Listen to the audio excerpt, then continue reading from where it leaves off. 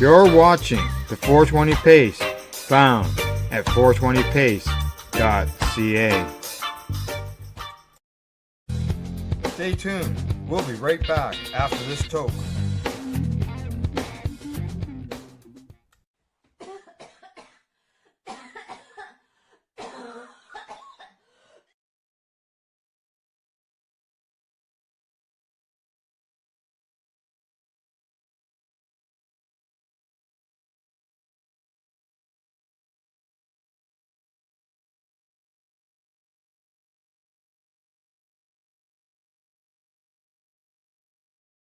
With your medical physician.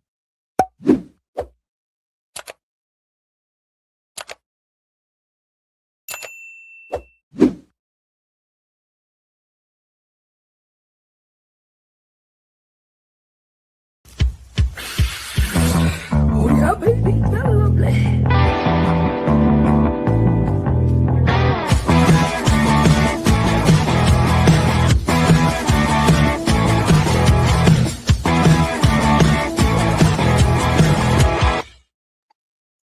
Good morning and welcome to Psychedelics and Cannabis Educational News for April the 9th.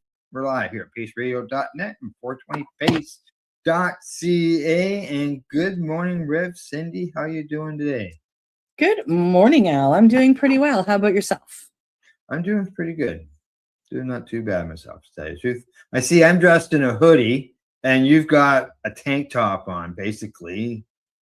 Pretty nice down there on the east coast. Yeah, we're supposed to get up to like 10, 12 degrees today, sunshine, 10, 12 degrees, feeling like, 10, 12 degrees today. It's going to be a beautiful day here in Nova Scotia. Yeah, actually, I was out just before we came live here, and yeah, it's a nice day here as well. Beautiful. Unfortunately, they are calling for rain later this afternoon, so at least it's not snow. we got that earlier this week. We had enough. We're done. It's over. Spring is here. It has sprung. It's here. It's springing. Yeah, we got flowers in the garden that are coming up. I have tulips coming up. It's beautiful. Well, that's probably the same thing. Yeah. Yeah. And then, of course, I head out to British Columbia tomorrow where they have all kinds of foliage already coming up. So I'm kind of excited about that. Yeah. Now, talking about British Columbia, this is your last show for the next 2 weeks because you're, like you said, you're heading to British Columbia. Yes. Yeah. So I'll be back 2 weeks from Monday on this show. And we have a show scheduled to pop up for the Mushy Moment on Tuesday. It's going to be one of the speaker series. I'm really excited about that. So I'm kind of out for 2 weeks completely. Just quieting down. Heading to school, doing my thing. That's right. Exactly. And then you come back all refreshed and ready to go. Sometimes being away can be exhausting. It can be, yeah, and especially with school. I have a week of school while I'm out there. I'm out there for 2 weeks, a few days leading up to it, and a couple of days afterwards. But I am going out for education, and so when I get back, it will be, trying to just solidify that education in my brain and keep it, kind of the integration work that goes along with, being educated. Correct. Yeah, exactly.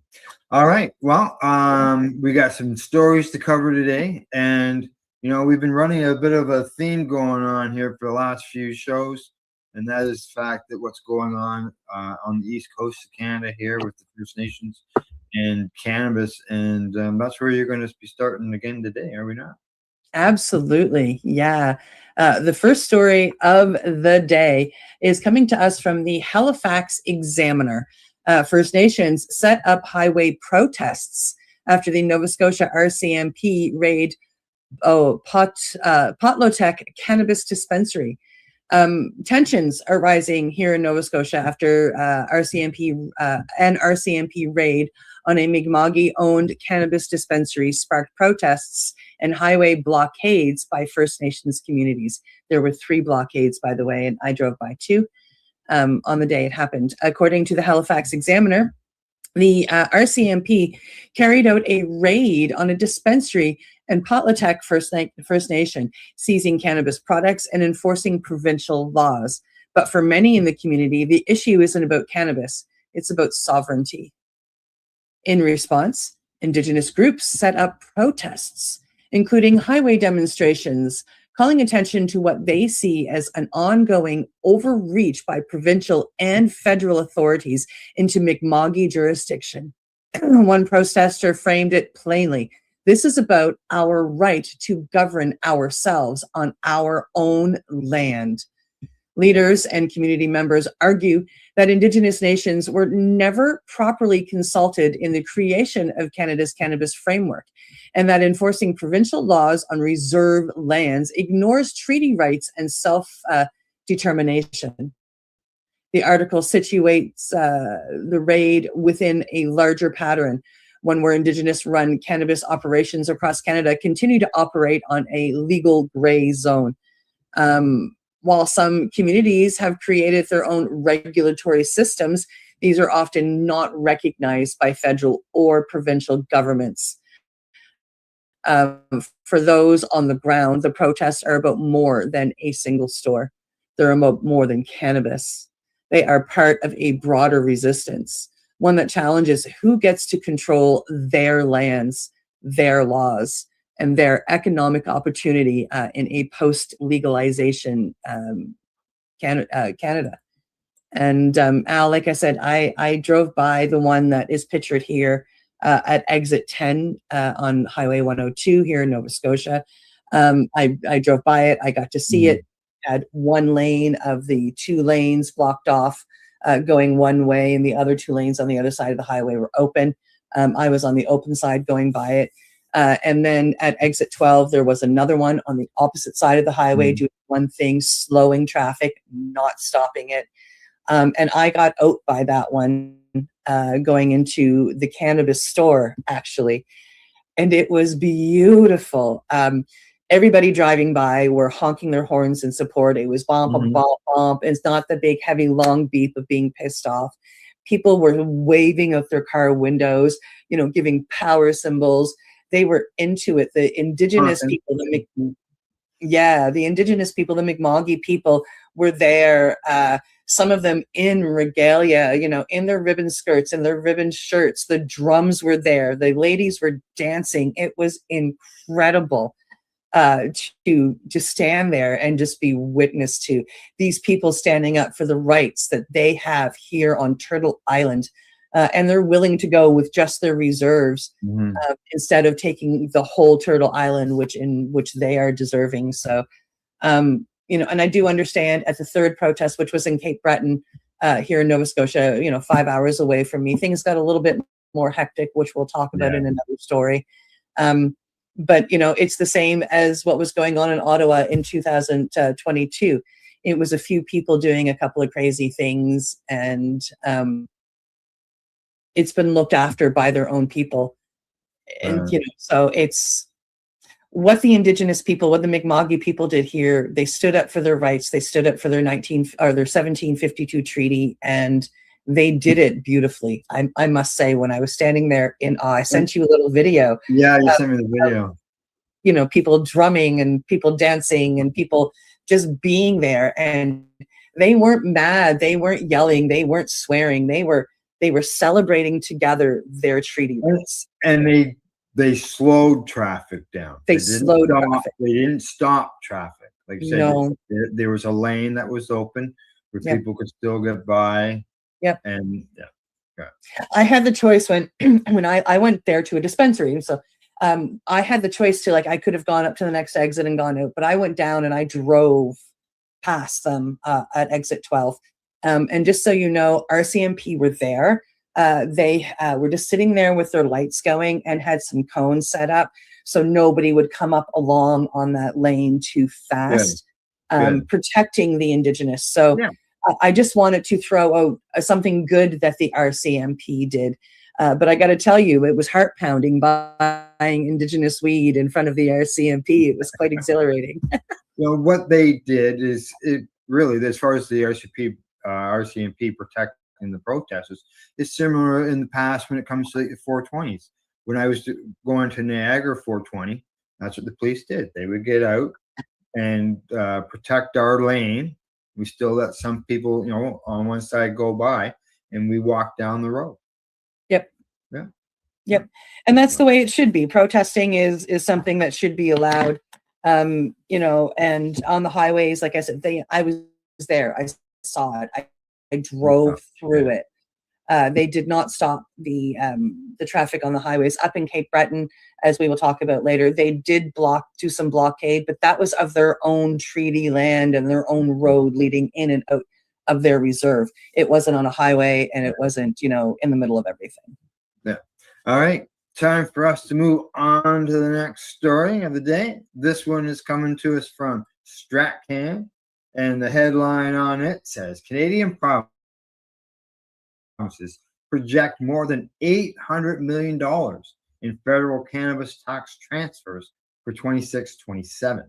Now, most provinces and territories have shared their budgets for the 26-2027 fiscal years, including their most recent figures and estimates for revenue from cannabis sales and their 75% share of the federal government's cannabis excise tax rate of $1 per gram. Now, while expected, revenues are not increasing at rates seen in the first few years of legalization. Projections remain robust, with provinces estimating more than $800 million in transfer payments from Ottawa for the 26-27 fiscal year. Figures from the Canadian Revenue Agency show the federal and provincial governments in Canada have brought in more than $5.4 billion in cannabis tax revenue since legalization began at the end of 2018. And that brings us through to the end of August of 2025. While Ottawa kept about $1.2 billion of that revenue, the provinces collected the other nearly $4.2 billion. Now, here's a bit of a breakdown of some of the provinces' projections. In Alberta, they project cannabis tax revenue to be $229 million in 26-27, and to increase to 200 by 2028-29, driven by population growth. This includes not only the province's share of the federal excise tax, but also additional provincial rates. Alberta also has the second highest duty rate for cannabis in Canada at almost 17%.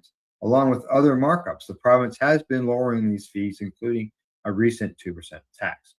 Now, in Saskatchewan, their 26-27 budget does not explicitly list a single line item for federal cannabis excise revenue, although this is part of an estimated $3.4 billion from other source revenue, is what they put it in quotes. Now, Canada Revenue Agency's figures show that the Saskatchewan government collecting $153 million in its share of federal excise tax from October 2018 through to the end of August 2025. In Ontario, their interim estimate of its share of federal cannabis excise for 25-26 is $396 million, with an additional $405 million estimated for 2026-27. Ontario's interim projections for the 26 budget are subject to change as the actual provincial revenue and expenses are finalized in the public accounts of Ontario, and that won't be released no later than September of 2026. And the last one I've got here, because I did have a breakdown of every province, but I'd be here for the whole show going through everything. So for finally here, the Yukon, they say that their government estimates nearly $1.9 million for 25-26, and an estimated 2.1 in cannabis tax revenue from the federal government for 26-27. It also estimates another $500,000 in revenue from its oversight of wholesale cannabis sales in 26-27, and another $500,000 for 25 and 26. So there you go, Cindy. Lots of numbers, big numbers there for some places, but the question that some people always ask is, where's it going? Yes. Yes, that's my question. You know, what are you doing with all this money? Yeah. Yeah. They're getting most of the tax money is going to the province. Yeah. 75. So what, what are we doing with it? Programs helping schools or helping communities with things. You know what? If you went to the McMoggy people and say, hey, what are you doing with your profit? They would gladly show you everything and say, hey, we're helping the schools. We're helping kids' lunches. We're helping our seniors. We're doing this. We're doing that. They would happily show you everything that they are doing with their profit. Yeah. Yeah. Yeah. We haven't got a clue where all that money's going. So it could be just general coffers for orange juice for somebody in the house. I don't know. So, but big numbers, Big numbers. nonetheless. And, Yes. all right.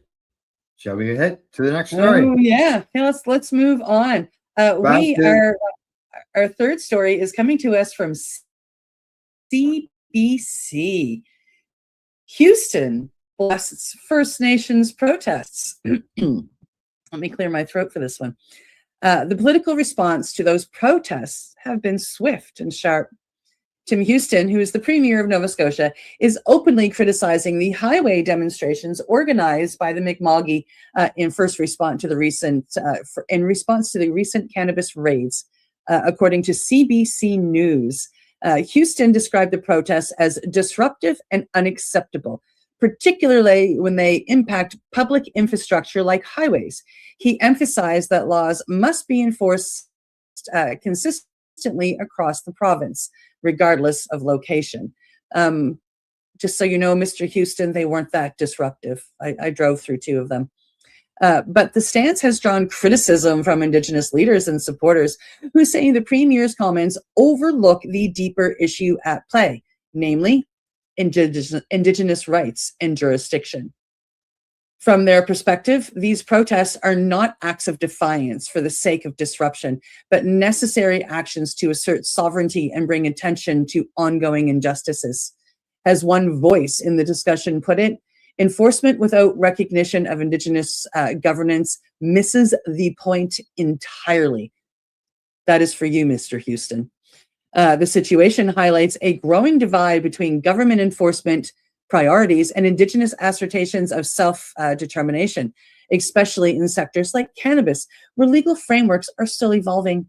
With both sides holding firm, the conflict is becoming not just a local dispute, but part of a broader national conversation about reconciliation rights and who ultimately holds authority on Indigenous lands. This is something that is coming hard and fast, Al, as we have discussed. It is coming hard and fast here in Nova Scotia. It is going to see the courts, and changes are going to be made. And I'm so proud of the Mi'kmaq for standing up.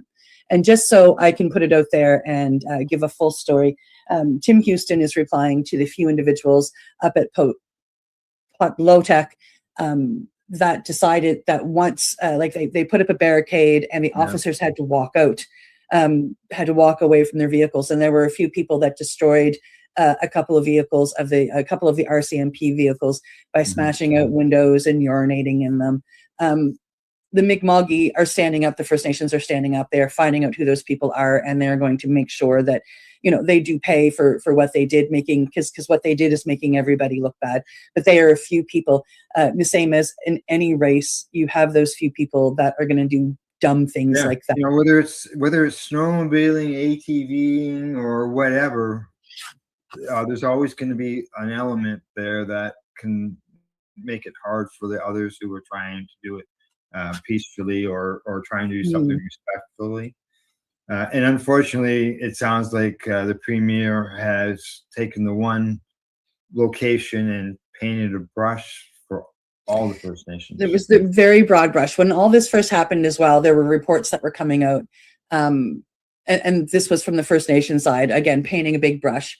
and they were sharing pictures saying that we're being invaded, and they were sharing pictures of the RCMP officers walking off the land. Of course, when they left their vehicles there, they took all of their weapons and all of the ammunition and the computers, and they took everything with them to not leave anything harmful there. And pictures were taken of this saying that's how they showed up on the land, which is, again, a completely wrong thing. That didn't happen. They just weren't going to leave assault rifles and bullets and ammo in their vehicles. No. Right. Yeah. Okay. Well, I'm sure while you're away on your training, there'll be more stories that will be out that will come up about that, and I'm sure. I'll make sure that I keep following that for you. Excellent. All righty. From there, we're going to move on to our next story, and this one is coming to us from greenstate.com. Headline says, I've got something mixed up here. Here we go. I got it straightened out. Headline says 5 years, 74 patients. Ireland moves forward with review of its failing medical cannabis program. The Irish government has appointed a public health academic to chair a formal review of its now 5-year-old medical cannabis access program, following months of preliminary pressure. Despite launching in 2021, a recent March 18th, 2026 written ministerial answer reveals that less than 100 patients have been approved for medical cannabis treatment under the scheme. Only 100 patients in 5 years? Come on. Now, Health Minister Jennifer Carroll McNeil has announced that Professor Shane Allwright, a retired Trinity College Dublin epidermalist, will lead the review of access to cannabis for medical use, set to examine the current operation of both the MCAP and the ministerial license pathway, and assess whether the program's narrow eligibility criteria should be expanded. This review has been in the works since January of 2024, when the HRB published the evidence assessment commissioned to inform it. It's now expected to commence officially in the upcoming quarter and publish its final report within 12 months. So, Cindy, I don't know if you can't call a program like this successful if you only got 100 patients in a program. Not even 74 patients. Yes. 74 patients that were approved. This isn't like how many people applied. This isn't how many people were interested. This isn't how many people it would benefit. 74 patients were approved for the program. That's crazy. Well, yeah, exactly. And so obviously, I was glad to read there that it said that they're going to review the eligibility of it. Obviously, it's severely too restrict if only that many people are getting into the program. Yep. Yeah, that's crazy. That's crazy. That's just not right. Not right whatsoever. All right. Well, talking about what is right, we are right on time, I guess I could say, and it's time for us to take a break. We'll be back in about 3 minutes. You're watching Psychedelics and Cannabis Educational News. We're live here at paceradio.net and 420pace.ca. You're listening to the Pace Radio Network here at paceradio.net. Limestone City Hydroponics is Kingston, Ontario's hydroponics shop. Take your growing to the next level and create the optimal environment with a tent kit, or maximize your yield with an ebb and flow flood table kit. Either way, Limestone City Hydroponics has more sizes and options to fit your needs. Are you looking for the power of the sun that adapts to your budget? Then look no further, as they have professional grow lighting. They have indoor grow systems that are easy and cost effective, with many options to fit your living space and lifestyle. Cultivate your growing potential. We have everything you need to succeed. And if you can't make it to the store, they offer local delivery to the greater Kingston area. Remember, when you're looking for experts to help you grow, then look no further than the locally owned Limestone City Hydroponics, 105 Sunderland Drive in Kingston, Ontario. Call them at 613-548-0420. Are you looking to get your medical cannabis grow license? Limestone City Hydroponics can help patients through the process of obtaining their license to grow medical cannabis. What's that? You don't have a doctor. If you meet the medical criteria, Limestone City Hydroponics has a nurse practitioner who can assess and provide medical cannabis prescriptions. What are you waiting for? Contact Limestone City Hydroponics at limestonecityhydroponics.ca or call them at 613-548-0420. What do you find at paceradio.net? People advocating cannabis education. Enjoy the buzz of legalization with Campbellford Lifestyle Shop. From lights to plant nutrients, books, consumption accessories, and more, we've got all your basics to grow or consume cannabis. Visit our info center or take a look at our piercing services and body jewelry, now available in-store through Campbellford Lifestyle Shop, 17 Bridge Street West, Campbellford. Rerolled Saturdays. Check it out. Nothing but non-stop cannabis and psychedelic programming. Find it at 420pace.ca.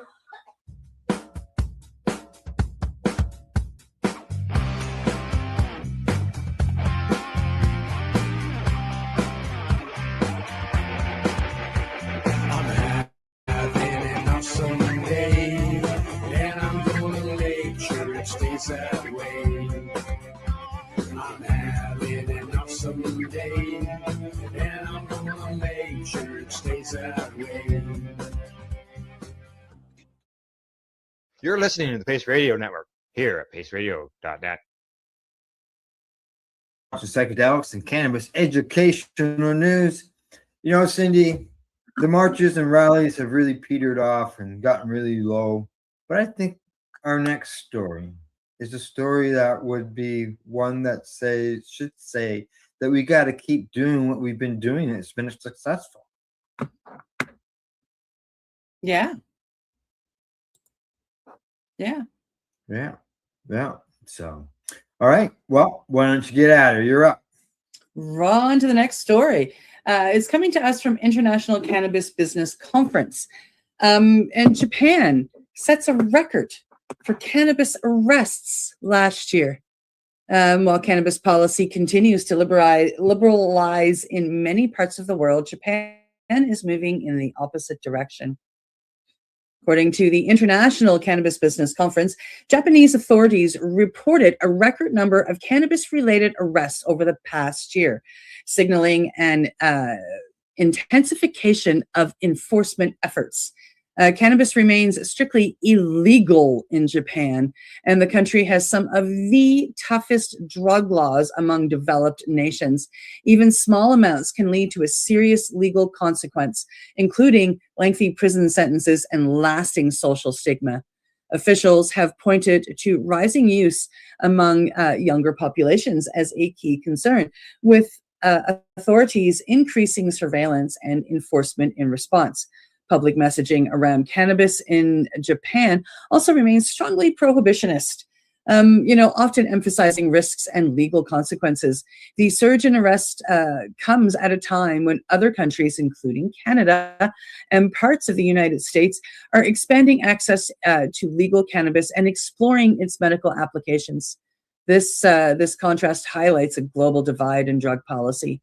While some nations are shifting towards harm reduction and regulated markets, others continue to rely on strict enforcement and zero-tolerance approaches. For observers, Japan's record arrests underscore how cultural attitudes, legal traditions, and political priorities continue to shape cannabis policy in a very different way around the world. And Al, as we are coming up to our 420 celebration, news of like this just continues to baffle me, and it shows us the reasons why we need to stand up. And Japan's not even the worst. There are still countries out there that penalize with death for cannabis. Right. There is, exactly. And they say here in this report that I got in front of me that it has doubled in the last 10 years the number of arrests when it comes to cannabis in Japan. It's doubled. Wow. Now, they also say that only 2% of people in Japan report having consumed cannabis during their entire lifetime. When I compare that to Canada, 41%. The Yeah, US. and I wonder with the illegalities there, like how true is that? So it's 2% of people are willing to admit that they've even tried it. Exactly. I was going to say that. Yeah, because we say the same thing here about that. Yeah. And because people don't want to admit to it because of the harsh penalties. So yeah, Japan's got to get on board, but that's why global marijuana marches, so on and so forth. Yep. People are still, as you mentioned, people are still getting hung. Yeah. So, all righty. From that story, we're going to move on to the next one. It's a bit of an update. As everybody knows, the U.S. is in the process somewhere along the line of rescheduling of cannabis. So this is a bit of an update going on there. And this one is coming to us from greenstate.com. A headline says, White House says cannabis rescheduling on track despite Bondi firing. Cannabis rescheduling has remained in limbo since President Donald Trump directed the Department of Justice to complete the process. The ousting of the Attorney General Pam Bondi this week raises further questions about whether cannabis reform is still on track.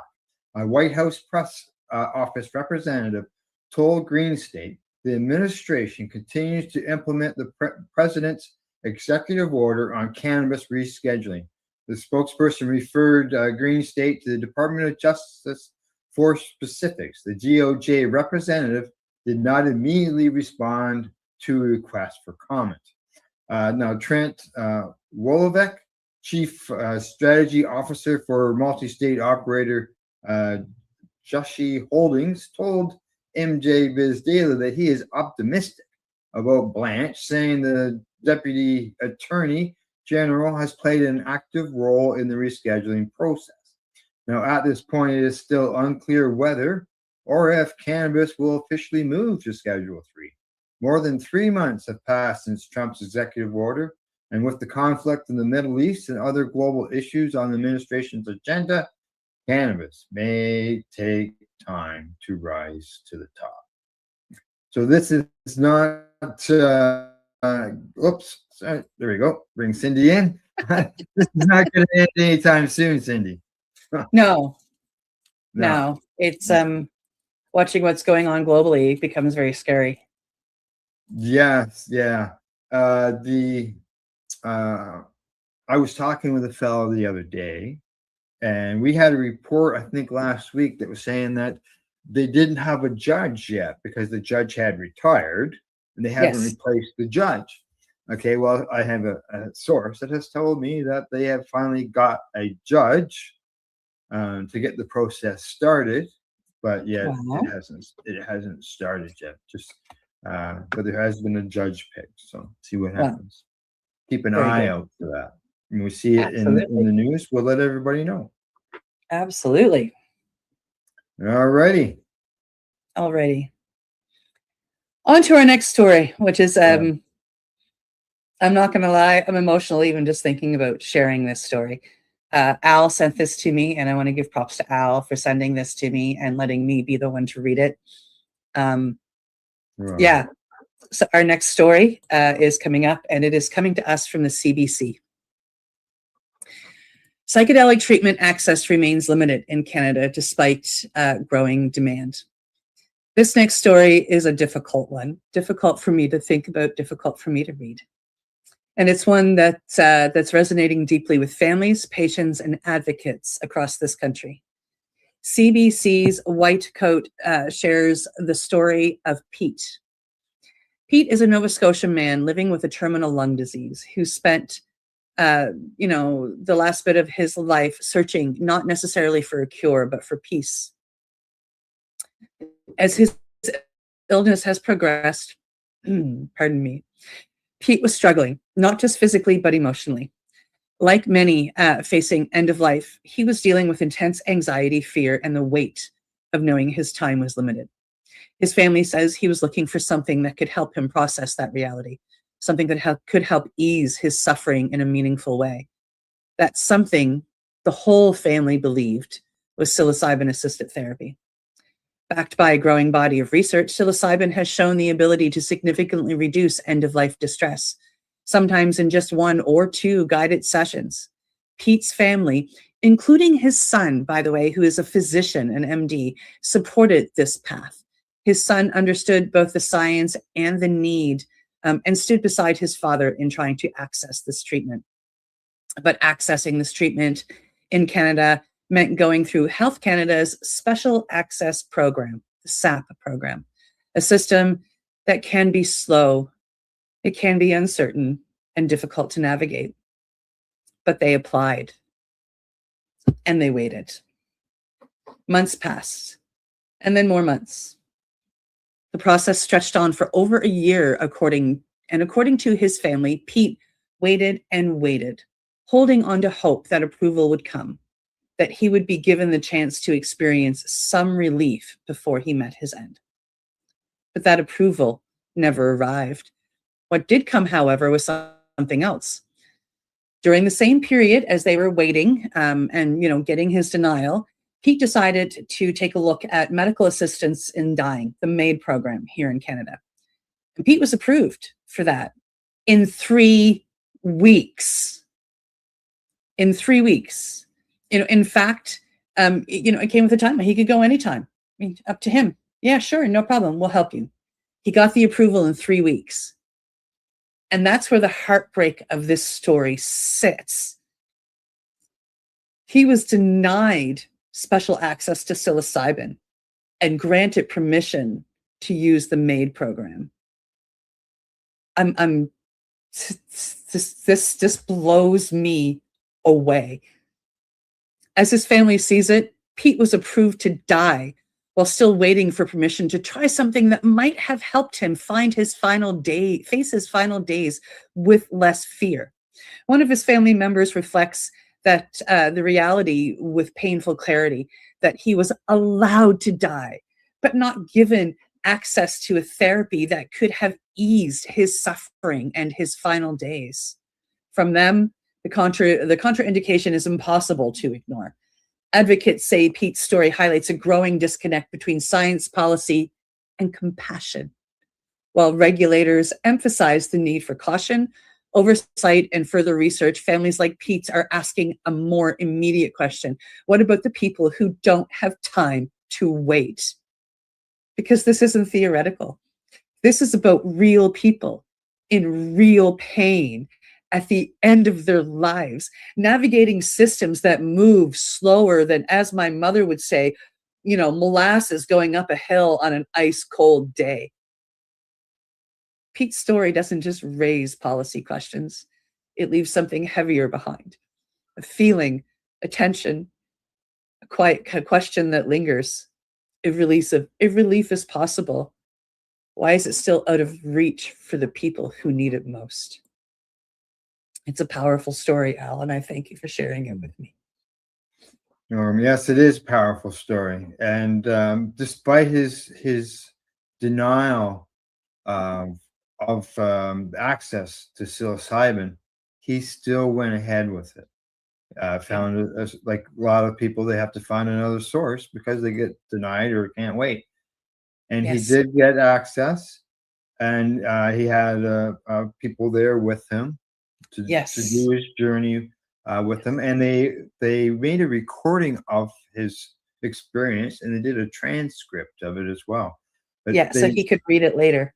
Yeah. And over his 8-hour trip, they said that he visited with his whole family, including his late parents and favorite grandmother, as well as childhood neighbors and friends. And a son that had passed before him. Correct. And a son who died as a baby. Like, wow, like, holy smokes, that is a journey.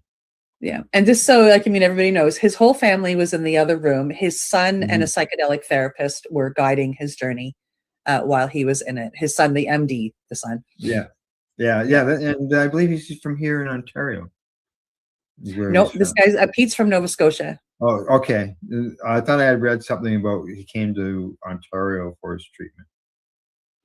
I think they live in Ontario now. They have a Yeah. cottage out there. So he was on a lake, at the Yeah. cottage on the lake. So he was, in the front room looking over the cottage. So he's from Nova Scotia and I think now resides in Ontario, followed the Yeah. kids. Yeah. Yeah. So yeah, there you go. And yeah, it's as far as the maid end of things, for it to be approved so much quicker than something that is going to help and benefit. Yeah, that was a little crazy. And Pete was denied, and he was denied on the basis that were still pharmaceutical options that he had Yeah. yet to try, even though Yeah. he had been through the majority of them. Been through them. Plus, he had done therapy and some other stuff as well, which was all in his application for SAP. Yeah. So maybe that Canada should do what Ireland is doing with their cannabis program. They need to review its access protocols because it sounds like it's getting a little bit tough to get in. Now, they did say that there are people. There's said something about there was like 500 people that applied, and they say they've approved some 300 people. Was it only 500 that applied? Yeah, I'm just scrolling down here to see if I can find that number right quick. Yeah, that's what I'm looking for as well. According to data from Health Canada, 525 requests for psilocybin were made through the Special Access Program from January 1st, 2022 to February 25th, 2026. Of those, they tell us that 338, 64%, were authorized. I honestly, I know probably at least 1/5 of those people that applied. None of the people I know got authorized. Yeah. Oh, I know one person in particular who has been denied. So. Yeah, but if I'm thinking of the same person, she was authorized under 56, but hasn't been authorized under SAP and ended up charged. Yeah, exactly. So, all righty. Well, on to our last story of the day. Anything else on that before I move on? Oh, listen, if you give me the opportunity, I could go on and on and on about this story, but it's probably better that we just go to the next story. All righty, we will do that then. Okay, we're gonna move on to the next story. Here we go. It is coming to us from the Stratcan. It says first year of Dutch cannabis pilot project a success. 1 year into its cannabis supply pilot project for the Netherlands, famous coffee shops, and things are going well according to several involved in the experiment. Now, the Dutch government first announced its plan for a closed-loop supply chain project in 2022, a plan involving a closed cannabis chain for dozens of cannabis coffee shops in 10 cities across the country. Beginning in April 2025, participating coffee shops in 10 cities in the Netherlands were allowed to sell only cannabis from authorized growers. Beginning in September 2025, that extended to hash sold in participating coffee shops. The experiment is planned to continue through to the end of 2029. The first full year of the legal cannabis supply project has resulted in just 42 violations by the 10 licensed growers supplying dozens of coffee shops, but no signs of criminal infiltration, according to the Justice Minister inspectors, reports the media outlets Dutch News. Now, inspectors conducted 46 site visits since the project launched in April 25 and said there are no indications that any licensed grower has been involved with the legal market. They also added that almost all the breaches involved either incorrect entries in the Netherlands, a mandatory tracking system, or failure to meet site safety requirements or security requirements, such as perimeter fencing and badge-only staff access. Inspectors issued 19 informal and formal warnings and 4 fines ranging from 1,000 euros to 20,000 euros. Now, inspections of coffee shops rose from just 8 in 2023 to 145 in 2024 and 375 in 2025. Another 56 have already been carried out in early 2026, according to Dutch news. Now, although there have been challenges, the program has been improving, according to Rick Baker, director of Hollandaise Hoogjes, located in Bremel Ginderland. And one of the 10 certified growers recently told Dutch media that in the beginning, we had to get used to each other, but now things are going really well. Now, Paul Depla, the mayor of Breda, a municipality in the southern part of the Netherlands that is home to some of the experiment's participating coffee shops, agrees that things have been going well so far. He says the customers haven't walked away. He says sales in the shops haven't decreased, and we aren't seeing any street dealing emerging either. And hundreds of people aren't suddenly coming to the coffee shops anymore. He added in reference to concerns that the experiment could increase cannabis use. Now, legalization changes something at the back door, not at the front door, he says. Now, although the end result of the experiment is not known yet, researcher Nicole Malast, who specializes in the cannabis sector, says that she can't see the country being able to force the industry and consumers to go back to sourcing products only from the illicit market. In other words, Cindy, she's saying that the can is open, the worms are out. This has got to stay, and you can't put the genie back in the bottle. That's right. As they say. So, That's right. and, yeah, I got to agree with her. Now that they've gotten to this far, and experiment to 2029. Like, what? And it's because it's only in certain towns. It's like, Yeah, they've got certain coffee shops involved in the experiment. yeah, It's kind of cool. I it seems to be none of them seem to be in Amsterdam. They seem to be spread out throughout the Netherlands. mm, Yeah. I know part of there was some stuff that was put in controls because they were complaining about the tourists. Too many tourists. There's a lot of tourists in Amsterdam. Like, holy cannoli. Most places want tourists, right? They say no. Yeah, no, it's there's a lot of tourists. It's definitely an area where people want to go visit. And it's because, they're just so tolerant of everything, and everything is legal there. Even if it's not legal, everything is tolerated. So people are able to, experience a lot. Definitely an interesting area. Yes. Yep. Yes, it is. All right. Anything else before we say goodbye? Yes, I do. Seeing as you asked, I will be, if I can make it, I will be late if I'm not delayed in my return to Nova Scotia. So I may be there and I may not. But whether I'm there or not, on April 24th, please join the Nova Scotia Psychedelic Society with our April social and potluck. We are focusing on psychedelics and safe touch. Now, this will be held on, like I said, April 24th from 7 to 10 p.m. It's going to be held at the Shambhala Center at 1084 Tower Road. This is the gentleman that we have invited in to speak, and he's going to come in and speak for an hour or so, and then there will be a question and answer period and a mingling period afterwards.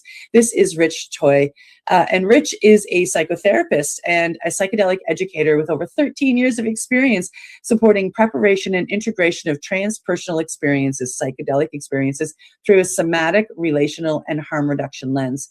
He teaches psilocybin and MDMA-assisted psychotherapy at TheraPsil, and he guest lectures internationally while also facilitating, training in psychedelic space holding.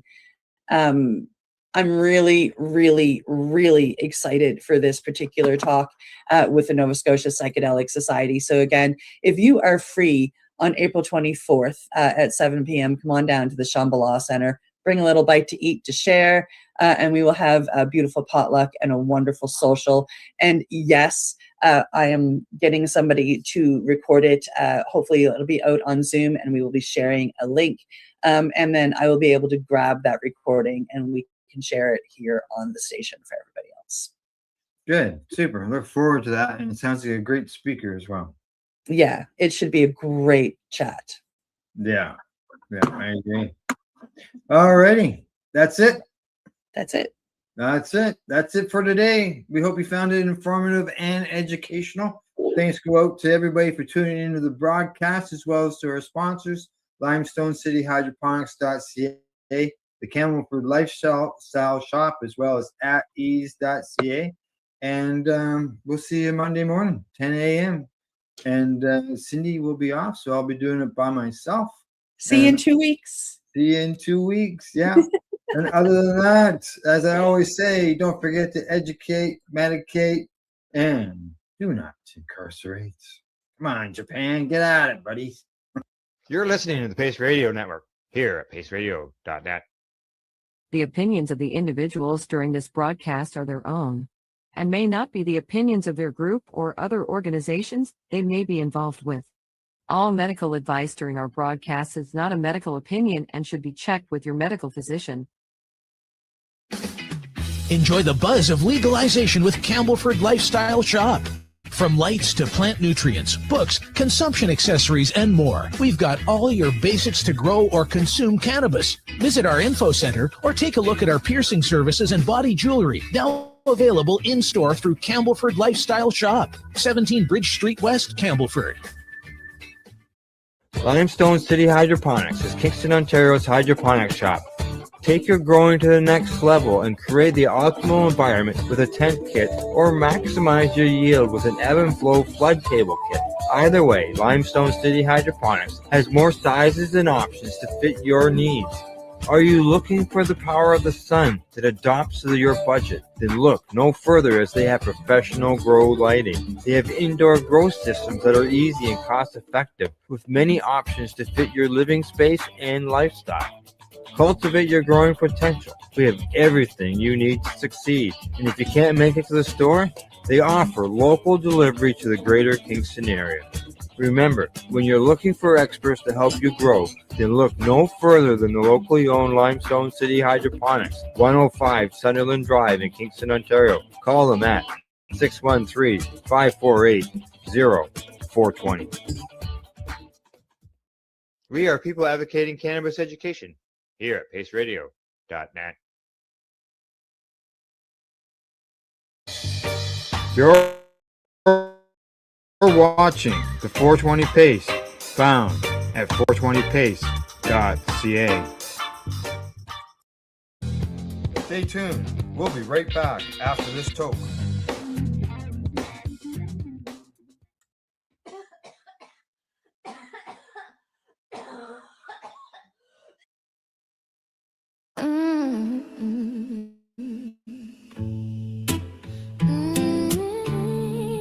Yeah.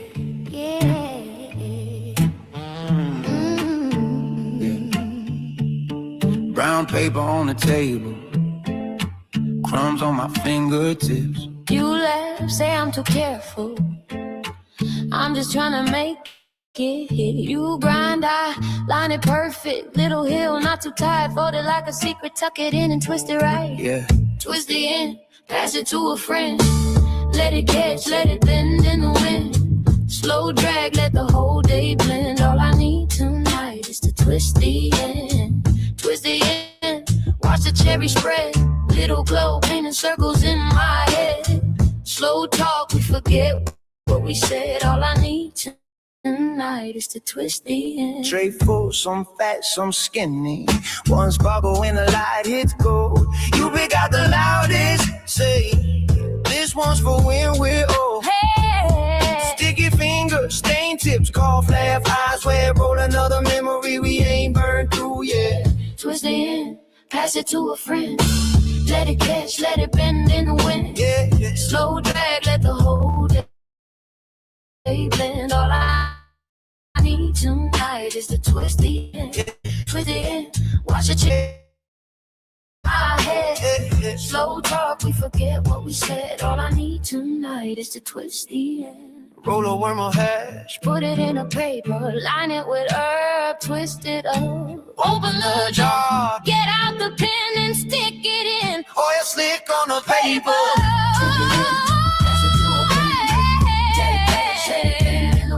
Oh yeah. So bad the whole day, man. All I need tonight is to twist the end. Twist the end, watch the cherry spread. Little glow painting circles in my head. So talk, we forget what we said. All I need tonight is to twist the end. Grind a herb, Oil slick on the paper, sprinkle on some kill. wrap it in half. Infuse that joint, make it a point to enjoy it all. It's gonna be a ball. Hey! Twist the end, pass it to a friend. Take the cash, shake it, put it in a friend. So drag, let the whole day blend. All I need tonight is to twist the end. Twist the end, watch the cherry spread. Little glow painting circles in my head. Slow talk, we forget what we said. All I need tonight is to twist the end. Ooh. It's to twist the end. Girl, I need you more. Girl, I need to make. I need to make.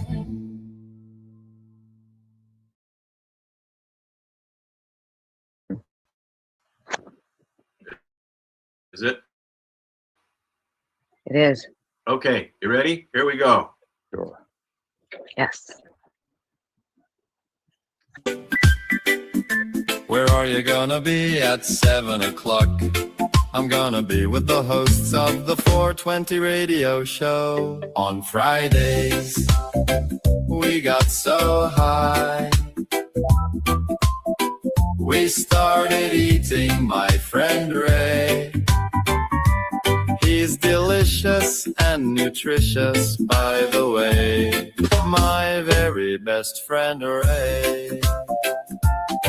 We're the highest hosts, and we might not know the most, but we'll take you on a journey from coast to coast. We'll talk about weed and everything in between. On Fridays, we got so high, we started eating my friend Ray. He's delicious and nutritious, by the way.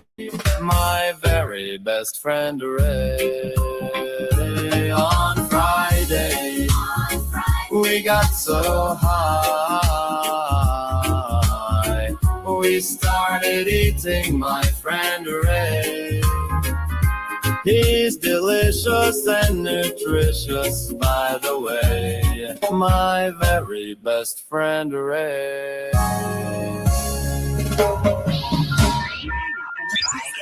You're listening to 420radio.ca, Canadian Cannabis Radio. The opinions of the individuals during this broadcast are their own, and may not be the opinions of their group or other organizations they may be involved with. All medical advice during our broadcast is not a medical opinion and should be checked with your medical physician. You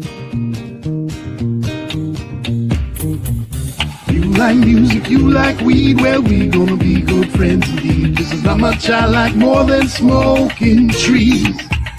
They'll make you dance the do-si-do and teach you how the chiva grows. Smoke a bowl on the 420 radio show. On Lifestyle Radio.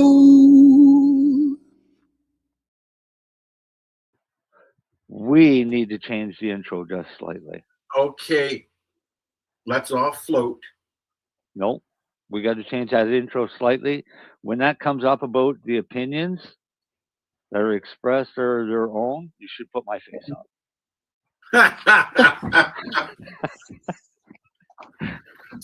What we are watching in the background is NASA stuff. It is live, as you can see. So, you shut up, Marcel.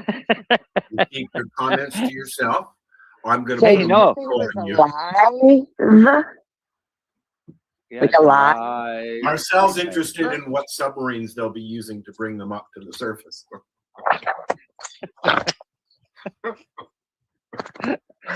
Listen, I don't even care what they do anymore because it's a I don't joke. believe a fucking thing at all. I'm just sitting in my can't. house. Fuck off. I'll do my thing. You do yours. And if we meet in the middle, great. And if not, that's fine too. Yep. So, yeah. So we're gonna watch the splashdown is around just after 8 o'clock. I think 8:07. So we're not gonna watch this whole thing right now, obviously. But I just thought I'd because they're doing interviews and stuff like that too. So. So hi, how are you? Pretty high. How high? You are notice that I've moved my video so that my microphone lines up with the stand on the desk in the cartoon. Isn't that spectacular? Did you wait? You waited all day just to see that? Yeah. I'm just in awe. In awe. Yeah. Okay. That's what Marcel waited all day for. Yeah. I waited all day for that. I've been playing on the thing there, and they now have you can clone your voice. Why would I want to do that? Why would anybody want me to do that? That was my voice singing. That was my voice. That was my voice that I inputted into Suno. And is there a reason why you used cannibalism as a topic for making a song? It's not cannibalism. It's about a fish. He ate his fish because he was hungry. Didn't you look at the picture?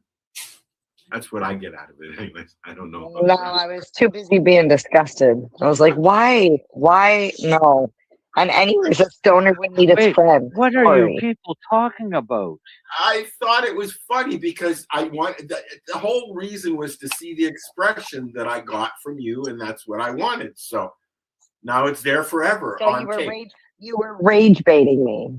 Okay, So I see where our relationship is. After I say that, now I need to tell people something. If you're watching on Facebook, hi, how are you? You can say hi, please do. Otherwise we're just talking to ourselves, quite literally. I'm Al. That's Mary Jane with the pink stuff on her head. The guy with the evil mushrooms coming out of his eye, that's Marcel, and the quad grower, that's our Darcy. Oh, here, let me change that. Let me change that for you. Call me an evil mushroom. I don't know if Lenny will be here today, but if he does, we'll have to figure out that. Isn't that I don't have enough slots for him right now. What? That's a skull with mushrooms coming out of his eyes. Yeah, now I'm Iron Man. You just look pixelated. Yeah, that's me, Iron Man. It's chromed. He's chromed himself. He wants to be a monster, so he's chromed himself. Okay, I got to tell you this about that. My father was in the Navy with a bunch of guys, and they worked in the fleet school, so they all shared one big office together. And they were sitting around talking one day, and they were talking about what they were going to have done to them when they died. And my father said, I want to be bronzed. And then I want to be standing in the backyard pointing at my neighbors. Right? Bronze. So then that, of course, brought up the discussion. Could you actually bronze the person? Guy calls, one of the guys decides to get on the phone, and he calls Halifax Bronze Work, which, they bronze baby shoes and things like that back then. And he says, listen, he said, I got a weird question for you. He said, I'll ask it. He said, but I just need an honest answer, yes or no. I have a dog, and I really love my dog a lot. my dog dies, I'd like to get my dog blonde. Is it possible? And the guy on the phone says, I don't know. He said, I'll have to ask. He said, hang on. He said, I'll check with the managers. So this guy comes back and he says, okay, the managers want to know how long has his dog been dead? The guy said, well, the dog's not dead. You're sick, and hung up. So they don't know if they can actually get a human bronze. I didn't get any Chrome. of that, my friend. I'm sorry. Because you've got pot. Yeah, I can see you smoking pot. I don't know. Does my mic sound better? When you sit up close to it, not when you're leaning back. Yeah, no, I know. I don't like it's very tinny. I find I don't like it. I'm gonna have to look again. Okay, so what did you put your voice to? That thing that I made, that I played first show. Yeah, some song about smoking so much weed he ate his friend. Yeah. You ate your friend? Yeah. Why would you eat your friend? Because apparently his friend was a fish. I don't know. I just put in an idea, and I. Is this like a sexual thing? No. Okay. No, no. He was delicious and nutritious. Delicious and nutritious. Yeah. That's what the song said. That's what the song says. And you ate your friend. See, nobody would eat their friend, no stoner in their right mind. Weed doesn't make you that fucked up. Yeah, I don't care how hungry you are or how high you are. You're not going to. There's Buddy Weeds. We'll ask Buddy Weeds. Would you eat somebody if you're really hungry? Buddy Weeds! You know, rip a hunk of leg off and just start gnawing on it. A hunk of burning leg. Chicken could be my favorite thing to eat in the world. And if I had a pet chicken, I still wouldn't eat the fucking thing. You know what? I was going to get chickens at the farm and a goat. And then I was like, well, what am I going to do with them after they're too old? I'm going to eat them. I couldn't do that. Really? Yeah. I mean, I know the deal, and I've watched it, and I used to go with my buddy Daryl. He delivered hay and straw to the butcher and the stockyards near the what do you call it, the crap where they grow stuff along the 400, the Holland Marsh. And while we were unloading the trucks, you could hear the slugs going off. Yep. It was pretty gross. And I watch a lot of cooking stuff, so I'm good with it. See, I'd have no problem. If I had a bunch of pigs, it'd be named bacon, pork chop, pork belly, things like that. If I had chickens, I'd probably be giving them, I love chicken wings, so I'd be giving them like arm weights and things just to build up a little more mass for the wings. And then name them lunch. Well, you know, one of my jokes is when I'm at a restaurant and they ask how I like my steak, I just say, get it with a club. I used to eat really, really rare. We used to go to a restaurant every Saturday morning, me and all the guys from work, and then we'd go to work. But we went to a bar for breakfast every Saturday, and we all just met there. And they got so used to you that they knew your order. My order was always the same. Steak and eggs, raw and runny. Yeah, I used to go to a restaurant just down the road from Kingsall when I worked there at Bathurst and Queen. And I lived around the corner. And I would walk in and my order would be ready every payday. Yeah. It was a Hungarian restaurant. And it was the same. Yeah, it was like this one. The waiter knew. The waiter knew as soon as I sat down what I was ordering.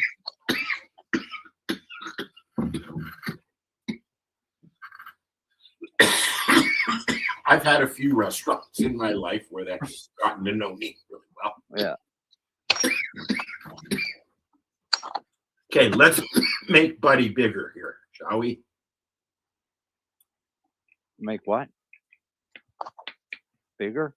Better? And wider. There we go. Now we can read what he's saying. Hello, Buddy. Buddy said exactly the right answer. In a survival situation where it was life or death, I'm not sure if I could, but not saying I couldn't. Right, exactly. I don't know. I've learned here how to protect myself. If a bear comes at me, I had to. Right. But Are we talking about eating our friends still? yes, humans have this thing called self-preservation. We had 8 people watching when I pushed the button, and then 4 left. Yeah, because you played a song about cannibalism. But I'm not saying in a life or death situation you shouldn't do what you need to do to survive. I'm just saying we're a stoner show, and maybe we shouldn't play songs about getting Stop your high. complaining, woman. I'm not a stoner, so I'm not a stoner show. Thank you. So my problem is like the song. I was gonna go to school or whatever, and then I got high. I was gonna pay my taxes, and I got high. It's kind of like, no, you weren't gonna do those things. Yeah, don't blame being high for doing whatever comes next, because it's never the weed. So that's my problem.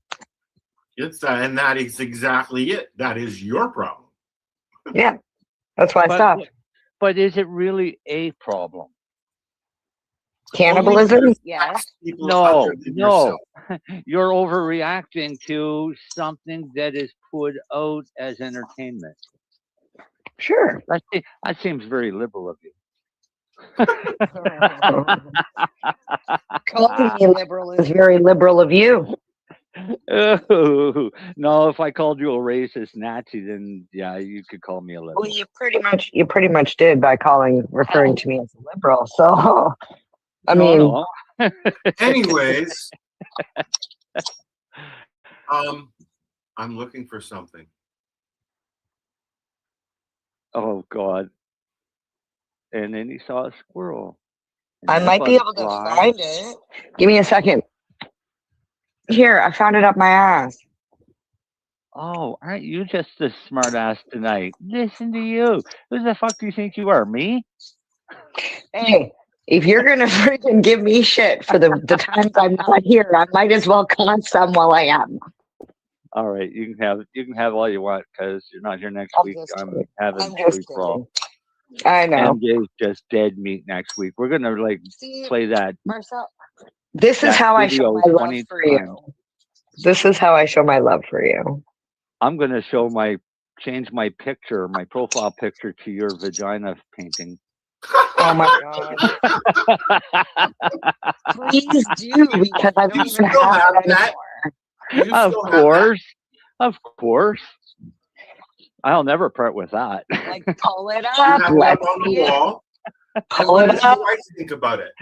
No, but the best thing is the whole thing was everybody was there painting a cow. Look, I don't follow directions very well. She painted the wrong part of the cow. Yeah, I can understand where you went wrong there, MJ. I can't paint a cow. Oh, I can paint a pussy, though. Yeah, well, yeah. It caught your attention, though, didn't it? No, that was the one time. You didn't think it was that until you stood back. That was the one time that we were all together in the same place and we didn't do a fucking show. Yes, we did. No, we did not. I thought we did it from the tent. No, we did not. Oh, yeah, that's right, because Darcy was working. And then someone left. Who left? Mary Jane. Let me guess. MJ. It was raining and they were getting wet in the camper and the kids were whining, so they went to the hotel. It was like 35 degrees. There's no way I was staying in that camper with no hydro. The fuck? MJ, come to Nova Scotia. This is a $5,000 camper that Ricky signed. Wait, but the camper Yeah. was dry, right? No. I was dry. Everybody No. else was in tents. The camper wasn't dry. The fucking thing leaks. I wasn't in the tent. Oh yeah, you didn't sleep in the tent, did you? I slept in the No, I tent. I had slept a in the great front. sleep. I That's had a what I great said. You sleep didn't as well. sleep I in the had tent. air conditioning on and everything. That's probably why you had Dar- all kinds of Darcy's a fumes pussy. around. Darcy went home, but Yes, Darcy went home. Lenny went home. Mary Jane went to the hotel. you gotta And, realize that Lenny and Darcy Matt live and Val 15 went minutes to the away. hotel as well. And you guys, I was so stoned and fucked up. I went to bed, and you guys sat in front of the fire for hours doing mushrooms, and I wasn't doing mushrooms back then, or I would have. One of my kids, me and one of the kids went for a walk around the entire campground at like 1 o'clock in the morning. And we come back, and the other kid had cleaned our campsite, Al's campsite, Darcy's campsite, and Shatterizer's booth. Everything was spotless. She just went into major cleaning mode. Mushrooms were great for her. You know, Dean's daughter does that. She looks at my car, she goes, and then I walk away and I come back and it's been vacuumed. And I'm like, what the fuck? Yeah, she does mushrooms and then goes OCD and cleaning. No, not Eric. No. Oh, she probably will if she gets mushrooms into her. Okay. Oh, that's a bad cough. Oh, gee, I was looking. I thought he was playing Black Sabbath there for a second. No. I got a lot of gurgling going on. I got to go to the doctor. I checked my ringtone too, or my phone, because that's one of my ringtones for one of the kids. Okay, so let's check in and see what's going on at NASA. Oh, they're at Mission Center. Are they burning up through the atmosphere yet? Not yet. No, around 8 o'clock they'll start. I was looking through old pictures. My sister's been going through all the old family pictures that she's got. There are boxes of them in her office. She's trying to get rid of them. So she's scanning everything in. But anyways, she sent me home with a bunch of pictures. Me with my first dog, Scamper. Me with my second dog, Scamper. The first Scamper didn't make it, unfortunately. They put dogs down when they got skunks because they didn't test them. They just put them down. Wait, yeah. if the dog got sprayed by a skunk, they put him down? No. He took off overnight, and we went out, all day, basically. And when we came back, we found him in the garage, which we left the door open. We found him in the garage chewing on a skunk. Oh. And back then, we're talking the 60s, they just put them down. They didn't test them for rabies. And it was very bad back then, as you know. So they just well, as far as they were concerned, it was, Marcel, because they put my dog down. But anyways, my point of this conversation was I found pictures from the Kennedy Space Center, because we went there about 6 months or so after Apollo 11 came back. Yeah. Okay, that was boring. What are you doing? You're clicking. She's making buttons. Oh, you're making buttons. Would you lay down, please? See, here's one. What will be one? Cool. Awesome. Well, mute your mic then, because it's very annoying. Sorry. I'm smoking. I know why they killed your dog in the 60s. I'm smoking because a person died from rabies in 1967 in Canada. Well, okay, so that's exactly why they came. They picked him up. I never saw him again. But my point was me as a youngin going to Cape Kennedy Center. You know, Cape Canaveral, isn't it called? Cape Canaveral. Yeah. So I've got two different dime bag choices. I've got a Sweet Pocket Puffs, which is a hybrid, and I've got a Diesel Pocket Puffs, which is also a hybrid, but they're calling it an indica. Sure. Indica dominant? I would think so, yes. I can't read the, let's see here. The sweet is 0.5 CBD, 183 THC. Yeah, these, and then the other one is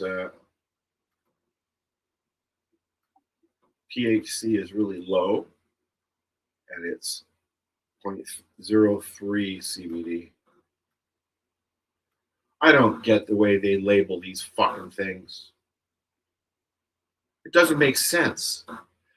Tell me how many milligrams per gram is in this doobie, and the same for the CBD. If you want to can put other stuff on there, you can too, but keep it simple, stupid. We're dealing with stoners, remember? No, you're not. Yes, you are. This is recreational. Hello. Oh, yeah, okay. Yeah. Good point. Yeah, exactly. They don't talk to us. They don't ask us what we like, but they ask the reefer heads. That's my new word for potheads. Reefer heads. Sure. Potheads, reefer heads. Are you a pothead or a reefer head? I'm a medical pothead. I'm a medicinal pothead. I'm not a pothead. A medicinal stoner. I'm not even a stoner. You're patient. I try to be patient. I have no patience anymore because I don't have enough weed.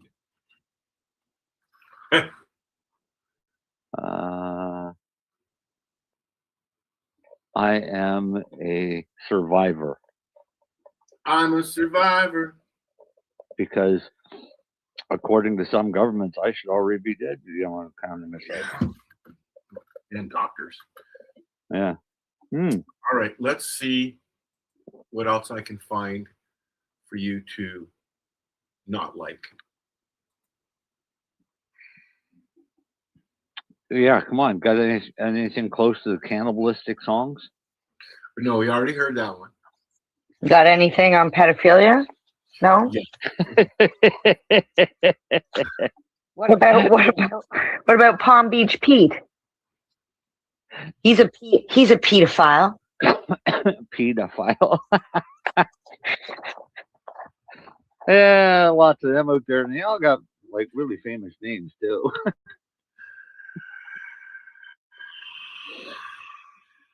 Is that plane landed yet? Is it still flying through the air? Like, has it come close to our atmosphere yet?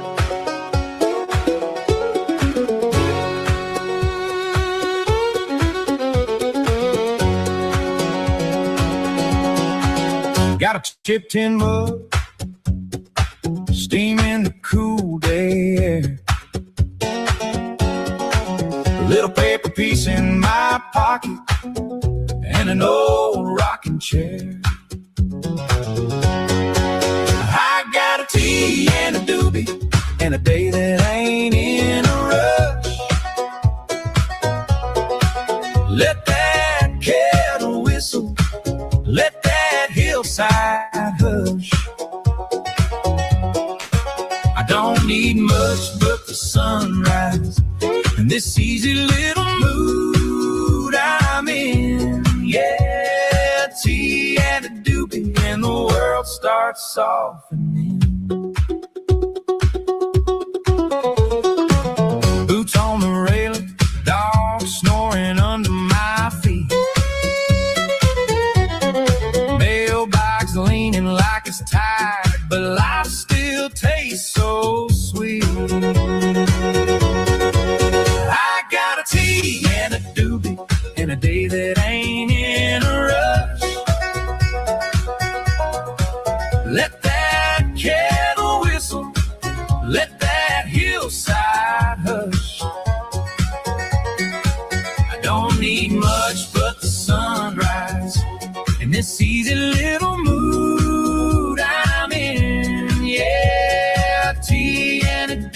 be, and the world starts softening.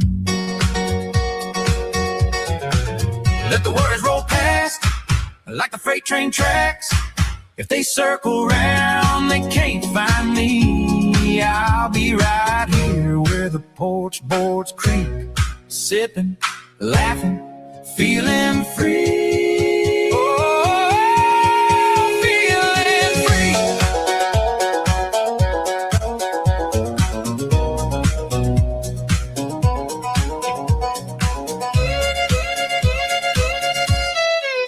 I got a tea and a doobie and a day that ain't in a rush. Let that kettle whistle, let that hillside hush. I don't need much but the sunrise and this easy little mood I'm in. Yeah, tea and a doobie and the world starts softening.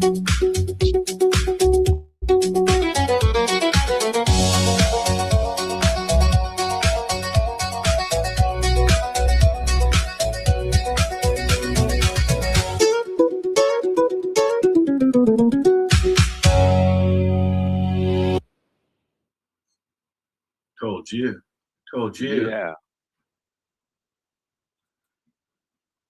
All right, let's see what's going on in space, shall we?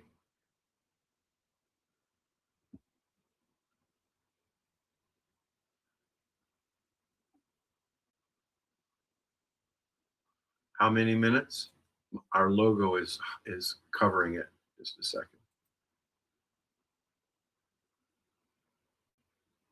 37 minutes. Uh-oh. All right, we'll check back when we'll get a little closer to entry time. So,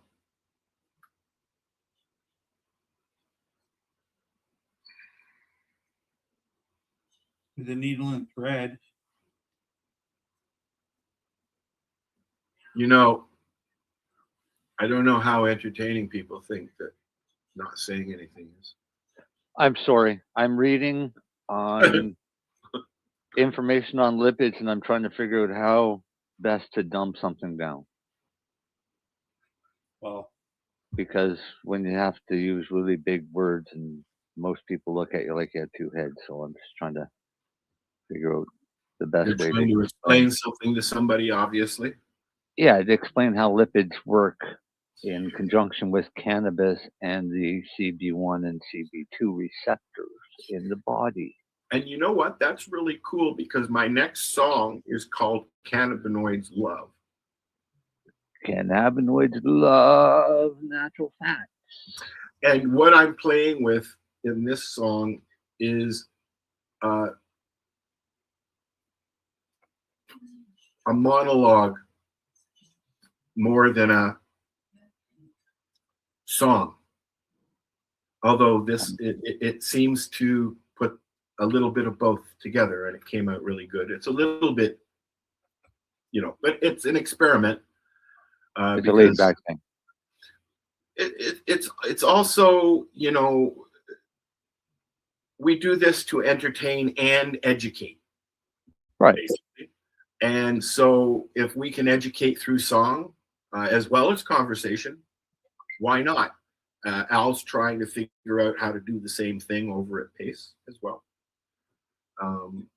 And I have 94 songs that I've published so far. Do you see what Darcy just posted? No. Go read what Darcy just posted. Where? In our chat. I'm not in our chat. Well, then you should go look. I'm surprised it didn't go ding, because it did to me. I have that computer off, the sound off. What did he do? Did he?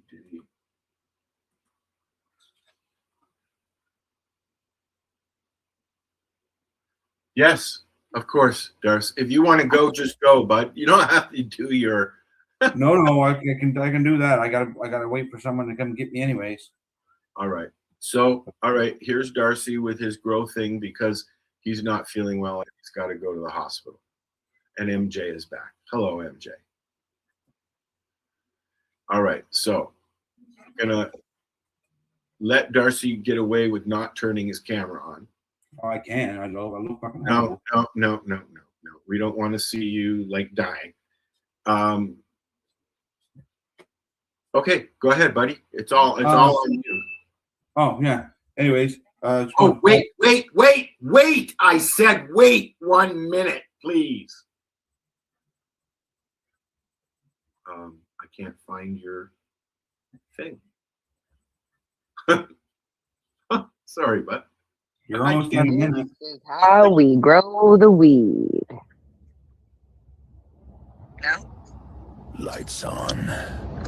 Tent sipped. Timers click. That's the best I got for right now. Sorry. I don't know where it is. The list has been moved or something. Or I feel like I'm a new wrestler debuting, and my theme song just fucking cost me my whole career. But this is it. This is it. That's it. Yes, it's it. Yeah. But anyways, I want to talk about one of the biggest issues people have when they start plant seeds, clones,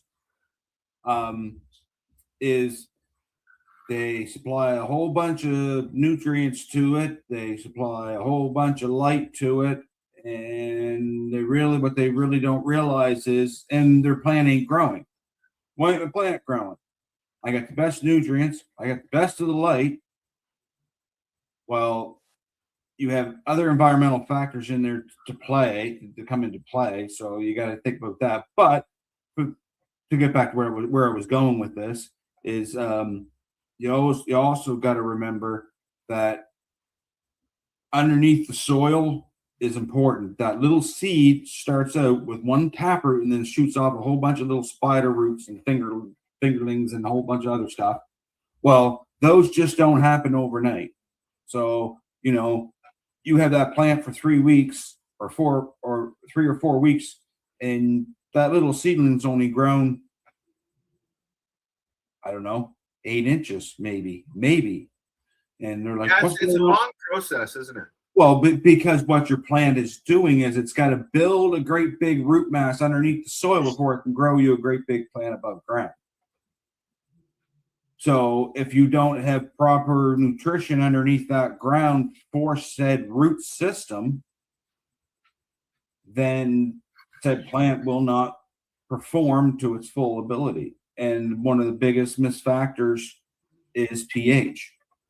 I'm going to do a little segment here in the next couple of weeks. I'm just going to gather up a couple more pH testers, but I'm going to show you guys that it's not always great to buy a cheap, even though we can't afford a good one, it's not always great to buy a cheap digital pH tester, because unless you plan to keep that thing calibrated every time you use it,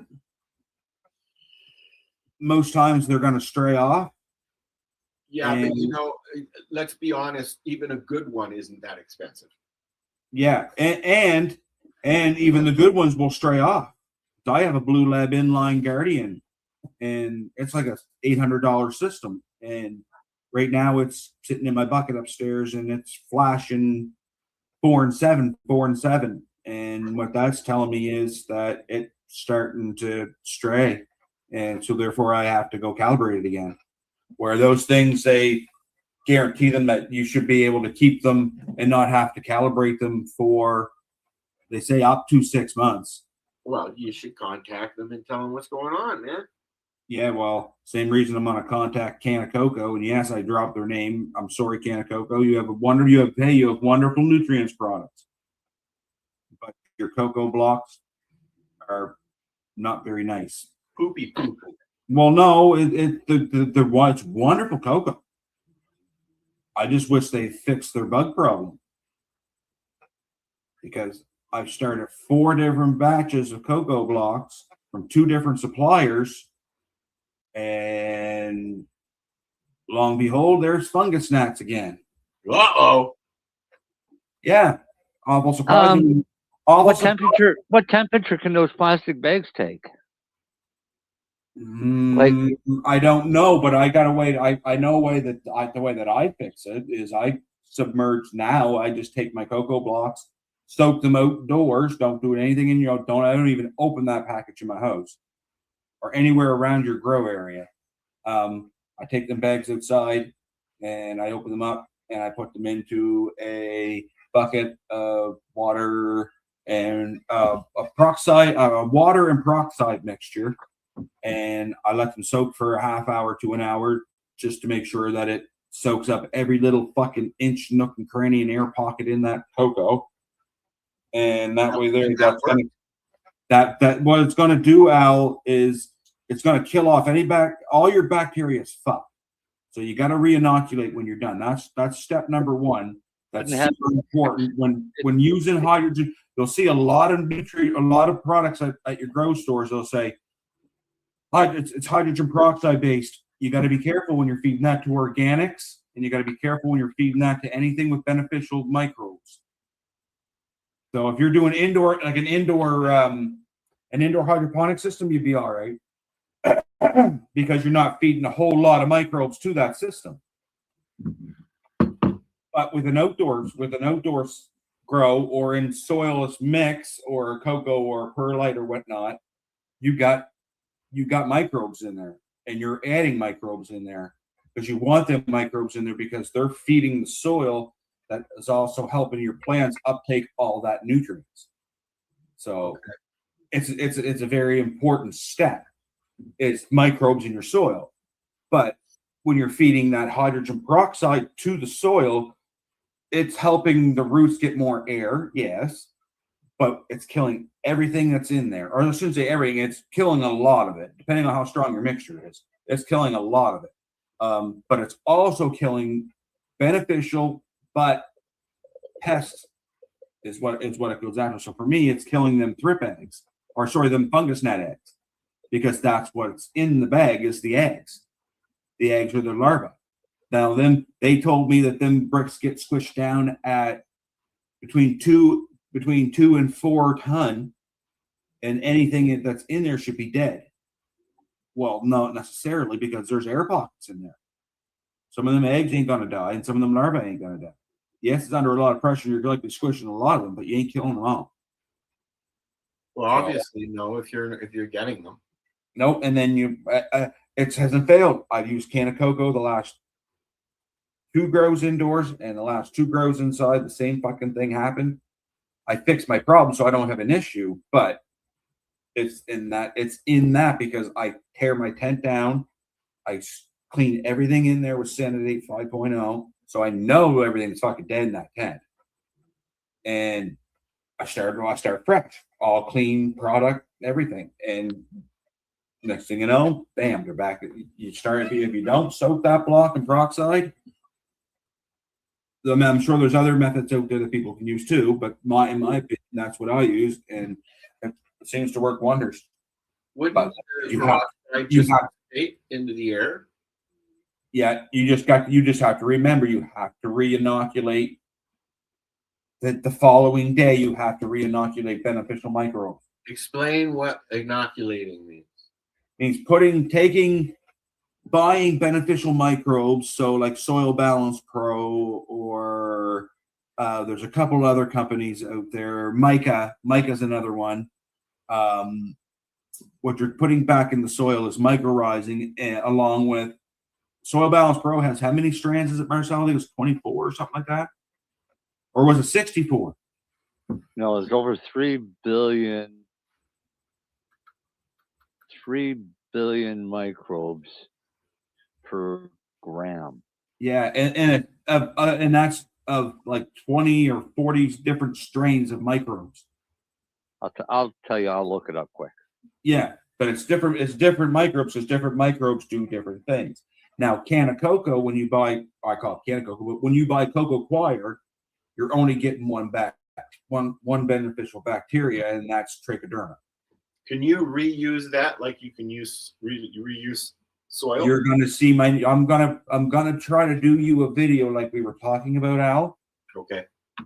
outside of me remixing my soil. Because it's that time of the year now, right? So yeah. I just got to get a little stand so I can set my camera up and make sure that I'm in my frame as I'm doing my video, because it's kind of suck if I got my camera turned off and I'm not in the frame. I'm definitely no videographer, so it's going to be you should look at getting a tripod for your cell phone. Yeah, I'll likely take a. They'd have them at the dollar store, wouldn't they? I would think, yeah. Yeah, the $4 store, I guess. I get the $4 store. It's not the dollar store anymore. I miss those. Yeah, we had a dollar store around the corner from my house in Toronto, and everything was $1, not $1 or $2. Everything was $1, and you could go in there and shop for your week in there. Mm-hmm. That was long time ago. That's when I. Mary Jane, are you putting on your boots? Say what now? You look like you're putting on your sneakers. No. Oh. Sneaking buttons, dude. Buttons. I used to make buttons at the workshop when I first come to Truro. So you'll have to keep us up to date on if it worked or not. Yes. Oh yeah. But yeah, so that's what inoculating is. You got to put beneficial microbes back into your soil, because without them, your plants are going to lack a lot. So it doesn't matter what medium you're using; you still have to re-up everything. Yes, because if you don't, so for me, if I didn't soak them cocoa blocks. Now, outdoors is a whole different ball game outdoors with them using them cocoa blocks. I may not need to soak them for outside because I got enough beneficial insects out there that's going to look after most of that. Like I got already seen a bunch of parasitic wasps flying around today. It was 18. I have not seen any bugs yet. There's still Darcy. 5 feet of snow. Darcy. Yes. We were both wrong. Why? What is it? 62 beneficial microbial strains with 6.1 trillion microbes per gram. Yeah, see, I knew it was. That number 60 popped in my head for some strange reason. Yep. So works in hydroponic soil and soilless medium. So 1 gram per man. It was 0.1. It was 0.1 of a gram, I remember, to a gallon of water. Yeah. Because that 1 gram would make I'm thinking per plant. Yeah. So 1 gram so would make those water. Those grow bags would probably look at 0.1 or 0.05 of a gram per plant after you hydrogen peroxide them. Yeah, after you peroxide and let it all set. Yeah. Well, dry out or wash out. Well, what I do is I just let it set, because call me crazy, but evaporation, stuff evaporates off to the air. Yeah. Right. So. But how long are you letting it set? Me, I let mine set for a day. Then the next day I re-inoculate. Is it dry? It's not soaked. It's not like dry. It's not soaked. You spread it out. After I soak it. You don't shove it all back in the bag after you soak it. No, it sits in my big dish. I got a big clear white dish here. Well, I guess it's one of them clear drawers you buy at Canadian Tire. You get them little stands. You got the three shelves in it. Yeah. I got them. Well, I just bought one of them and threw the shelf away and kept the drawers. Oh yeah. Because they make awesome little greenhouses for your plants too. Well, nice little covers. Yeah. So, but I just spread my cocoa out in that, and I got little pinholes in the bottom of one of them, and then the water drains out, and it sits outside in the sun, in the air, and it's nice. But I put the thermometer in my greenhouse today, Alan. It was 29 degrees in my greenhouse. It's 2 degrees right now, and I think that the snow may be done, but the rest of the week we've got what they now have changed it to wintry mix, not just snow. So we're going into the rain, right? April showers, spring Mayflowers. Yep. Did it crash yet? I mean, land? No. About 8 o'clock, I said. Actually, it doesn't land anyway. It crashes. I don't know if they're going into water or land. I know that Artemis 1, this is 2, which was unmanned, came down in somewhere in the desert or a desert. I don't know which desert. Somewhere it landed on Earth. Not But water. even airplanes don't land; they crash. Fair enough. The controlled crash. They believe they call them. Yeah, right? That's exactly what it is. It's a controlled crash. I find space stuff interesting. I watch it. It's something I put on the TV, just to have it on. And I've watched a couple of splashdowns. I've watched the rocket itself. The rocket itself comes back and lands on its own, which is kind of cool. I can answer this for Buddy. Yeah. When does spring generally start for Al? Usually between the 27th of July and the 4th of August. Yeah, that's about it. I'm hoping for my dog's sake, because she's itching to get in the backyard. It's not going to be much longer. But once the rain starts, and now it's dropping or it's climbing above 0 most of the time, but it's melting during the day and then freezing at night because it's dropping into the minuses at night still. That answers the question. Yeah. Oh yeah. Yeah. I have a very short. I have to get it out there on time. What? Probably. I don't want to say this, but probably end of June, first week in July would be the best time to take stuff out here. But I do put it out on the deck and bring it in at night, usually. At that point, I'm doing that. Right? Sometimes I just leave them out on the deck for a while. But we'll see what happens. The pots I'm using this year are big, so I'm not going to be moving them. What'd you do? I just decided I'd take a look and see when the strawberry moon was. When is that? 29th of June. Oh. And is that when you usually put stuff out?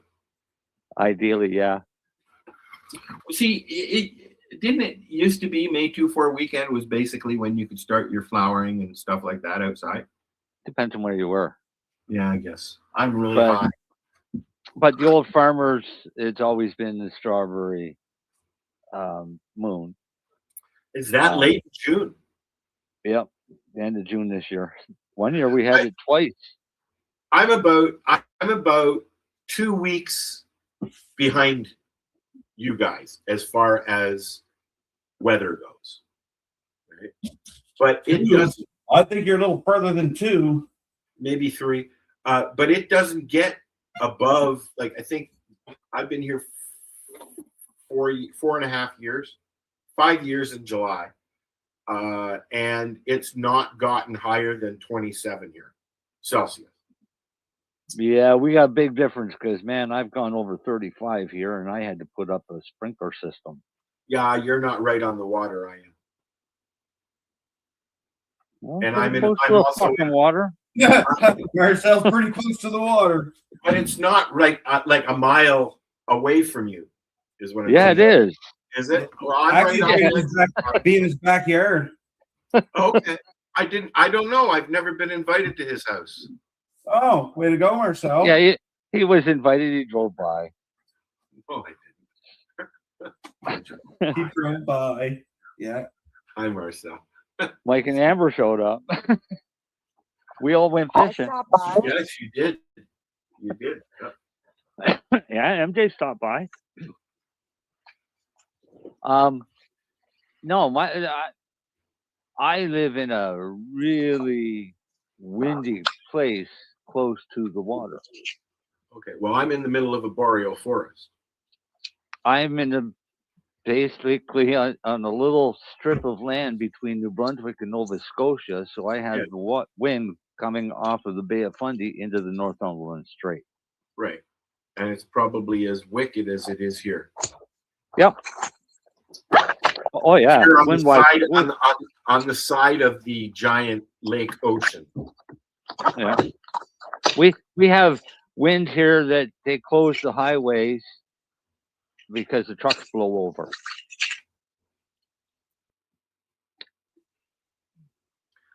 I've muted you, Mary. That's crazy. I unmuted because I'm stopping for a minute. So. Oh, okay. I'm pulling an owl. Well, in the city, yeah, that's what you would do. You'd put everything out May 2-4 weekend. That's when you do everything at the start of the season is May 2-4 weekend. Right, but in the city, it's more of a microclimate because the city itself is generating a lot of heat. They've already hit 21 and 20 in Hamilton. Like that's 21 what I mean, Toronto. because the city itself, with the population, the giant industry, all the vehicles, all of that, right, is generating its own heat. So it's going to be warmer. It's a giant fishbowl, yeah. But unfortunately, that also means that you get higher humidity too. I get high. It's usually pretty high. No, here. they get higher. They get higher humidity. No, we do. You shouldn't because you get more wind.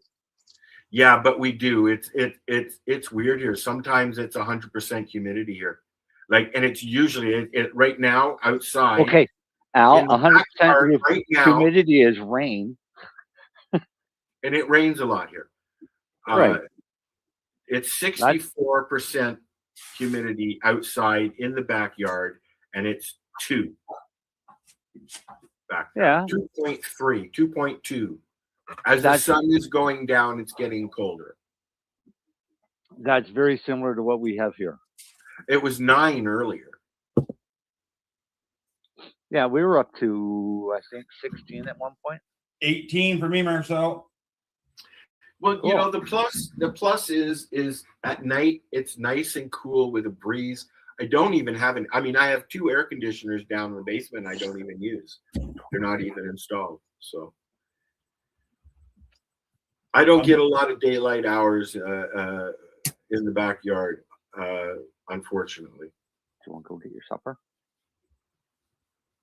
I know you just woke up. Are you talking to your dog or your wife? Sadie, she's been sleeping here beside me the entire time, and she just woke up to get some chin scratches.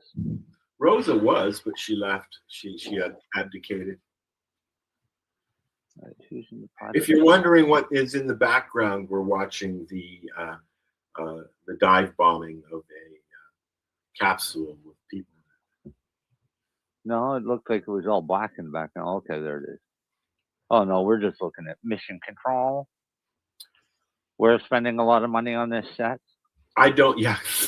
I don't know how much they're going to show, right? But we'll see.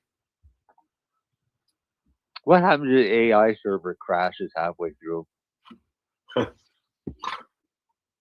You know what? If that's AI, they need to do some fucking work because the video is horrible. Oh, really? I haven't watched much of the videos. I'll vote. Huh? Yes, please. Well, she's fine where she is. Oh, no, there she goes. I'll make up your mind. In or out. Go get some food. Rose has gotten to the age where I actually I'll open the door and she'll run out and just stand there. And I have to say, go pee-pees, and then she'll go. She pees and poops on command usually. But I have to tell her to go do it. Otherwise, she just stands there and stares. Sadie will do that too, but Sadie, it was so nice tonight there this afternoon. The Sadie went out and laid on the deck the entire time. Well, there's a fireball. There's a aiming- fireball. There's a fireball. Yes, now this is the entry. It's starting. Now they'll be using cameras from Earth. What do you call them? Satellites. Okay, so yeah, they'd be using satellites as well. I was all going along with this thing fine until this is another commentary from Marcel. No, I haven't had it explained to me where the picture came from of the video showing the rocket going up. Okay. All right. Now it's coming down. Not from the ground, I mean from up. With the rocket coming towards the camera.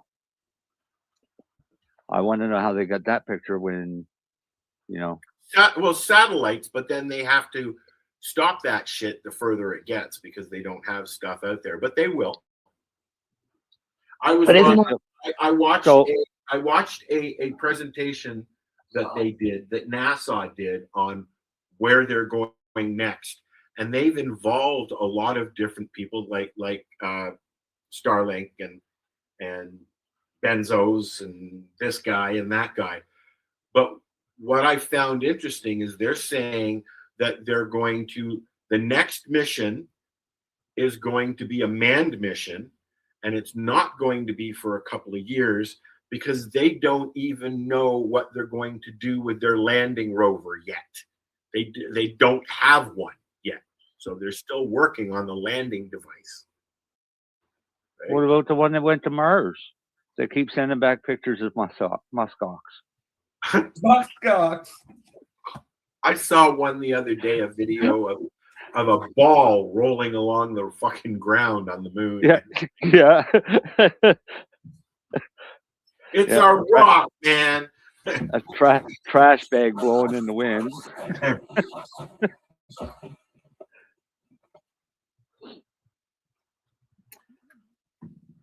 And the problem is with the amount of CGI and AI that has been used repeatedly, time and time again, from all types of entities, I no longer believe anything unless I'm there and see it with my own eyes.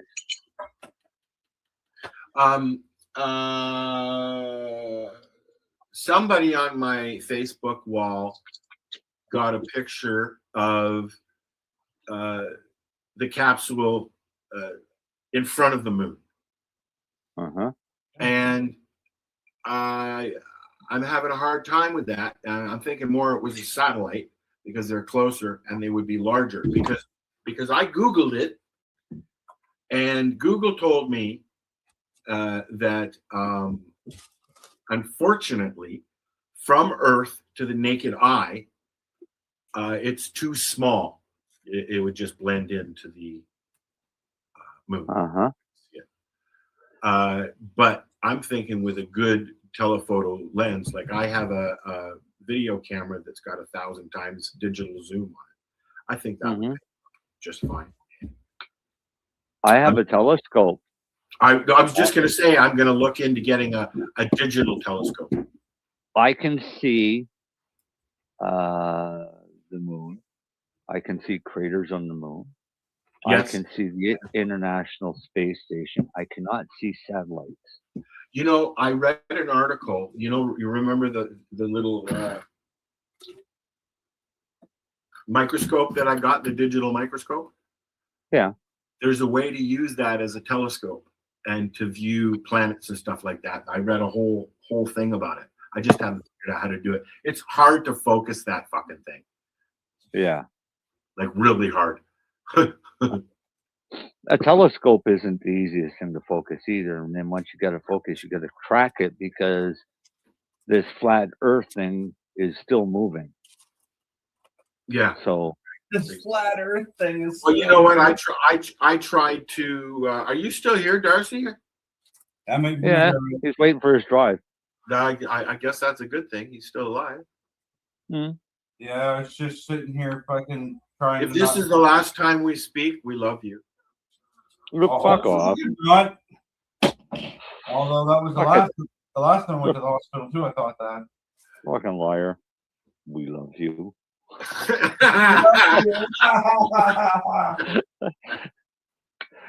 Darcy, mind you, Darcy's probably said that to me a half a dozen times on the phone, if not more. You'll be all right, buddy. Darcy hangs up from talking to me like for an hour. He's okay, love you, bye.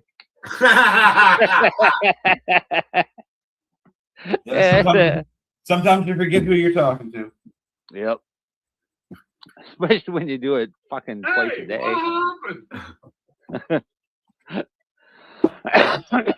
Were you done talking about beneficial bacteria? Yep. All right. I figured it was when you guys started talking about space. Let's talk about feeding beneficial bacteria. Well, when you feed it, you want to feed it preferably at least once a week, but every watering will help. But if you're on a budget, once a week. Want an easy way to feed your bacteria? That was Molasses. my brain. It almost exploded. Molasses. Yeah, Molasses. Molasses. I hear a lot of people use molasses. Yes. So molasses in your plant does not make your plant sweeter. But what it does do is it acts as a chelation, where it breaks the nutrients down into smaller organisms that the bacteria can digest easier. Growing the bacteria and breaking down the roots structure so they can uptake those nutrients. Yeah, and it's also feeding magnesium and calcium and a couple other trace Nutrients. Trace micronutrients. Yeah. It's actually good. Just use black molasses. No, And it's about going through a cloud. about a tablespoon per gallon is plenty. You're in the way, Marcel. What? It was Move out falling of the through way. the cloud. I want to All see it when right. it's in water. Falling, falling, falling, falling. Come on, falling. He's waiting Come for the. on. I'm waiting. I'm for waiting. the I wanted to hit the submarine. Hey! That's only one chute. That's No, the these chute to three. open up. Yeah, There'll but be that was three. the chute to open up the other chutes. Yes. That's the one to slow you down some. Nope. Now there's an even bigger one. 3 of them. No. No, I That got very that. first. That That's very not big first. enough. Yeah, that very first chute is the one that opens up the chute panel Yeah, to but I allow thought there the was chutes 3 to come out. parachutes. I thought there was 3. They could have 10 or 20 on this thing. Who knows? But they got 2. They weren't expecting them to live, so Perfect descent rate according to flight dynamics. On 2 drogues. yeah, it looks a little fast to me. And I jumped out of a plane. They're over water, so that answers that question. Well, that's what I mean. The submarine's going to get hit by a fucking tidal wave. Geez, There's a cloud. they are coming in there at quite a clip, aren't they, Marcel? Go way faster than I would be wanting me to come down on a parachute. To wonder the shooting, like with as fast as they're going, to one of the shoots holding. Well, they're probably really big chute. No, I haven't, but I've heard Shoot, that. let go, and there's the 3. There's the 3. There you Shoot go. Deploy. We're at 5,000 feet. It's not opening. There it goes. 5,000. Those are more like air The balloons, beacon eh? has been Those are activated shaped like on balloons. integrity. There you go. Oh no, they're shaped like parachutes. And we have 3 There good you main go. chutes. Good 3 main chutes, good reefing, good descent rate. Rates, and we see 3. And then the good-looking UFO comes by and runs in parachutes. Come on, land it. At least it's slowing down. Oh yeah, a lot, eh? Integrity. Cabin pressure indicates. Because man, it was coming in there pretty fast. Integrity copies. Well, they just answered, so This they're is a alive. perfect descent for integrity. Its crew sounding hale and hearty on board. I wonder how long Time to it'll take splashdown, 1 Facebook to minute, clip me 15 for this. seconds. Yeah. I don't care. Oh well. Maybe they won't because they're Americans and they're proud of the space stuff. Integrity. Well, about we're to also complete a talking journey through it too, at a right? distance of 94,481 miles from its launch from the Kennedy Oh, it's not Space YouTube, back on April is it? 1st, and a trip around the moon. Yes. It's Oh. the NASA channel. Oh. Yeah. Maybe NASA gave permission. Well, it's running all over the fucking place, so you know. Then they obviously did. They made it public. They always do. It's a public channel, and I've never seen any copyright stuff on it. So you know, it is what it is, right?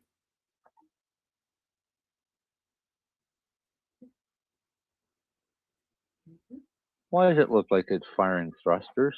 I don't know. I was thinking that too. Passing through 1,000 feet. Maybe it's aiming itself.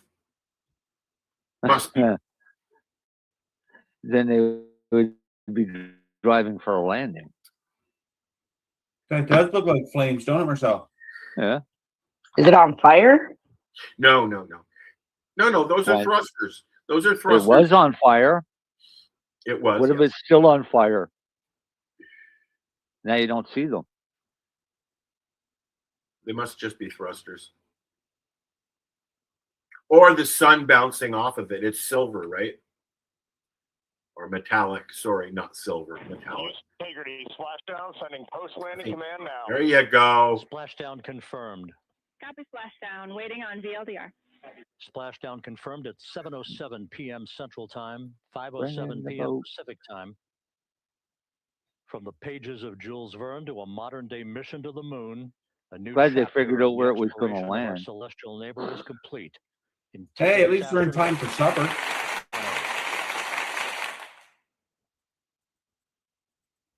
You played that. And the landing and support officer reports the vehicle is stable. But one. yeah, it looks We almost. still will be deploying the crew module uprighting system to maintain that orientation. A perfect bullseye splashdown for Integrity and its 4 astronauts. So will they sit in that till the submarine gets to them, Marcel? It said earlier in the thing. It said earlier in the thing that I was watching that, but it has to. They won't open it until it powers down, and then they have a dock that they put around it, or it inflates around it, or whatever, so that they can climb out and go get onto whatever is awaiting to take them to wherever they're going. Which I'm assuming ships. Although it'd probably be easier for a submarine to get them, I guess. Splashdown time, 7:07 and 47 seconds p.m. Central Time. We'll get that refined for you. That would put the end of the mission at a mission elapsed time of 9 days, 1 hour, 31 minutes, 35 seconds. I'd love to have control of that satellite. I'd like to back that view up a bit. And we're See where the configuring for boat, very low nearest data boat rate. is.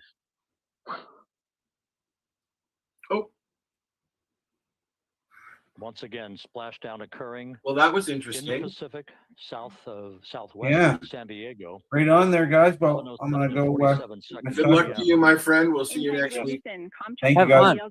I'll Can make keep fun up tomorrow. See you, MJ. Houston, we have you loud and clear on VLDR, or how else? We have you the same. We'll meet you over in post landing. Perfect communications established. There's your boat, Marcel. We are stable 1, 4 green. Yeah, I wanted to see that from above. You could probably see it on Google Maps. Reed Wiseman reporting 4 green crew members. That is not their No, I'm pretty complexion. sure Google Maps That is isn't doing this the fact live. that they're in great No, they condition. don't do live. You know, I've seen them driving around up here. So stable 1, Oh, yeah. upright, the Oh, yeah. module They drive upright the highway. system is being deployed. The 5 airbags being inflated. You see the cars go helium by, and they've got to the maintain cameras the up there. upright, configuration But he says for he the thinks there was vehicle. cannabis seeds This on that was a spacecraft. textbook entry in a textbook There'd have been on cannabis. Integrity. There would have been cannabis Reed on there if Wiseman, I was Doug on that Glover, Christina spacecraft. Cook, and Jeremy Hansen back on Earth. hot boxing in I outer believe they have grown cannabis on the Space Center. I'm not absolute. What do you? Yeah, but have they smoked it there? Ask Google. Say, hey Google. All right, hang on. I don't ask Google. You know what? I have been going to Google AI and asking stuff. This one says ask anything. All right.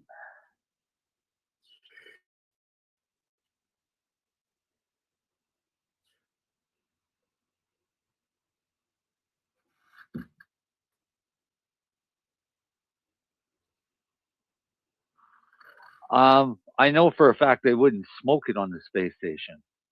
Well, they would. I don't think you could. I think you'd blow up. No, the last thing you want is an open flame on oxygen rich. The airbags are being inflated to maintain a stable inside, water anyways. Yeah. configuration.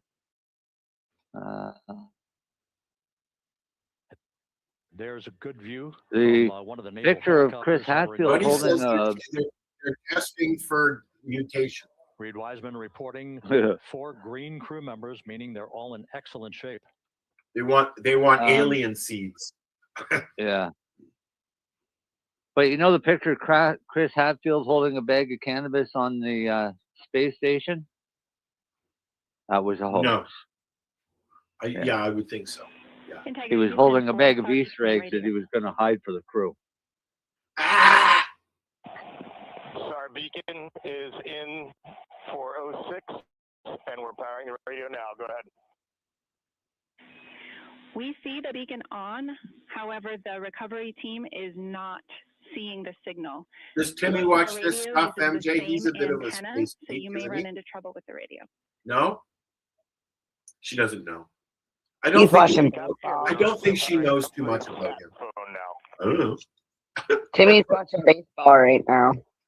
You know what? I am gonna wait a little bit, but they've got some good packages now. It's like $30 a month for Crave and TSN or whatever it is. Sports activities on board. Reed Wiseman once again reporting that all 4 crew members are in excellent shape.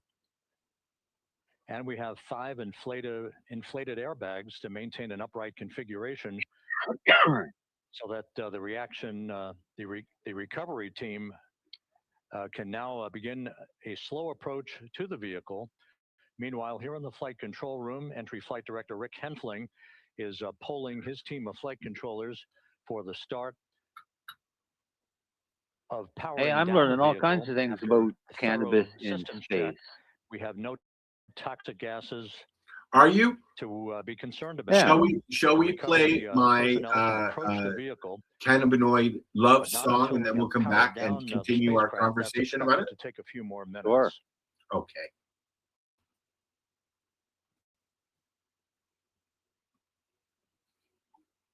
Born in a plant and also inside you. Your body already hums with them. Oh, it didn't start at the beginning. Let's start it at the beginning.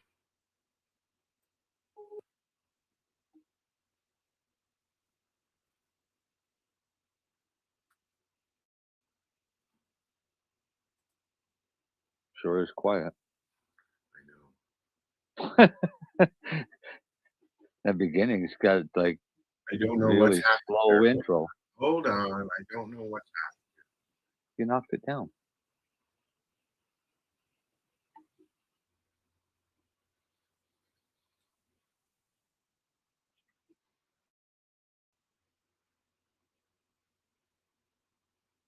Did you break it?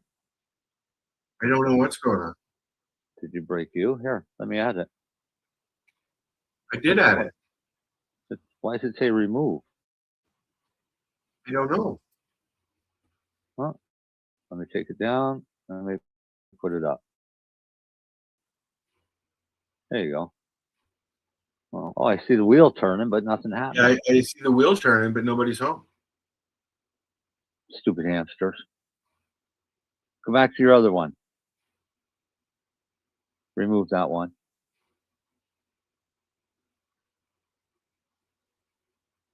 Okay, here. Look at it. Don't touch it. Stop. I'm not doing anything. You broke it, not me. I broke it. It was my fault. MJ put herself on mute so we wouldn't have to hear her complain about cannibals. Yeah, this isn't a song about cannibals. I really just wanted to watch your. I would have liked to have seen all of you on camera, just your faces For this song. for that song. Or for the cannibal song. Yeah. Cannabinoids. Strange little messengers. Born in a plant and also inside you. Your body already hums with them. Endocannabinoids. Quietly keeping score of hunger, of heat, of hurt, of how chilled you feel on a Sunday. These plant cousins slip in, sit down in the same chairs, the same receptors. CB1 in your busy brain, CB2 in your tired immune cells like guests. Using your own front door. They turn the volume up, they turn the volume down on pain, on panic, on appetite, on sleep that never quite arrives. Cannabinoids don't shout, they lean in and whisper too much, too little. Let's bring this back to somewhere in the middle.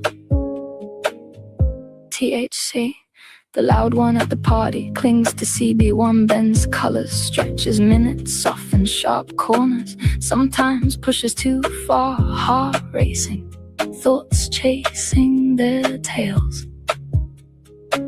CBD, quieter, keeps its distance, nudges from the side, eases the edge of worry, of inflammation, lets your own chemistry do the talking.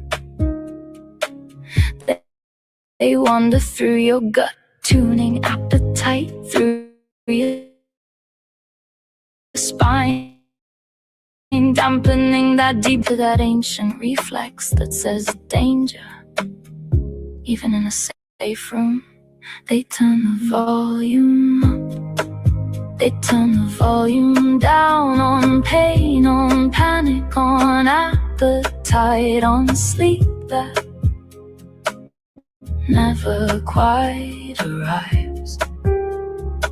Cannabinoids don't shout, they lean in and whisper too much, too little. Let's bring this back to somewhere in the middle. And here's the twist. Too much turning, too much tinkering can cloud a sharp mind, can hook a habit, can trip a fragile heart. So we study in bright labs with long names and small bottles, trying to catch exactly how a tiny shift in one receptor changes a whole day. They turn the volume up, they turn the volume down on pain, on panic, on appetite, on sleep that finally arrives. Cannabinoids don't shout, they lean in and whisper too much, too little. Today, let's meet in the middle.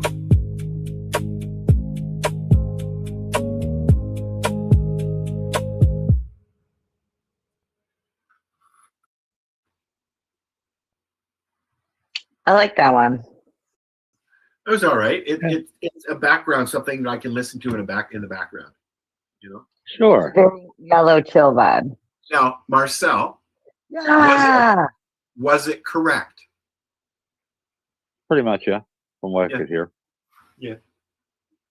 Yeah. Yeah. I thought so. I did another one that was a little more blunt than that one.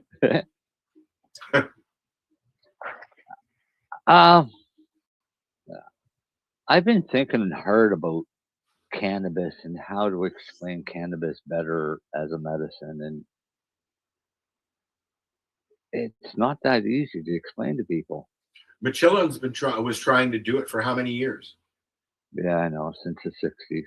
Okay, did he smoke? Did he use cannabis? I don't know if he did.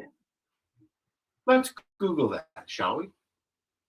I guess sure, but I just got to try and remember how to spell his name. How to spell his name? That was the funny part. That's why Google has speech, so you can just hit the microphone button and be like, But Dr. yes, and I would use that with you guys, except for Mr. Marcel Big Mouth over there is not to be trusted, and he'll start telling Alexa to call people that I don't want to call. You ain't kidding. I was watching a movie. No, I was watching The Studio, and somebody said, "Hey, Alexa," and Alexa started talking to the TV. That was a pussy break for just for the record.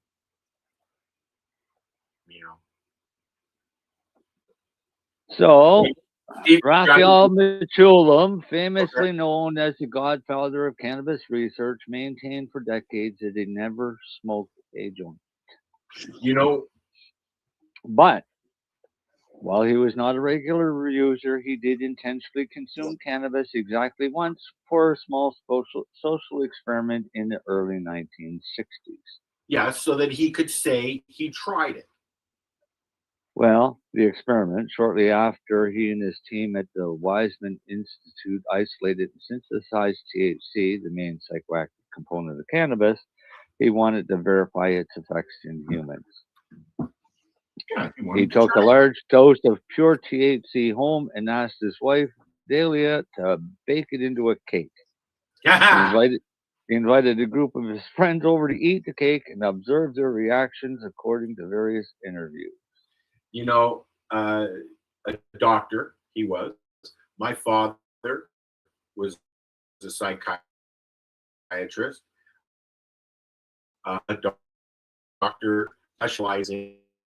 He worked at CAMH. He worked at and he never tried it. And he told me when I asked him if he wanted to try it, I had a doobie with me and everything at his place. He said, I don't want to use something that takes control over your mind the way that marijuana does, is what he said. And okay, so Mechoulam's experiment. He went through 15 years with Parkinson's and still didn't want to try it. Anyways,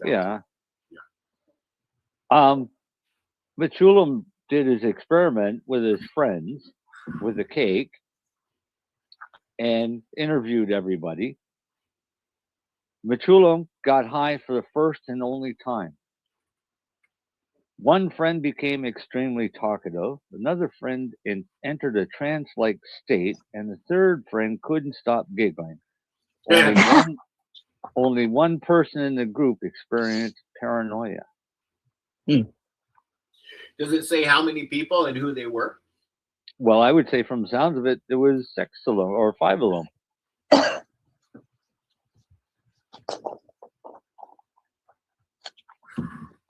I enjoy watching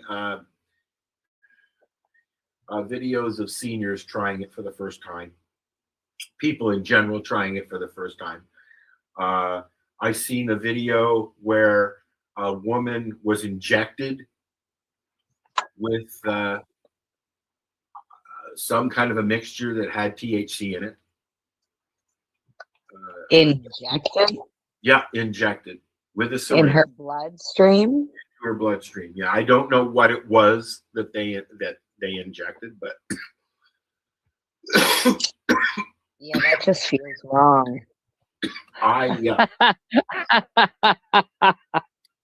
Oh God, I gotta stop scrolling on Facebook. There's a picture of 3 girls and it says, "Don't get fooled. Take them out swimming on the first date." Oh dear God. That's not a bad idea because you can't wear makeup in the pool.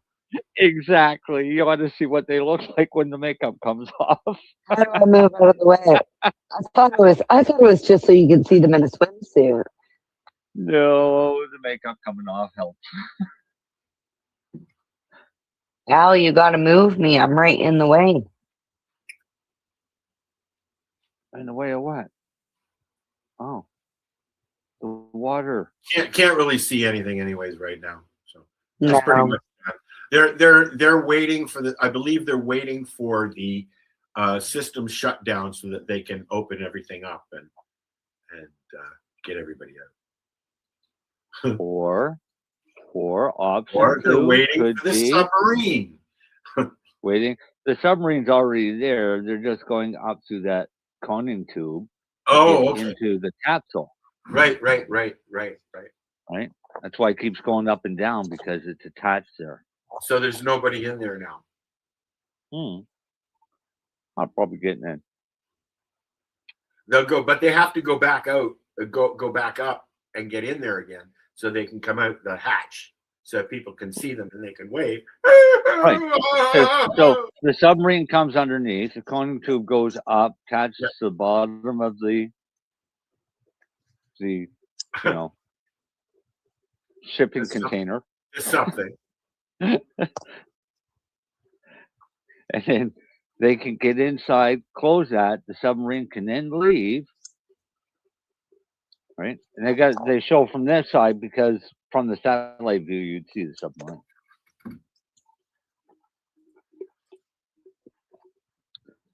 Remember how close that satellite view was from the top before? Well, they don't do that anymore.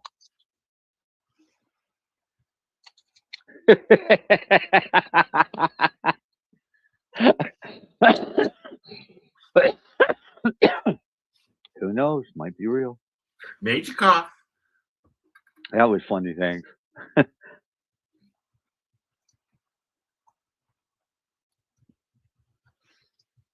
Ooh, Coachella just started. Main stage at 8:30. Coachella? Yeah. It's Coachella weekend. Oh, is it? Yeah, it's all they got it all on YouTube, all the different stages and shit. See, not something that I would ever go to. You know what? I don't think I mean I watch it. I'll watch the groups that I want to see. But I went to Woodstock 94 and I don't, there'll never be anything like that for me. So I don't really want to go and sit in the middle of the fucking desert. I mean, I've been to lots of different concerts. Me too. Both indoor and outdoor, and I've gotten to the point where I prefer studio music over live. For sound, for sure, but not for experience. There are I don't need the experience. Some bands though that sound exactly the same in the studio and on stage. There are a few, right? Not Rush, unfortunately, at this point. I don't know if you saw the concert or the song they did at the Junos. There were no auto tune, nothing. It was raw.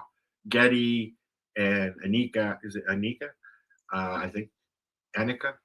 And of course Alex. No, my problem is all the other noises. Yeah, I have a problem with noises too. Right. So do you sleep with something on at night so that you don't hear anything else? No. Well, I have something on. I set on a timer that turns off after I've fallen asleep.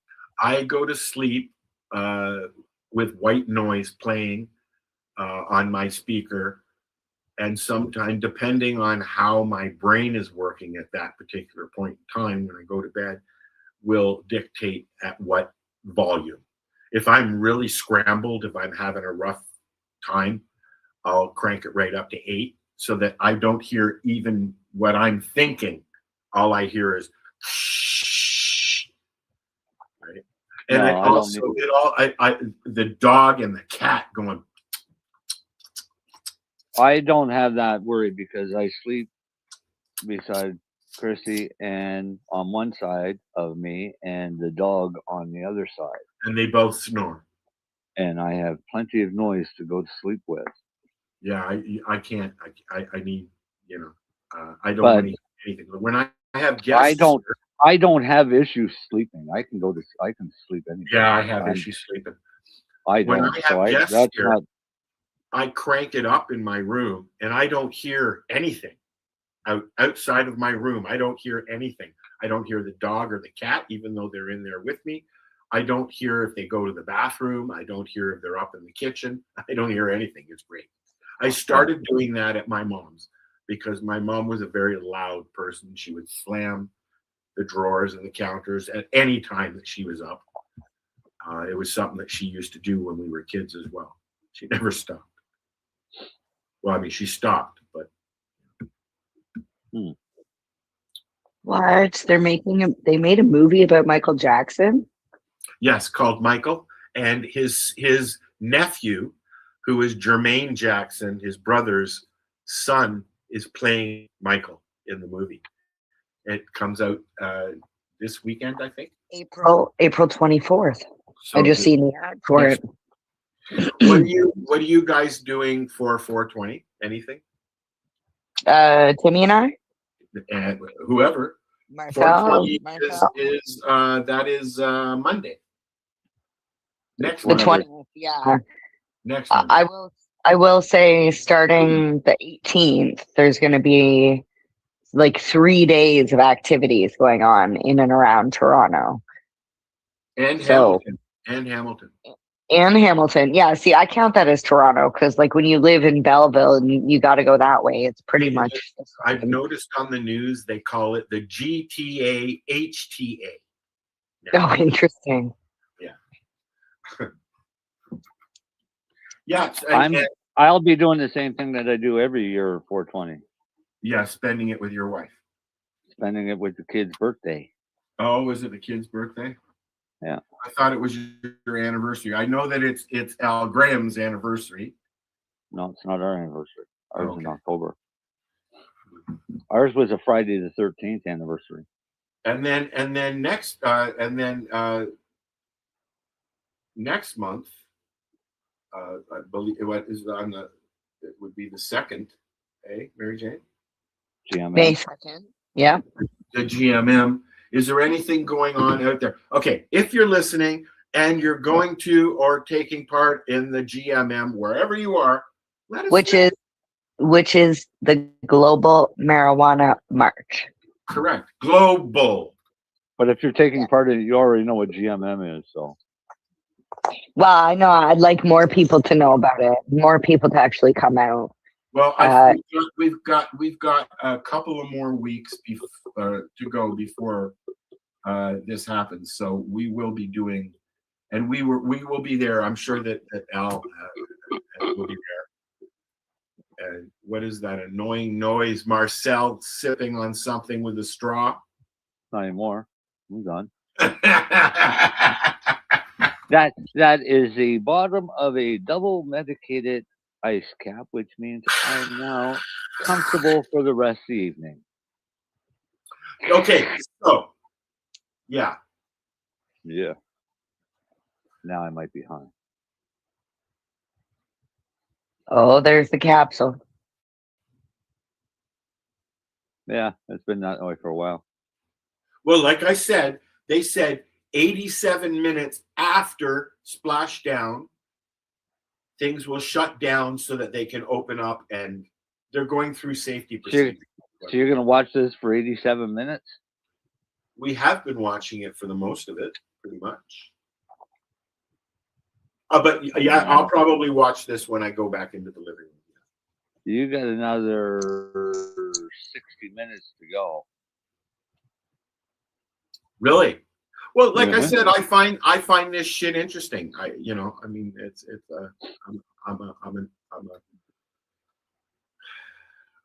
a hippie geek. That's fine. A hippie geek. I guess I'm just a geek.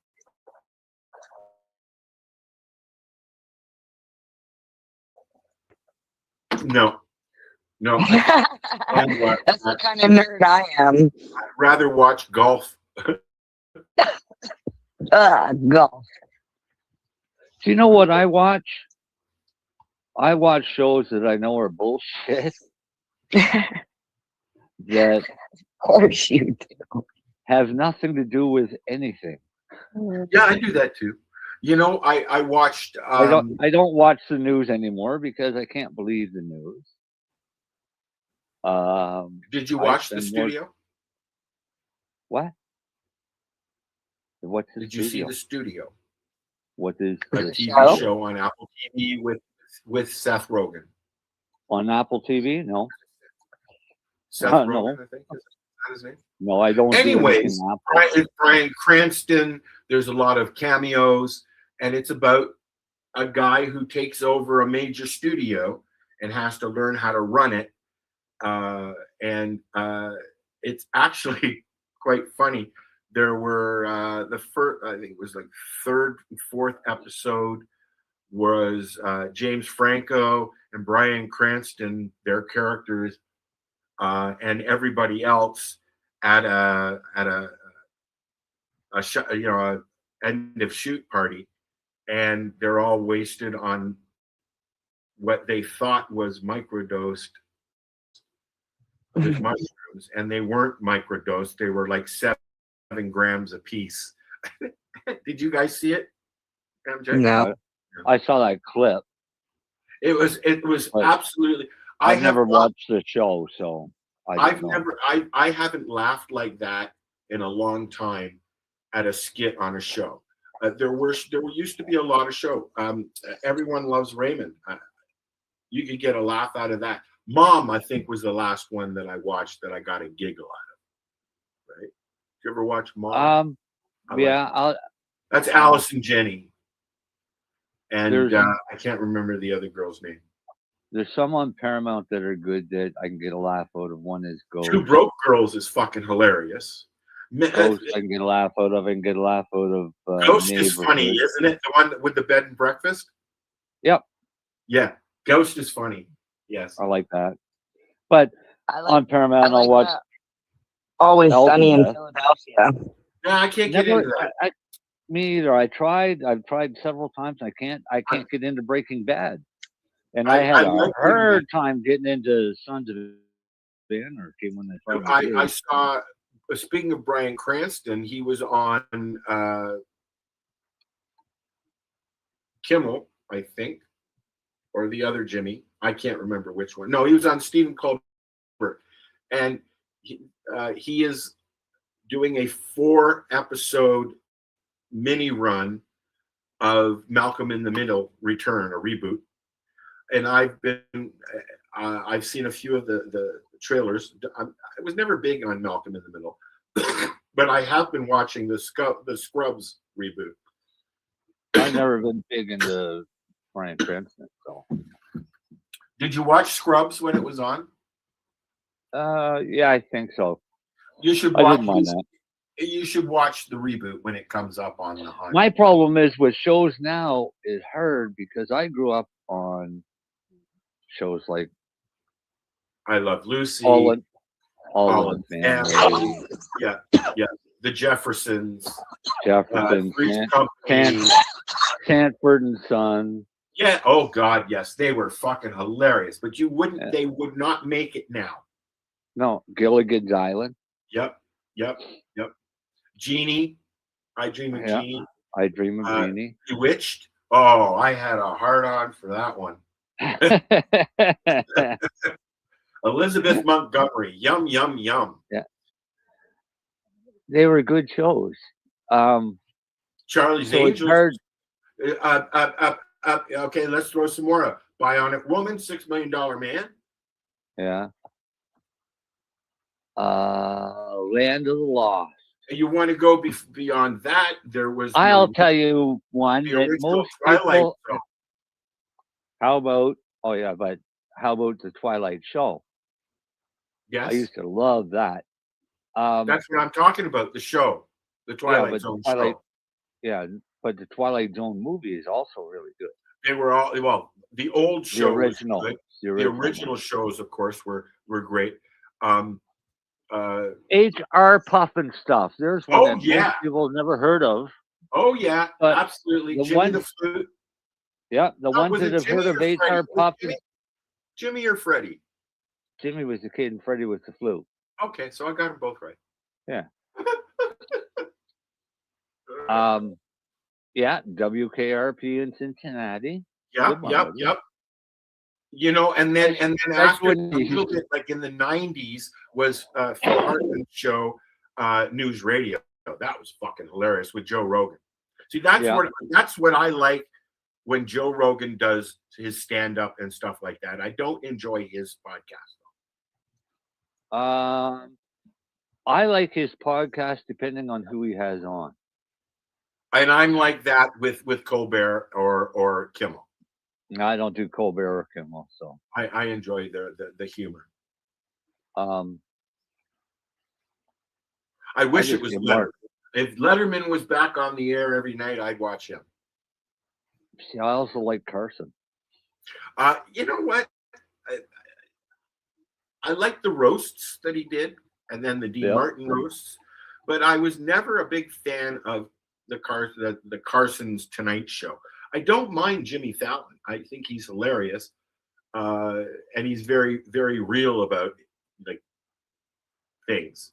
But Letterman is my guy. Jon Stewart, not the same anymore. He's got a new one on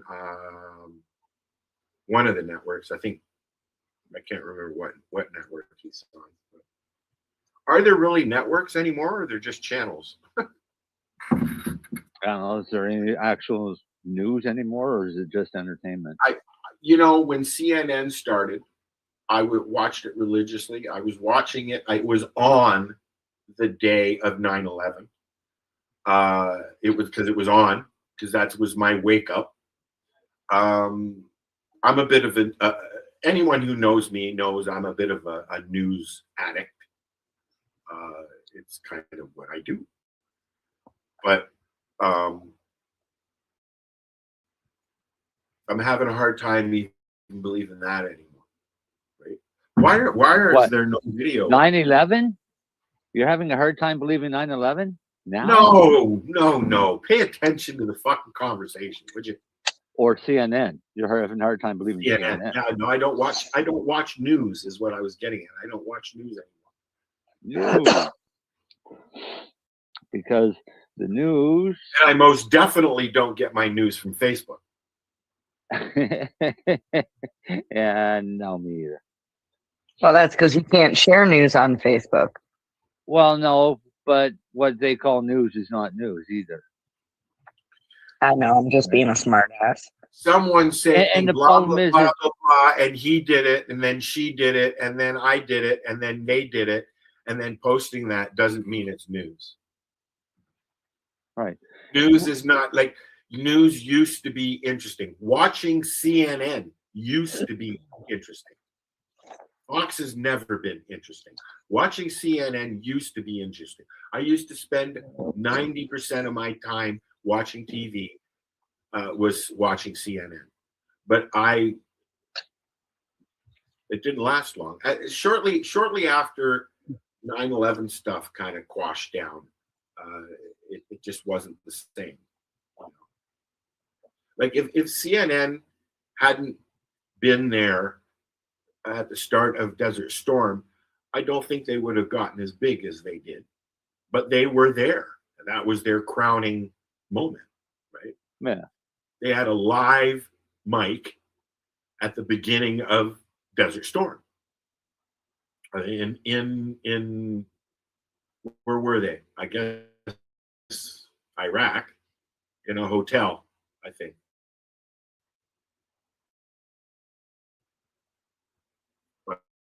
Kind of shit I like to watch now. Yeah, well, I was never a big fan of CNN. I'm not a fan of the news networks because if you start looking at it, they're all owned by the same people. They have started manufacturing their own news the way they perceive it. And unfortunately, the truth gets lost in the whole scheme of things sometimes, because they insert words that get you to think one way when the story is really another way. Like they do it in their presentation, I guess, right?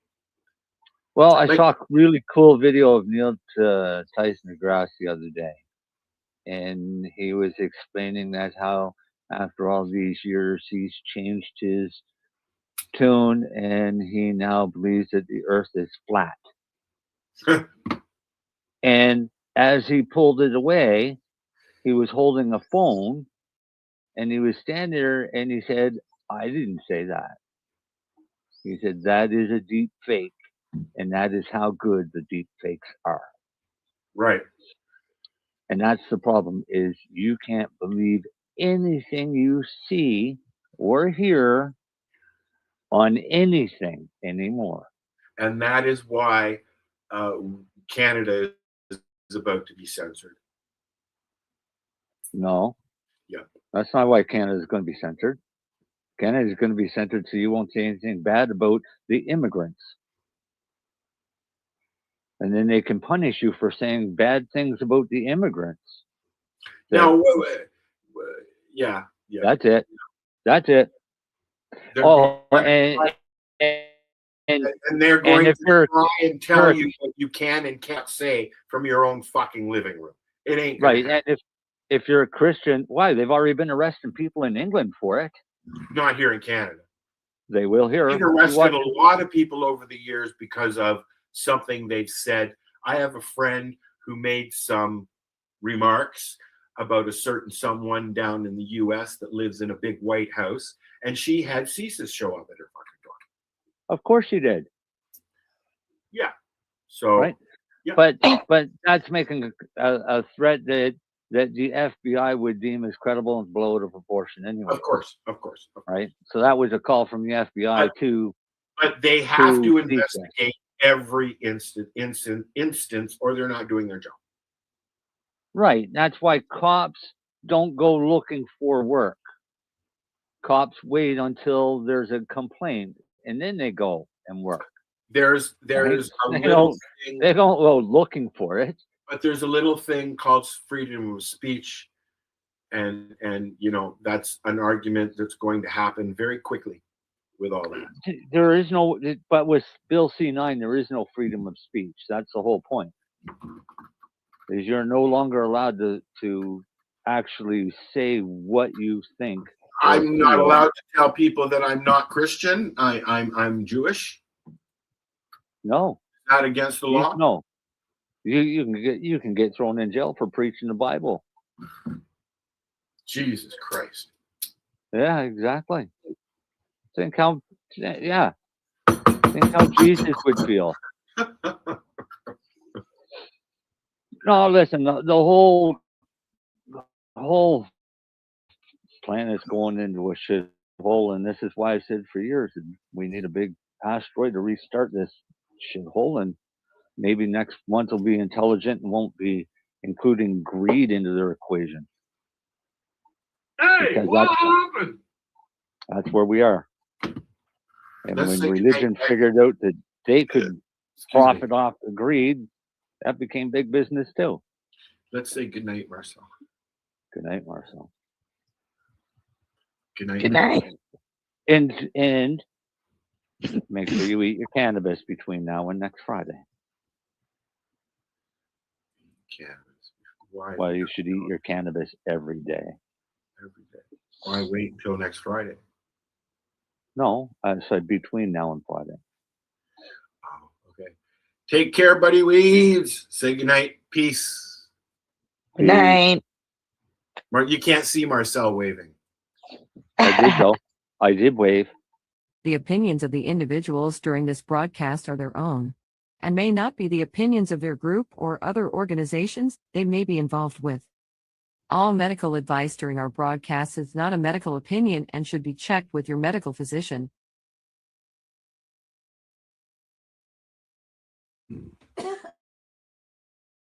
You're watching the 420 Pace Reroll Saturday.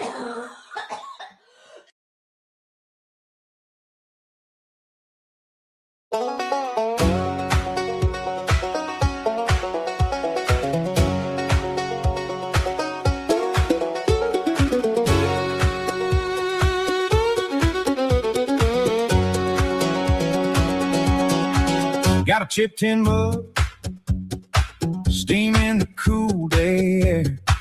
A little paper piece in my pocket and an old rocking chair.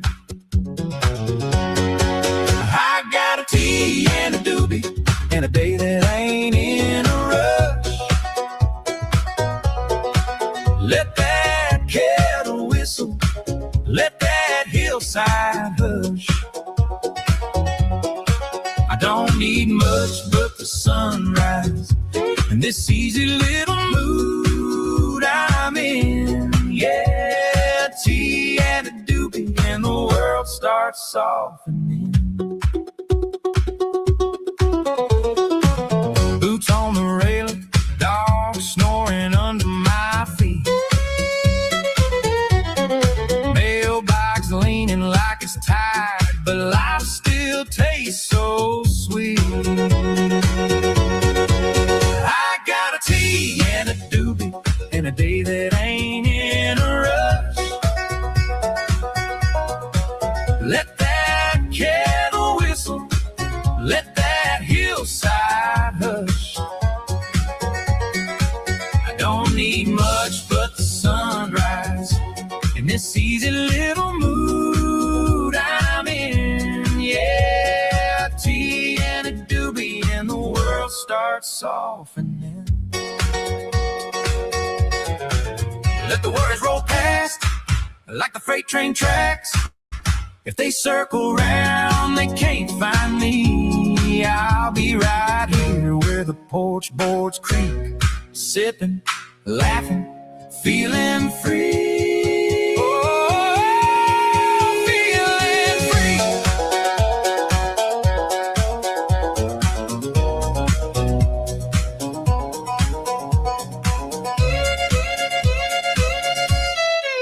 I got a tea and a doobie and a day that ain't in a rush. Let that kettle whistle, let that hillside hush. I don't need much but the sunrise and this easy little mood I'm in. Yeah, tea and a doobie and the world starts softening.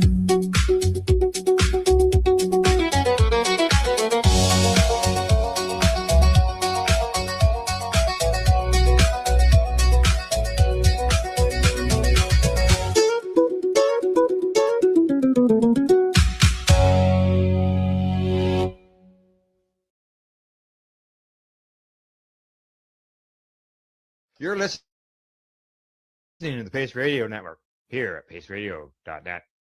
The views expressed by the individuals during this broadcast are their own opinions, and they may not be the same as those of their group or other organizations they may be involved with. All medical advice during our broadcast is not a medical opinion and should be checked with your medical physician.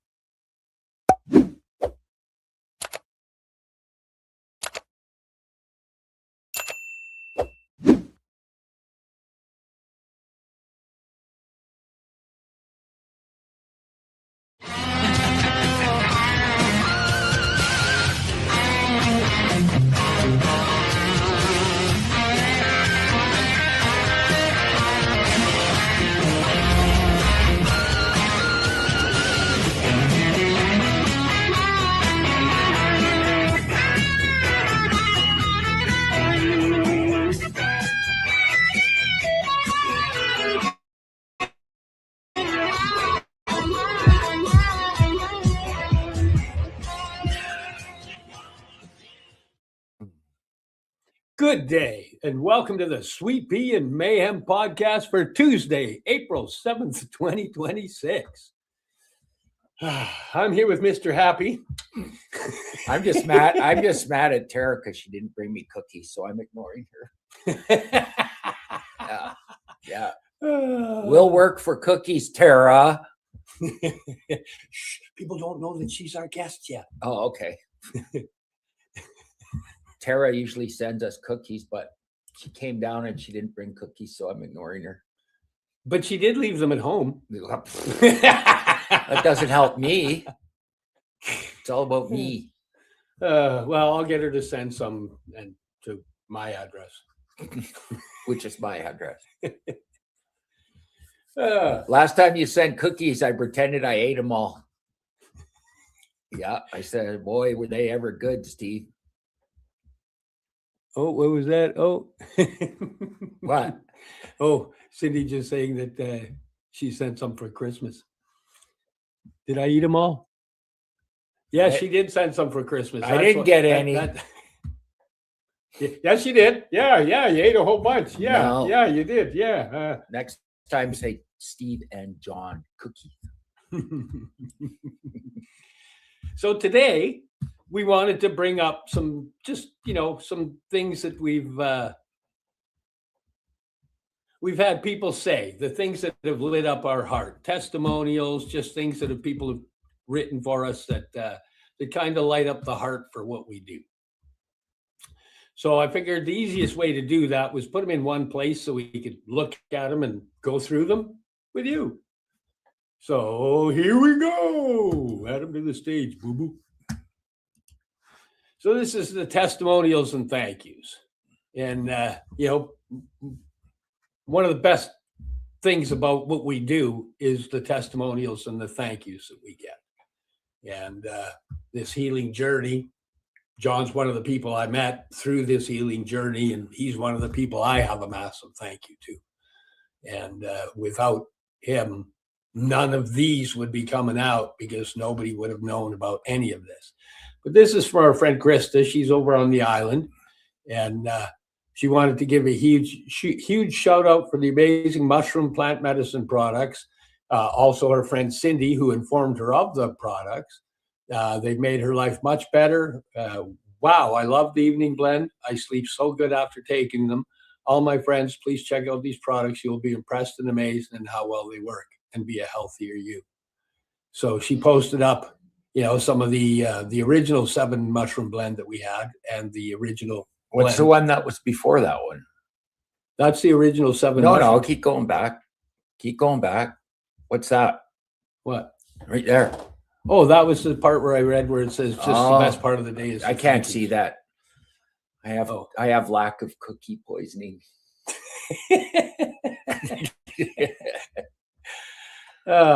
And this was a lady that I met through Amy, actually. She was at our friend Amy's place helping Amy out when she was going through a rough period. And we just got talking about concussions and head injury, which is, part of what I was working on myself. I'm multiple concussions and whatnot. So I was talking to her about head injury and whatnot. She wrote, you want to read that? I can't see that. Oh, Steve talked to me about my head injury. Once again, cookies.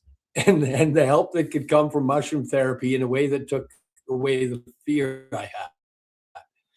I started with the evening blend and quickly the results were evident. I am very grateful to Steve for sharing his story and his heartfelt advice because it made the difference for me in getting better. And she posted this after I'd made this. It was 5 years ago, John and I started the company, and it was showing that there's stuff on concussions that show psychedelics heal them. And there was one of the final versions of microdoses that we came up with, which was the main event, heavy with the. I've had so many concussions. They used to send me the brain injury magazine. Yeah. How come I never got it? I've had 2 fractured skulls, so yeah. I replied to her. I said, I'm honored to have been able to help. Healing is possible. We all deserve miracles. And she said, no, thank you for sharing from your heart. That's why I made a new decision about microdoses, because your advice was from the heart, not because you were trying to sell anything at all. And then, other people chime in afterwards. And Alana Bongiovi, hi, Alana.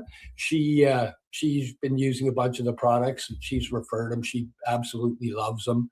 Greg Walter, while he was still alive, he was using the products as well. He's passed away now. We had him on for a podcast on the Mushy Moment one. And Mike Dubois obviously wanted to be able to share the whole post. Wendy, she actually still uses our products as well. She's a regular user. I can attest to how much your products have helped me. I'm completely weaned off of one of my antidepressants now. Will be working to come off the other one as well. I would much rather take something natural than put chemicals in my body. Now, it's not that she's put in here the pharmaceutical industry is evil. Yes, there are drugs that people need. However, there are many that people that we don't. And some people are prescribed antidepressants and then never weaned off of them. And then when they find out that there are other options, sometimes they get a little angry at the industry. But they work for a lot of people. There's just also people they don't work for. And Andre Dussault, hey, don't stop. He also takes our product. This next one was from Jeff. Now, Jeff sent he sent me the message. He was getting ready to go. Oh, that was me. Sorry. He got a hold of me because he was having problems with shoulder and neck pain. And he's been taking Toradol for a long time. And he kind of looked up the side effects of Toradol over long term. And he was like, have you got anything you can use? So there's no communication after that because I actually phoned him and found out more about what was going on. And we got him set up on the Inflamaclear to bring the inflammation down and the pain cream to ease the pain. And, the next day he sends me, hey, yeah, I'm pain free and haven't been this way for over 2 years. And, you have no idea how grateful I am now. And these are all the things I should be sharing more with you because I know they come in and then I don't share them. I don't they care. Sure light up. I don't care about the people. I just care about the dog ones. And the cookies. Yeah. Neil, my family loves this. I take other products of water, or I take other products of water. So, new mom reporting restorative properties. That was his daughter. She feels after pregnancy, she's asking for more. She was using the cream. Neil Brooking, it's a really good product with a wide range of applications. Yes, this was obviously on the skin cream one. Both of mine are empty skin cream and pain cream. We have both a skin and a cream. The skin cream is extra high in high content vitamin E oil and hyaluronic acid. It's a cannabis cream with a full extract cannabis and all the nice stuff for healing scars and making the skin soft. And the pain cream is to go deep and get rid of pain. And then this gentleman here, he texted, he was a happy customer. This guy here, he was 14 months off of booze and he'd been doing a 26 a day. And he stepped in on using some of our products and using CBD. And 14 months dry and his head was good. He was really quite happy. It said thank you, but then he had some personal information that I didn't want to have up. So I just clicked that one there. And then this one here, I'd done a post about the 7 mushroom blend. And these were the responses coming after it. Again, Neil, I've been using Super 7 Mushroom Plus for over 2 years. I experimented a bit to make sure no placebo effect. I'm amazed at the difference I feel taking it to when I don't. On purpose, I recently went a week without. Energy lacking, thought process slower, did not have the feeling of well-being I'm used to when using the blend. And I got a cold. I take other products from this company for gut health, and I was just informed after an internal inspection that my diverticulitis is getting better. My daughter-in-law is about to give birth and loves skin and scar ointment for her stretch marks. Just ordered more. Keep it up, guys, and thanks for the health. I needed the help. Tanya, I love this product. I've been using it for a few years since it first came out. 7 Blend is used for my morning shake. So healthy. Main event for anxiety. Girly, my dog, was given Mika drops, and it helped her as well. This is Norma Jean. Amazing product. I've got several people using it and they can't believe how much it's helping with pain and inflammation. Jenny Sharp. The pain cream works so well on decreasing arthritic pain in my hands. Jennifer Morrison. Any of the scar cream I won't. I will take whatever I can get though, and I have put the hot water bottle down for it. Now, with hers, she was sleeping with a hot water bottle. She'd actually melted the skin on her belly, like it had burned her pretty bad. And the cream just did massive amounts for fixing the scarring and whatnot. More from Neil. This is why I gladly endorse your products. Get that immune system in shape, folks. Eat the caps daily. Thanks for your products, Steve. My skin splits, your cream heals. I feel lackluster, etc. Your products give me healthful energy. Your attention to quality ingredients, gathering and dissemination of truth, and the fact that you speak of what you know becomes because you use the products, unlike most GPs. JG Walter, I like the C block. Dre DeBa, love what you're doing, has done lots to help me. Rusty McRae, I take these products and they are literally keeping me on this earth. I am so grateful. And now we get to Tara Gray. So very healthy and blends in well with the 7 mushroom blend and coffee in the morning. Best way to get grounded and bring healing energy to my body and brain each day. The healing is happening. The reduction of pain and increased energy I have now compared to this time last year is truly amazing. I am so grateful for the products and support I've been able to access through atease.com. Thank you. Blessed be. Then there's a quick one from Helen. I love this stuff and use it every day. It's good for the heart and is helping with my high blood pressure. Now, we're going to go here. Oops, go here. I'm going to remove that out. And now we're going to welcome in our guest to this stage, the person that did that beautiful. Hey, Tara. I'm not talking. You didn't bring cookies. I apologize about the cookies, and I actually did have to label them once before when I sent them to you, so that you would and your lovely wife would get them. So Well, I will. you sent some cookies, and I told Steve, I opened up Tara's package and there was cookies. They were delicious, and I told him I ate them all, but I didn't even open the package. So, yeah. Well, and because I make them special at healing and anti-inflammatory with the turmeric and ginger and pepper and everything. And because I've learned and grown so much in our healing conversations since Steve and I reconnected, 5 years ago, I guess? Yeah. 5 years. Yeah. And my issues go way, way back. In addition to being diagnosed with fibro in 2006, and being given a shit ton of pharmaceuticals to deal with that. I was on gabapentin, valproic acid, and then amitriptyline to go to sleep at night. And the side effects were atrocious.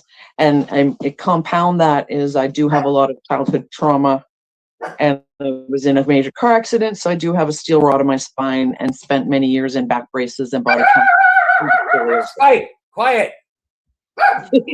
Someone's walking by. I know, it was very distressing. There was a mosquito.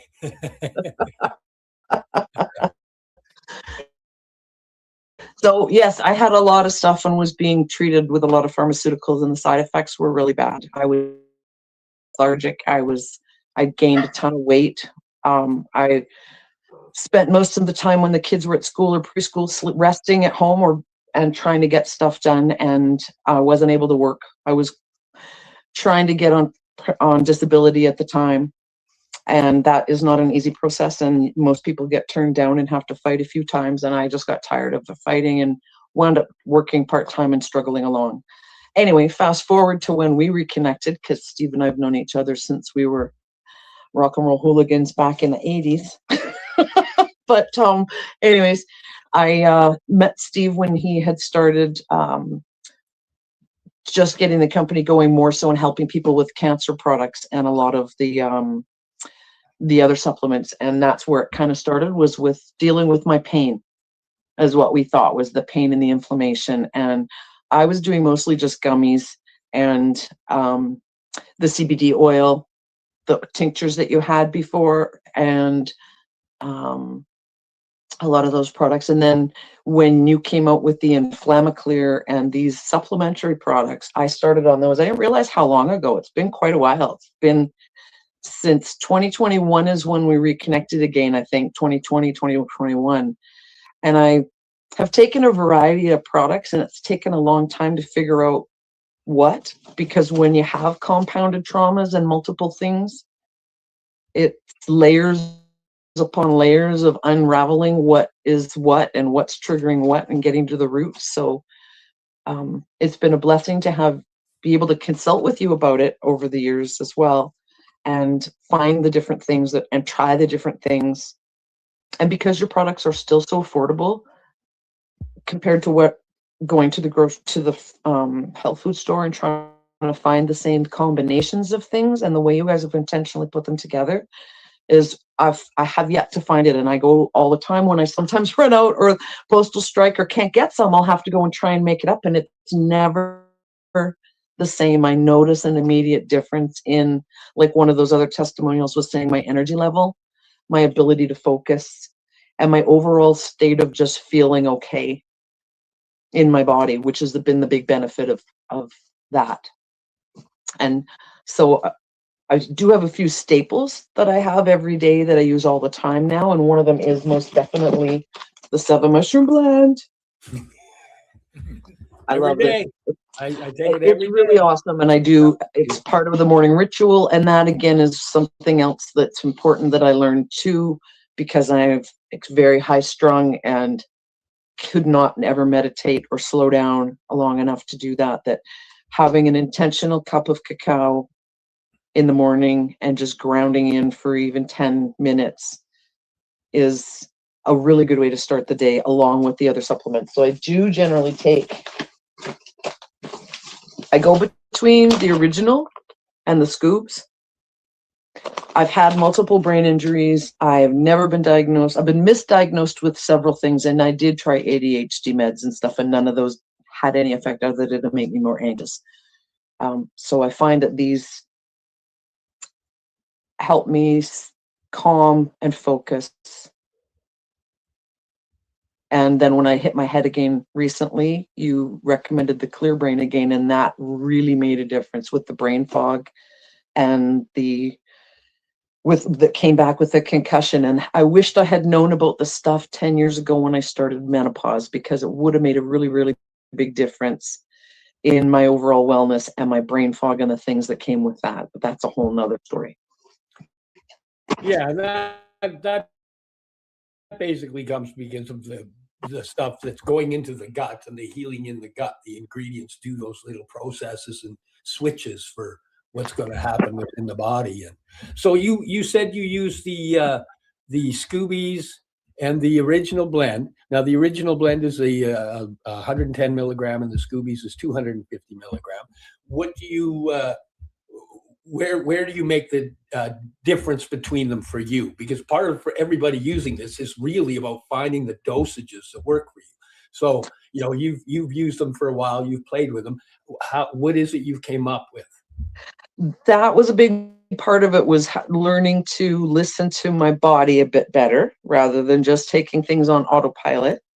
And I find that because the nature of my work and the nature of my trauma is very CPTSD and anxiety driven, that I wake up that way sometimes, even though I'm doing calming practices and I have nothing to fear. So I find when I know it's coming, when I start to feel it coming, I find the Scoobies help. They just seem to help keep my brain in looking at the light instead of the dark, if that makes sense. Totally. Because without it, I find I go down the rabbit hole too easily, and it's not a good thing. No. And you'd be surprised how many people actually go down that rabbit hole. It's a lot more common than what you think. It's a lot more common than most people think. Yeah, exactly. And especially at 3 a.m. For some reason, 3 a.m. seems to be the magic number for me waking up. I take psilocybin, and 10 minutes later I'm back and I'm out. But what I've found super helpful lately, which is I'm just again so grateful for your progressive learning about these things and experimenting on yourself to see how they work, Steve. Yeah. Because the amanitas, because I've had a lot of trauma. I've lived in survival mode and I've been through a lot. You wouldn't know it to look at me, but there's a lot there. And so when that cortisol's been running for 50 plus years, as you know, you guys both know, it doesn't shut off no matter how much I know, no matter how much I breathe, no matter how much I'm aware. Yeah. It's a subconscious body signal that still hasn't been stopped. So I know the somatic practices are helping, like the breathing and the grounding and the slowing the bus down when it's possible. But a lot of people can't do that. And I find the Amanita helps my body not, like, again, it's the same as the gabapentin used to do, but it's in natural form and it doesn't have the side effects. It doesn't make me feel shitty. It doesn't give me any fog. I actually just feel like I can breathe fully into my belly and into I can. That's the big thing. Normally my body is so tensed up that I can't even fully breathe, no matter how hard I try. And I've been in breathwork sessions and I've done sound healing and I've done ketamine therapy. And through all of that, I still couldn't really release enough to take a deep breath. There's another exercise that helps. There's another exercise that helps. It makes me emotional. Sorry. There's another exercise that helps, and it's you move your eyes around like REM, and you think, you do the breathing, but you think of inanimate objects like a car, a bird, a bus, a mountain, and you get out of the loop by thinking of different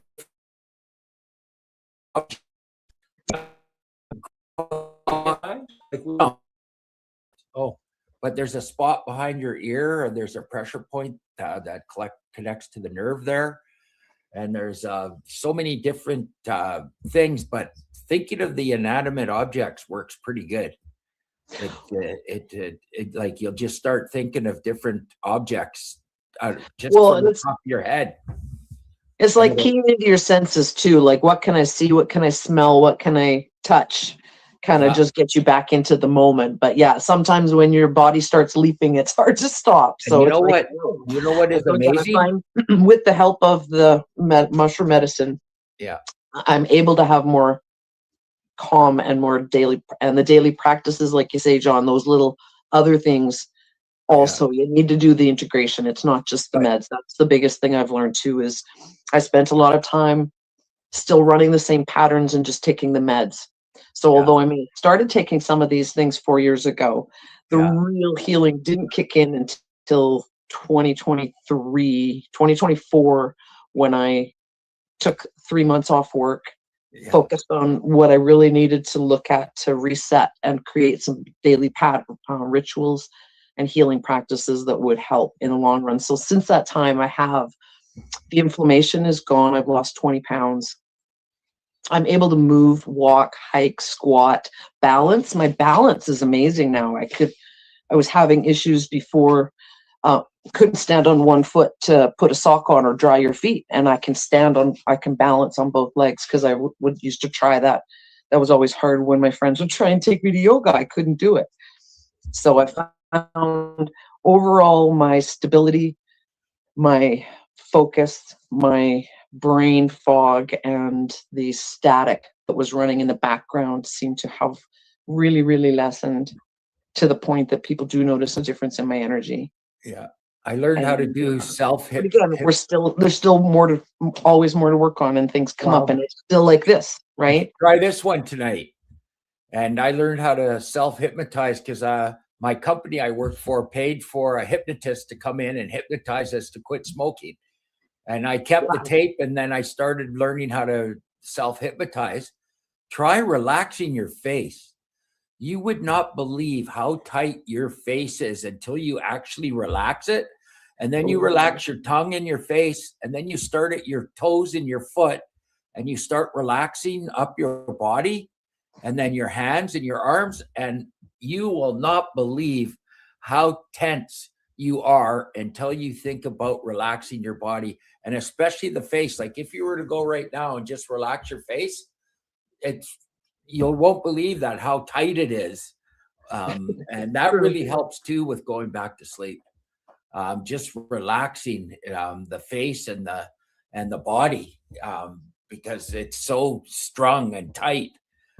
Try it tonight. You'll see how you'll wake up, and then you'll think of what I just said, and then think about relaxing your face, and you go, holy crap. That's the first thing you're going to say is holy crap. Watch. It's true. Yeah. Yeah. And that's Yeah. For you were also mentioning in some of the testimonials, you were talking about the creams too, because I'm amazed. And that's the other thing, Steve, was I no longer take any pharmaceuticals, and I've been able to let go of all of them and just be able to do the supplements. So the Inflammaclear, the Clear Brain, or maintenance with the other mushrooms. Like I was trying to say, the when I feel like stressed is when I do the.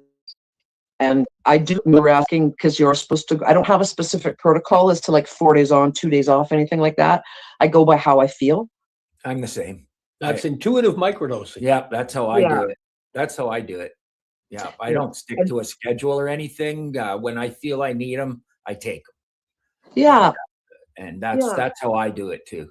Yeah. And so I find that as a little more helpful.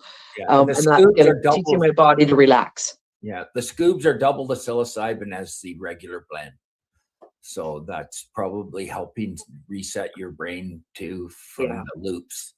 Yeah. And for the pain too, I use your pain cream, your pain relief. And then because I've got scars and stuff from the surgeries and things, the Skin and Scar, which is really amazing, and I use on my face all the time because I had a little skin cancer popping back up again. I already had a chunk taken out of my face before, and so it's taken that away. And the pain relief again is the bomb. And interesting because I gave it to a friend of mine a while ago. If you see anything coming up with that again, use some of the Phoenix Tears on it and then put the skin cream on it. Use Phoenix Tears first. The skin cream will take the Phoenix Tears in. Yep. Awesome. Thank you. Yeah, because it does come back. It's in a spot where, again, your sunglasses reflect light down, so it comes back even though I use SPF all the time. Yeah, we had a guy with skin cancer on his face, and he started putting the Phoenix Tears right on the sore, and then putting the cream over top, and it started to go away. Is it gone? Or? Yeah. Yeah, No, it's gone. It was on his nose. And I had really crappy cuticles, dried up cuticles. They were all peeling and shredding, and my nails were yucky. I started using it on my nails. Now I got nice fingernails. Well, I've had people that have told me it's got rid of their fungus on their nails. It's magic. It's very good cream.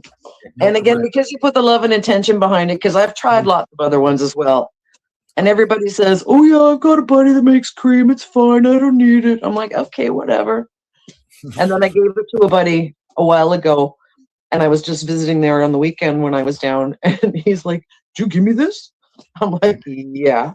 He's like, this really works, you know? Yeah. Apparently he ripped his shoulder. He was this close to going to the hospital because he was in so much pain. He figured he must have done something. And he threw a bunch of that cream on and went to bed and woke up the next day and went, holy shit.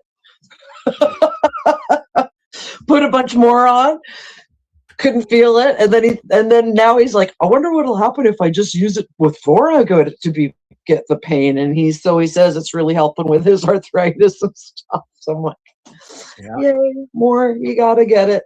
Yeah. It's so hard for people to believe and think that it's that easy that we can heal our bodies, but we can't. Right? We've had people that we've given the product to, and they stick it in their drawer. And then 8 months later, they go, well, maybe I should try that. And then we get the phone call, holy crap. It's like, oh, yeah. Okay, here we go. You guys must find that quite a bit. Yeah. Lots, way more than you think. Yeah. We're getting up onto that time. I guess it's time for, is there any last things you want to say? Because we're already at that half hour point. Wow. Do you figure we can carry another half hour because we can throw the ads on and go? No, it's okay. The only other thing would be to recommend, like when I have my concussion again, I did the Clear Brain. It's super, super helpful, and the Nerve Chill. And both of these have products in them that the naturopath has been recommending for me for menopause and postmenopause. So again, your products have multiple benefits that you haven't even explored yet, and I'm just super grateful that I've been able to access them. Well, and thank you for coming on the show and sharing part of your story. Yeah, that's incredibly awesome. Thank you. So we'll be back in 2 weeks with the Sweet Pea and Mayhem podcast next Tuesday will be the mushy moment with myself and Cindy. And I think in 2 weeks, we're going to do smoothies and tea. Okay. Yeah, smoothies and tea. So don't miss that one because you're going to learn a lot. Captain Smooth is going to Yeah. smoothie. Gut health. All about the gut. Yeah. Tara, don't go away. We'll come back on after it all shuts down. Okay. Take it away, Cindy. You're watching the 420 Pace, found at 420pace.ca.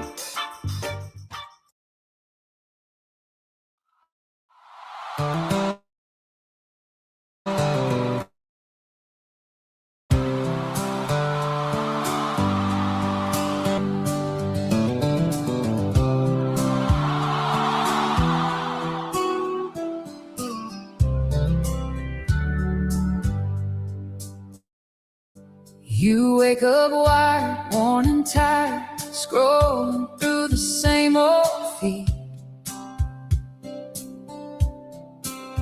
Quick fix, same script, nothing that you really need.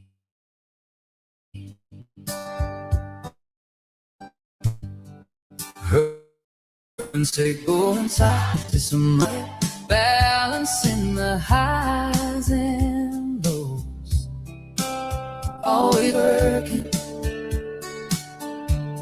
steady pilot.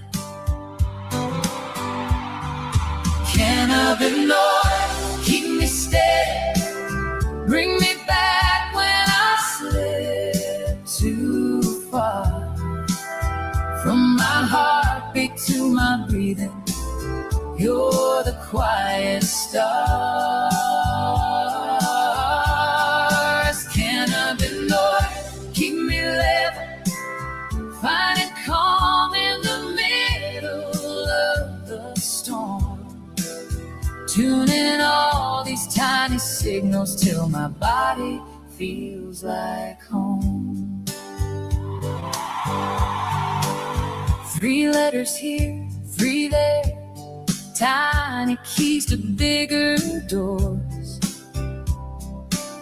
Little shifts in how I sleep, how I eat, how I restore. Not a magic, just a language that my deeper self can read. Talking softly to the parts that decide what I really need. Can't ignore, keep me steady, bring me back when I slip too far. From my heartbeat to my breathing, you're the quiet stars. Can't ignore, keep me level, finding calm in the middle of the storm.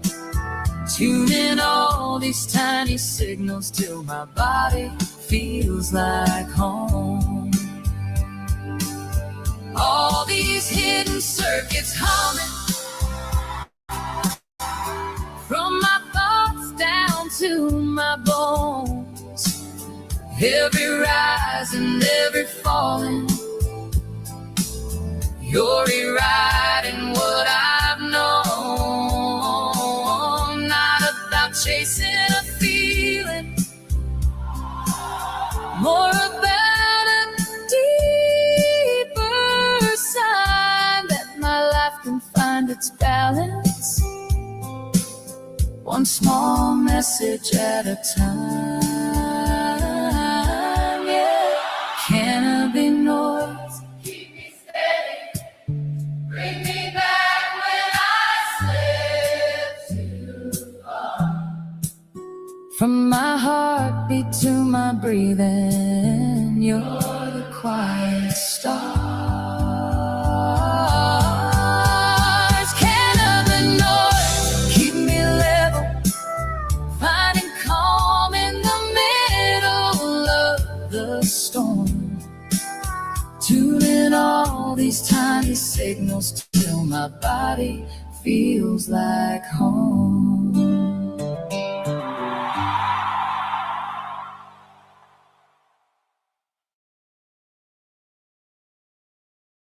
You're listening to the Pace Radio Network here at paceradio.net. The views expressed by the individuals during this broadcast are their own opinions, and they may not be the same as those of their group or other organizations they may be involved with. All medical advice during our broadcast is not a medical opinion and should be checked with your medical physician.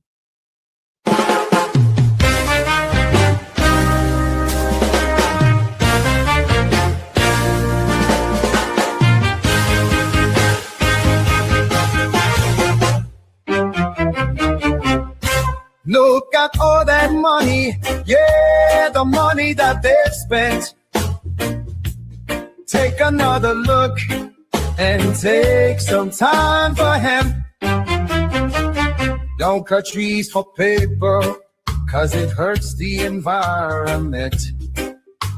Stop deforestation, yeah, it's time for hemp. Yes, it is. It is time for hemp. I am your host, Casper Leach. Thank you for tuning in to the big broadcast today. And we are going to be focusing today on utilizing hemp as a building material, which a lot of people say building material. What can you build besides a nice sandwich with like hemp bread or some kind of hemp sauce for your spaghetti? But you can do more than use hemp for food or fiber. You can also use it for, building homes. And we're going to be talking about that today.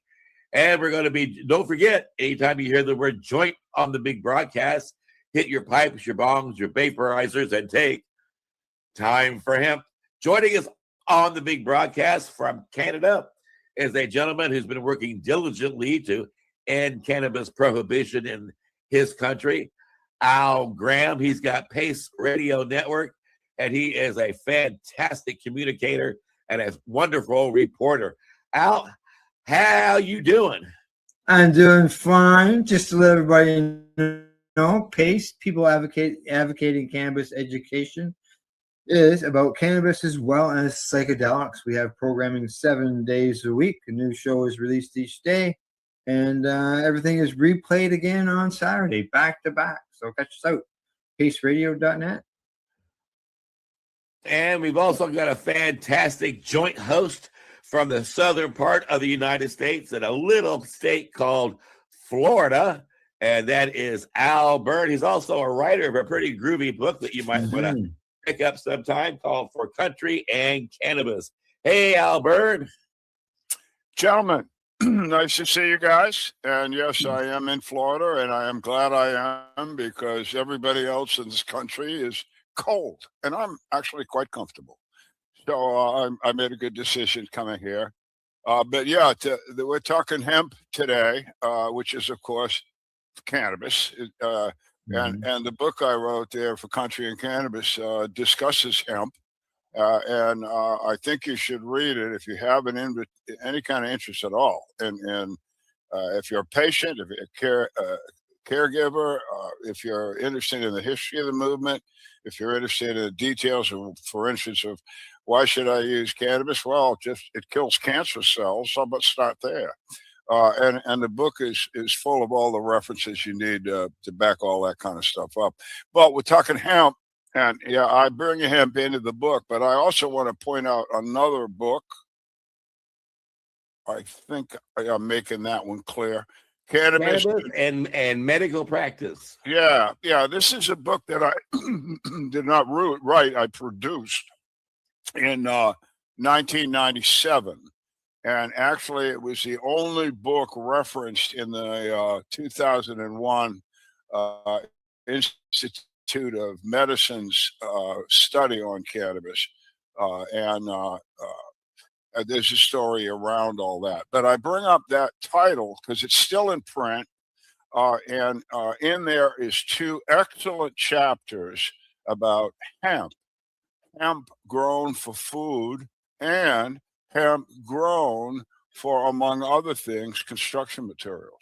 Cool. So I just want to tell you that this conversation's been around for a while, and hey, 1997, I was talking it. You know what I mean? So it's going to be fun to do that today. Our guest is a peripatetic individual. And as such, we've cornered him in North Carolina and on the West Coast, and he's headed out to New Zealand soon. And we've had him before as a guest. Quite interesting man. We're going to talk a lot about his idea of creating houses for veterans and the elderly. And so I may introduce, please, Greg Flabel. G'day, g'day, g'day. Are you Greg, Greg?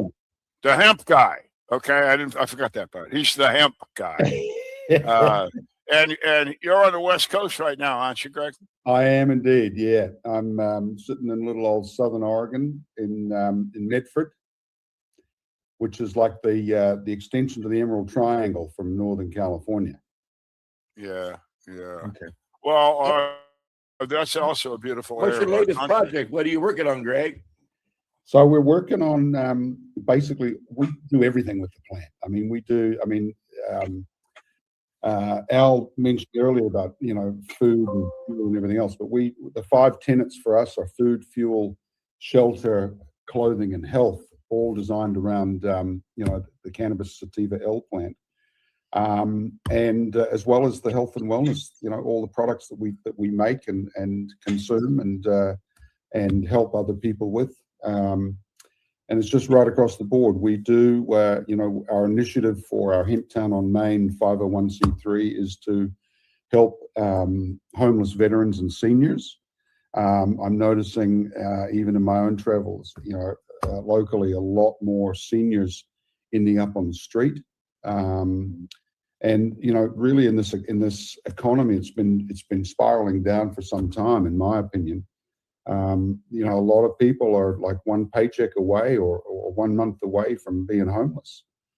And the medical bills are mounting, and pressures of regular everyday food on the table is increasing.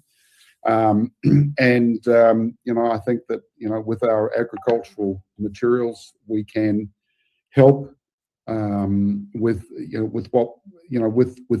alleviating that issue with housing.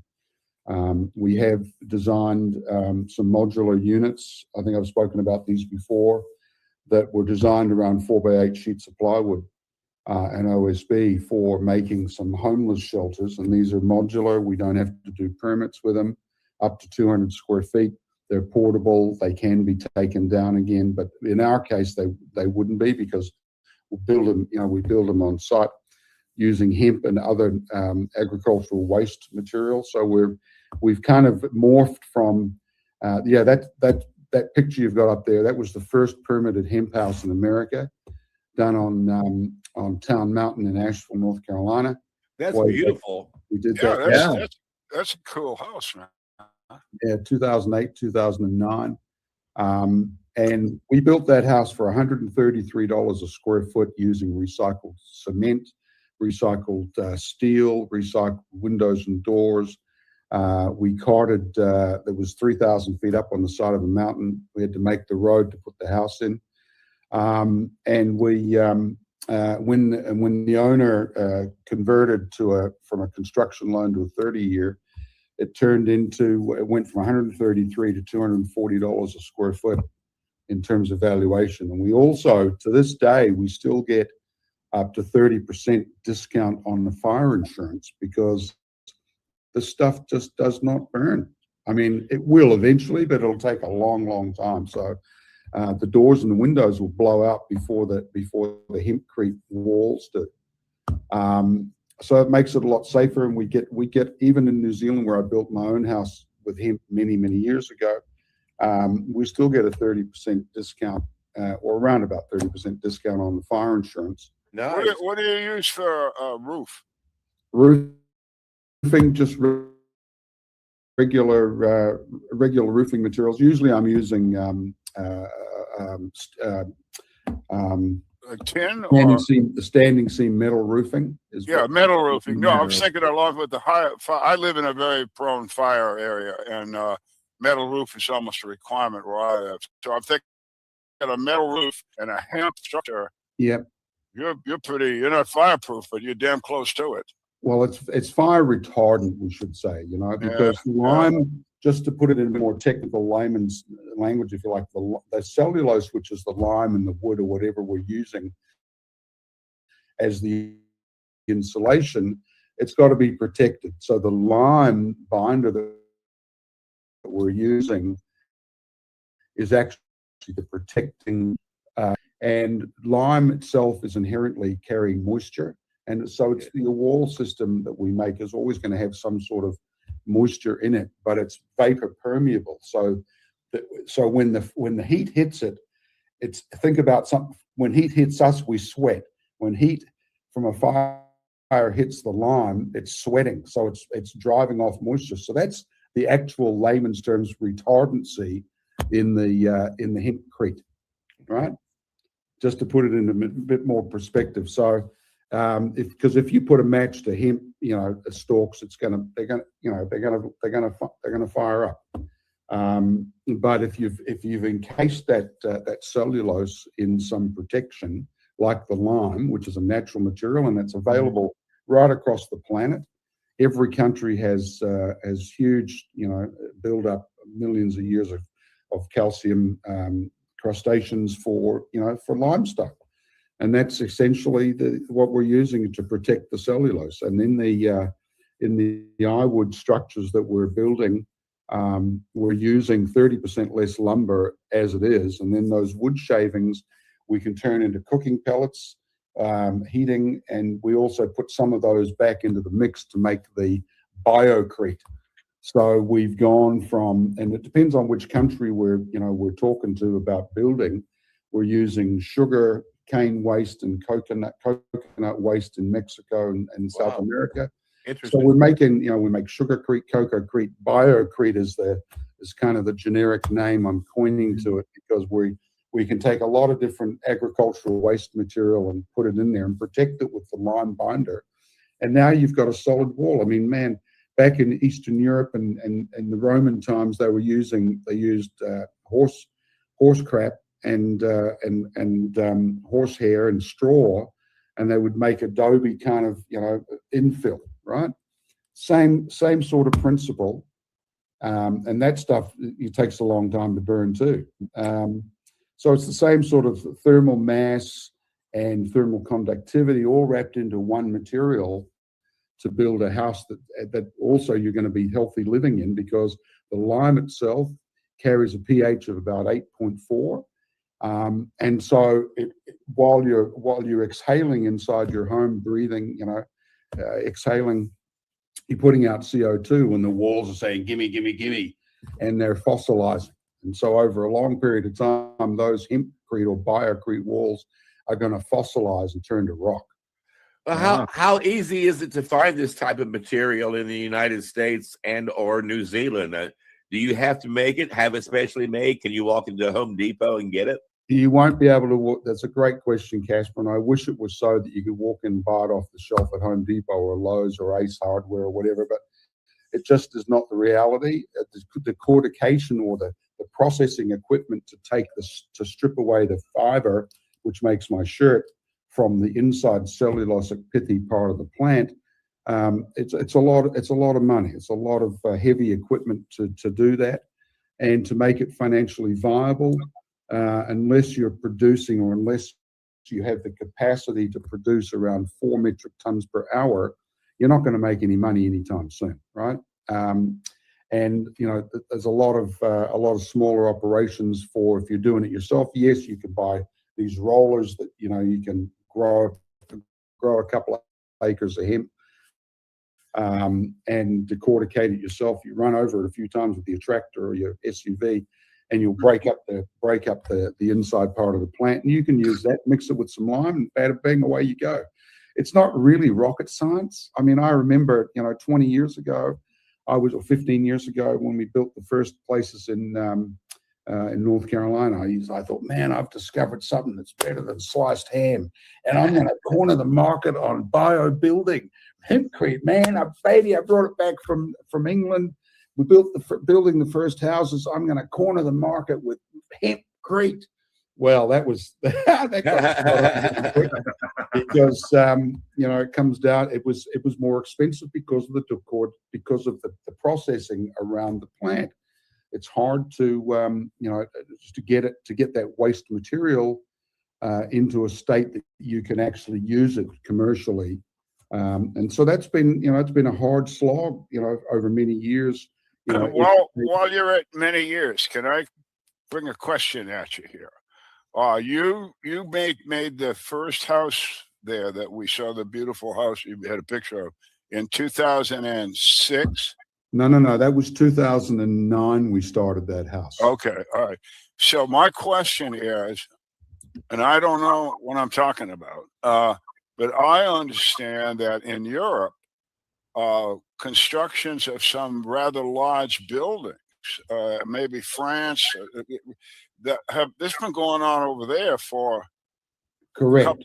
Yep, Al, you're spot on, and that's where I learned it because I was in West LA doing a kitchen remodel for some friends of mine, and the wife was doing a law degree, and her thesis was on hemp, miracle plant of the future.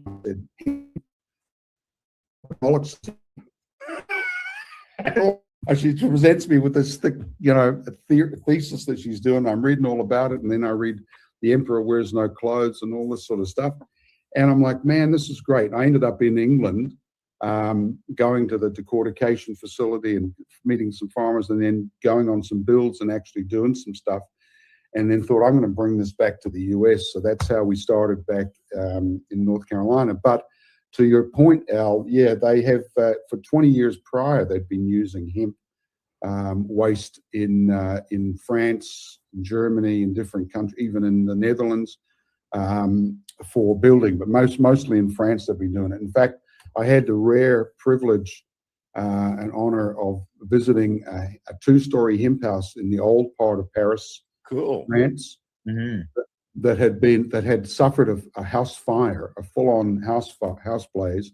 Everything except the 4 hempcrete walls was blown out. Even some of the clay bricks in the fireplace had crumbled down, but the two-story walls of this house were still intact. Wow! I got to visit inside this house, and between the floors, they've redone the roof.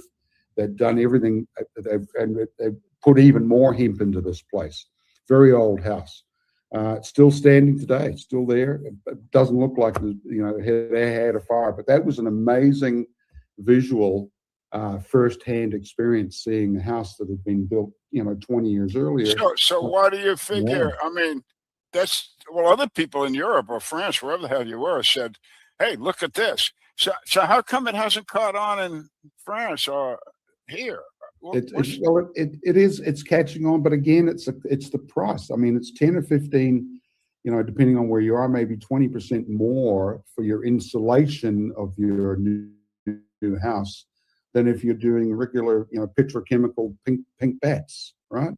Yeah. It is a premium product to insulate the house, but and so that's an upfront cash cost, right?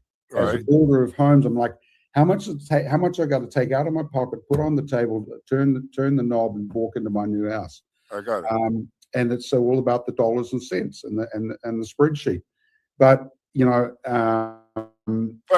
I'm a banker, you come to me and you say, I want to buy a hemp house, and because it's made out of hemp, it's going to cost whatever you think, 15% more than if it was just a stick job. Correct. And then the bank says, well, this extra money, and I say to them, well, here's 2 deals.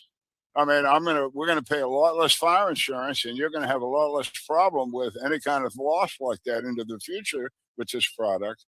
And by the way, for that kind of a guarantee, you ought to give me a lower mortgage interest rate.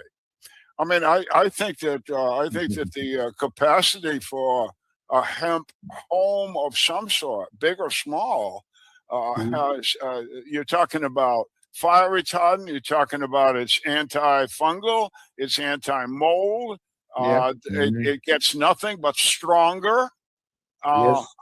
It's Well, and then everything. it's Everything that unedible, Al Byrne right? is saying, you would think of that also because you can grow the material in your community. You know, a farmer can put out 40 acres of this and grow what you need to build a house in your own hometown. You would think that it would be less costly. Now, why is that not such? And I got another question. Anything eat this stuff? I mean, there's Say something what? that anything that eat hempcrete, because there's something in Like termites to wood. Is there anything like that? No, in fact, studies have been done in Australia as well on white ants, in North America on termites, and they are termite resistant because the lime itself, the hemp, is obviously it's edible, but the lime itself is ascorbic, so it's rough. So the insects are going across the lime, and it's abrasive to them. So they don't, and it's also a bit of a smell, so they don't like it. It's aseptic, and so insects do not like it.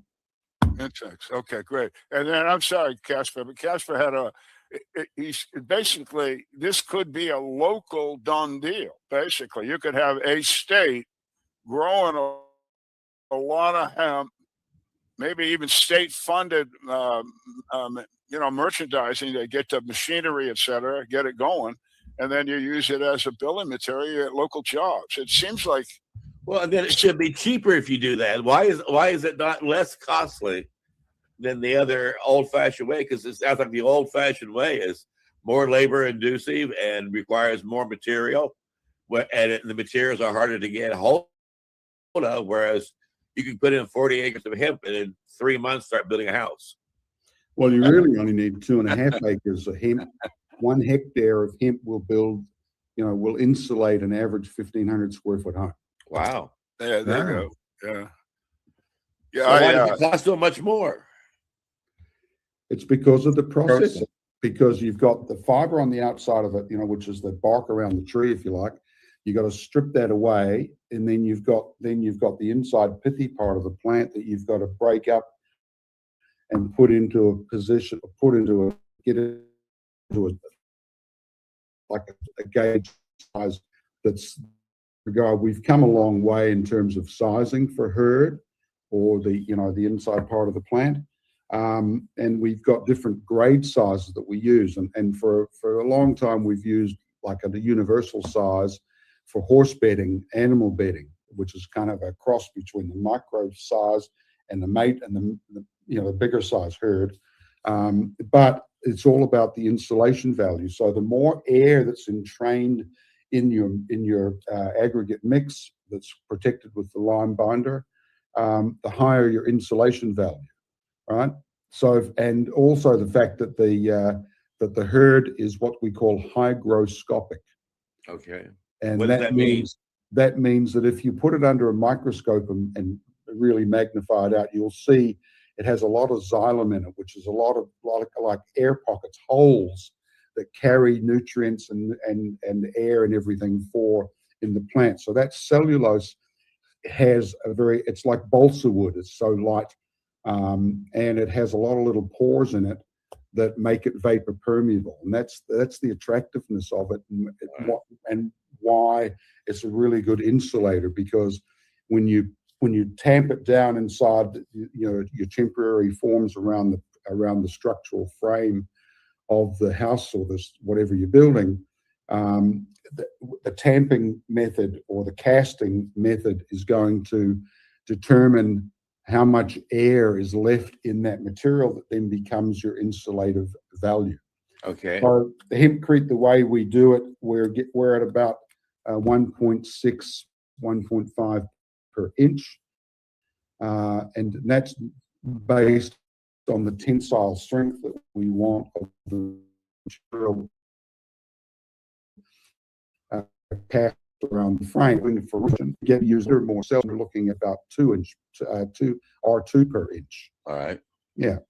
So now, when are we working here? When you talk about building this structure, are we talking here with a preformed block, or are No. we talking you build a form and you fill it with a? So yeah, good question. I'll run you through it. Simple like, in terms of you're going to build the frame of your house as usual with 2x4s, 2x6s, whatever. Typical framing is around 16 on center, with a monolithic infill cast in situ around the structural frame, whether it's steel, whether it's wood, whether it's concrete. We're going to do the rough framing as usual per the permitting, per the codes. Then you're going to get the water boy's going to come in, and that's your plumber. He's going to run all the waterworks, the rough. Then the electrical, the Sparky's going to come in and run all the electrical stuff, your low voltage, everything else. It's all set up in before you get your framing sign off from the inspector to then do the insulation. And so the hemp becomes the insulation of the structure. So now we're putting up temporary forms around the framework, whether it's steel, whether it's lumber, whether it's concrete, whatever. And then we're casting in situ around that structural frame. That becomes the insulation of the house. And that's how we were able to get into the building codes and start working towards, and getting various permits for building. That was where I was going, building code stuff. But I see what you just meet code, and after that you're good to go. Yeah. Well, yeah, because I need to jump in here because we have installation around our show, and that is called the opening and the closing of part 1. And we do want you to turn into part 2 because there is a lot more to learn about utilizing cannabis hemp for building materials. And please make it a point to visit timeforhemp.news to download some groovy tunes from the Illusions of Music and lots of free podcasts. And Al Graham, give a shout out for Pace Radio. Yep, find us paceradio.net. We talk about psychedelics and cannabis, and we're available 7 days a week. And Al Byrne, a shout out for your book. Yep, it's my book. We cover cannabis and psychedelics and a few other things. It's a history book. It's a learner. It's if you've any interest at all in keeping your health and using cannabis and you don't know much about it, you'll find this both a primer and also go into some really great detail. And they're going to tell you about a lot of things that the federal government did over 40 years that just weren't nice. And Greg, you want to give a shout out for your website? Yeah, it's hiptechglobal.com, where we teach and build and do everything with hemp, from food, fuel, shelter, clothing, health, and even jobs, and maybe even world peace. And we ask that you like and share this particular video because that is the only way we're ever going to be able to let the whole world know just how important it is to take time for hemp.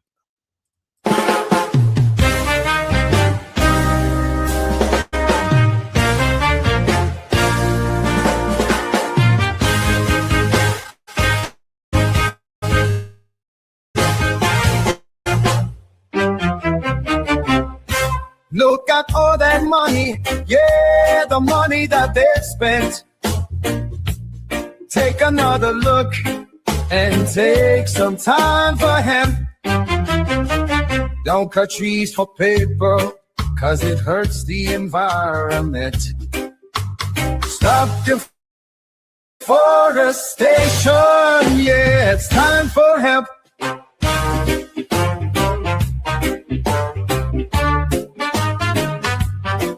Well, an acre of hemp makes 20 barrels of oil. No need for pesticides to poison all our soil. People got no food, they got no clothes, they got no rent. Well, it's time for hemp.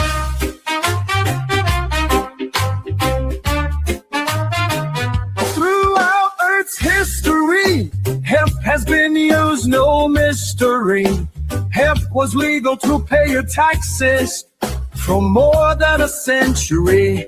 Check your faxes. The founding fathers made makes sense to me.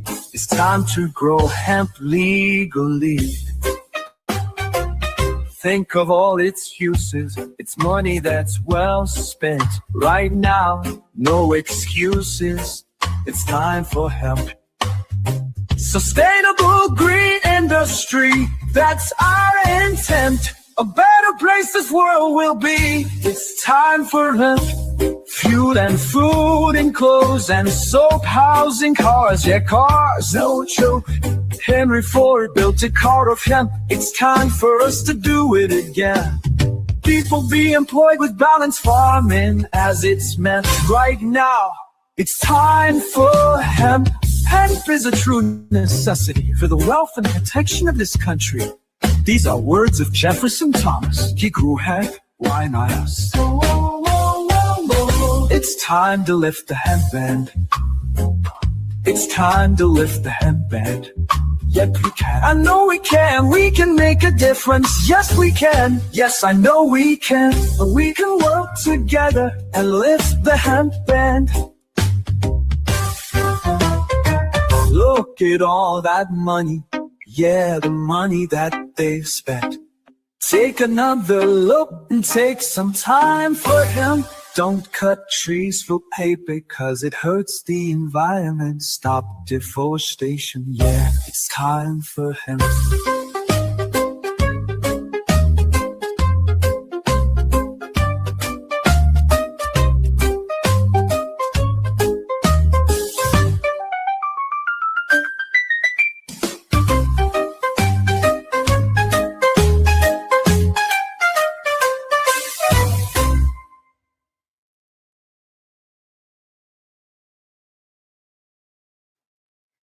Time for Hemp is a Pace Radio Network content provider. You're listening to the Pace Radio Network here at paceradio.net.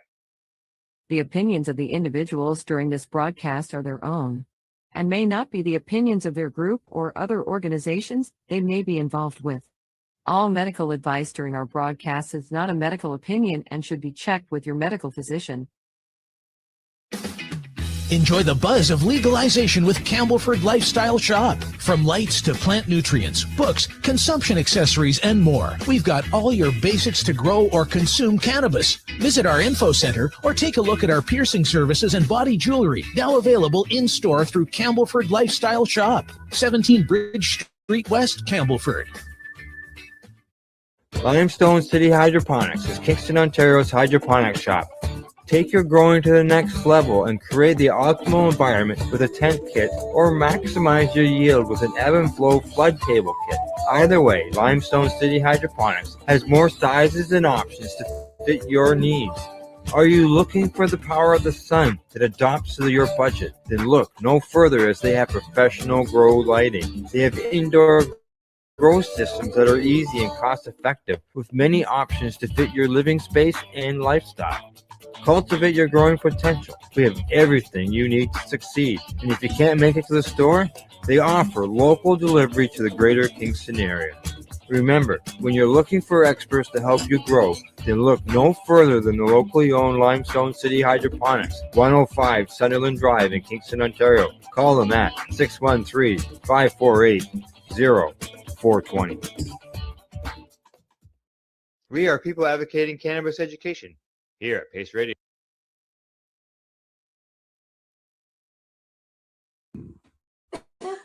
You're watching the 420 Pace Reroll Saturday.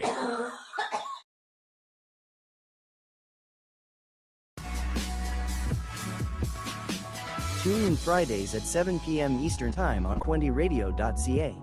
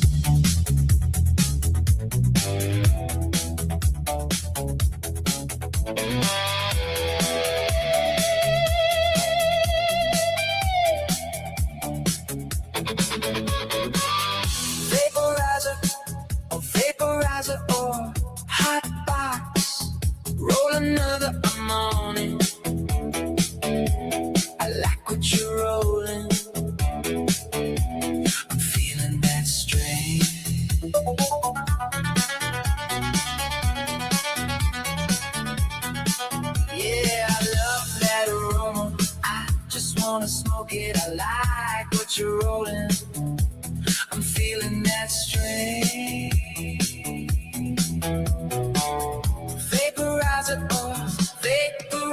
or cannabis and psilocybin. It's the toast dream. Mellow high, it ain't hard to find out in our scene. Meditate, we can meditate on the toast dream. Contemplate, we can contemplate or just be.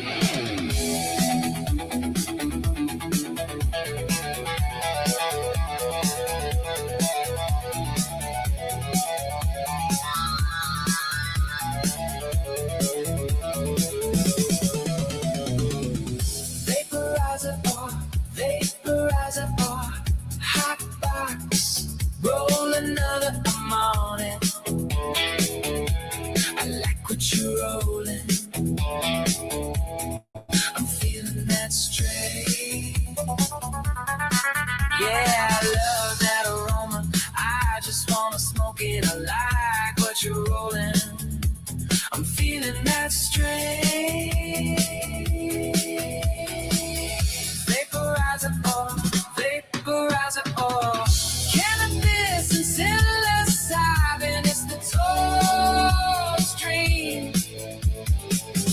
Mellow high, it ain't hard to find out in our scene. Meditate, we can meditate on the toast dream. Contemplate, we can contemplate or just be.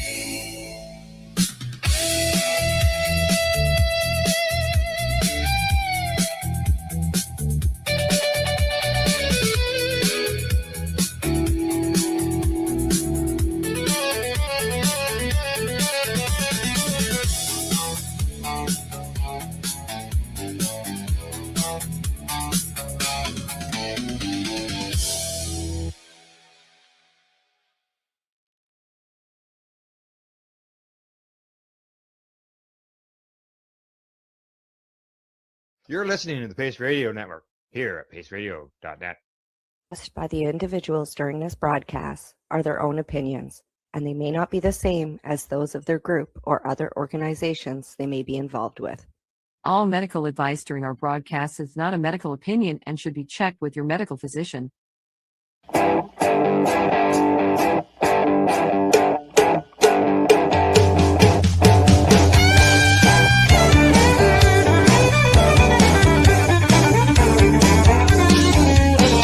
I woke up this morning with a crack in my head.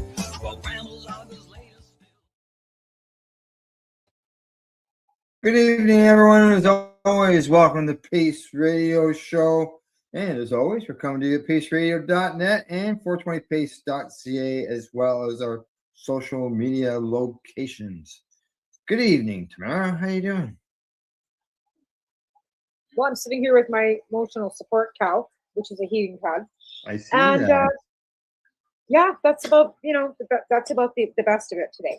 Yeah, and you have your support heat cow is something. Yeah, that my you support use. cow, my cannabis, and I'm just sticking a roam. And then my son made sure I have tea and water and grapes and some nutritional food beside me because I got up this morning and I couldn't walk. I was actually sitting on my walker going backwards to get to the bathroom. Oh, really? I could not walk. And- My knee. And It was just- this is due to your arthritis. Yep. Oh yeah. Yep. Yesterday it was my shoulders, both my shoulders, which are still not much better. And then today again, now it's into my knees. So, yeah. Okay. I've asked you to come up over here. You won't. So you can just emotional support to grandma that wants up here, but then you go to get her up here and she just wants to fart around. Right. Yeah. Yeah. No, I've been It's balancing playtime. on and off. It's playtime. No, it's time to get up here, and she won't jump up here, and she expects me to. I don't know what she expects me to make a whole production of her getting up here. Pretty much. Oh, yeah. couple weeks of straight pain, so it's been magical. So what did I see? You got a vape pen you got there that I see? Because your Yeah, video's a little dark because of the Oh, it windows. might be dark. behind you. I I can can still see it. let's see if I can turn some lights on, maybe it'll make a difference.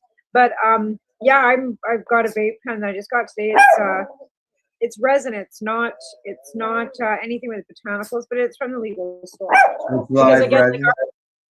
yeah, live resin, because our res store still is not open. Like, No, I don't eh? know what's going on since all the hubbub down in Nova Scotia, but they've been closed since before Christmas, right? You're Or not right. before Christmas, right around Christmas it was. I got to get this dog before she just drives us crazy with her barking.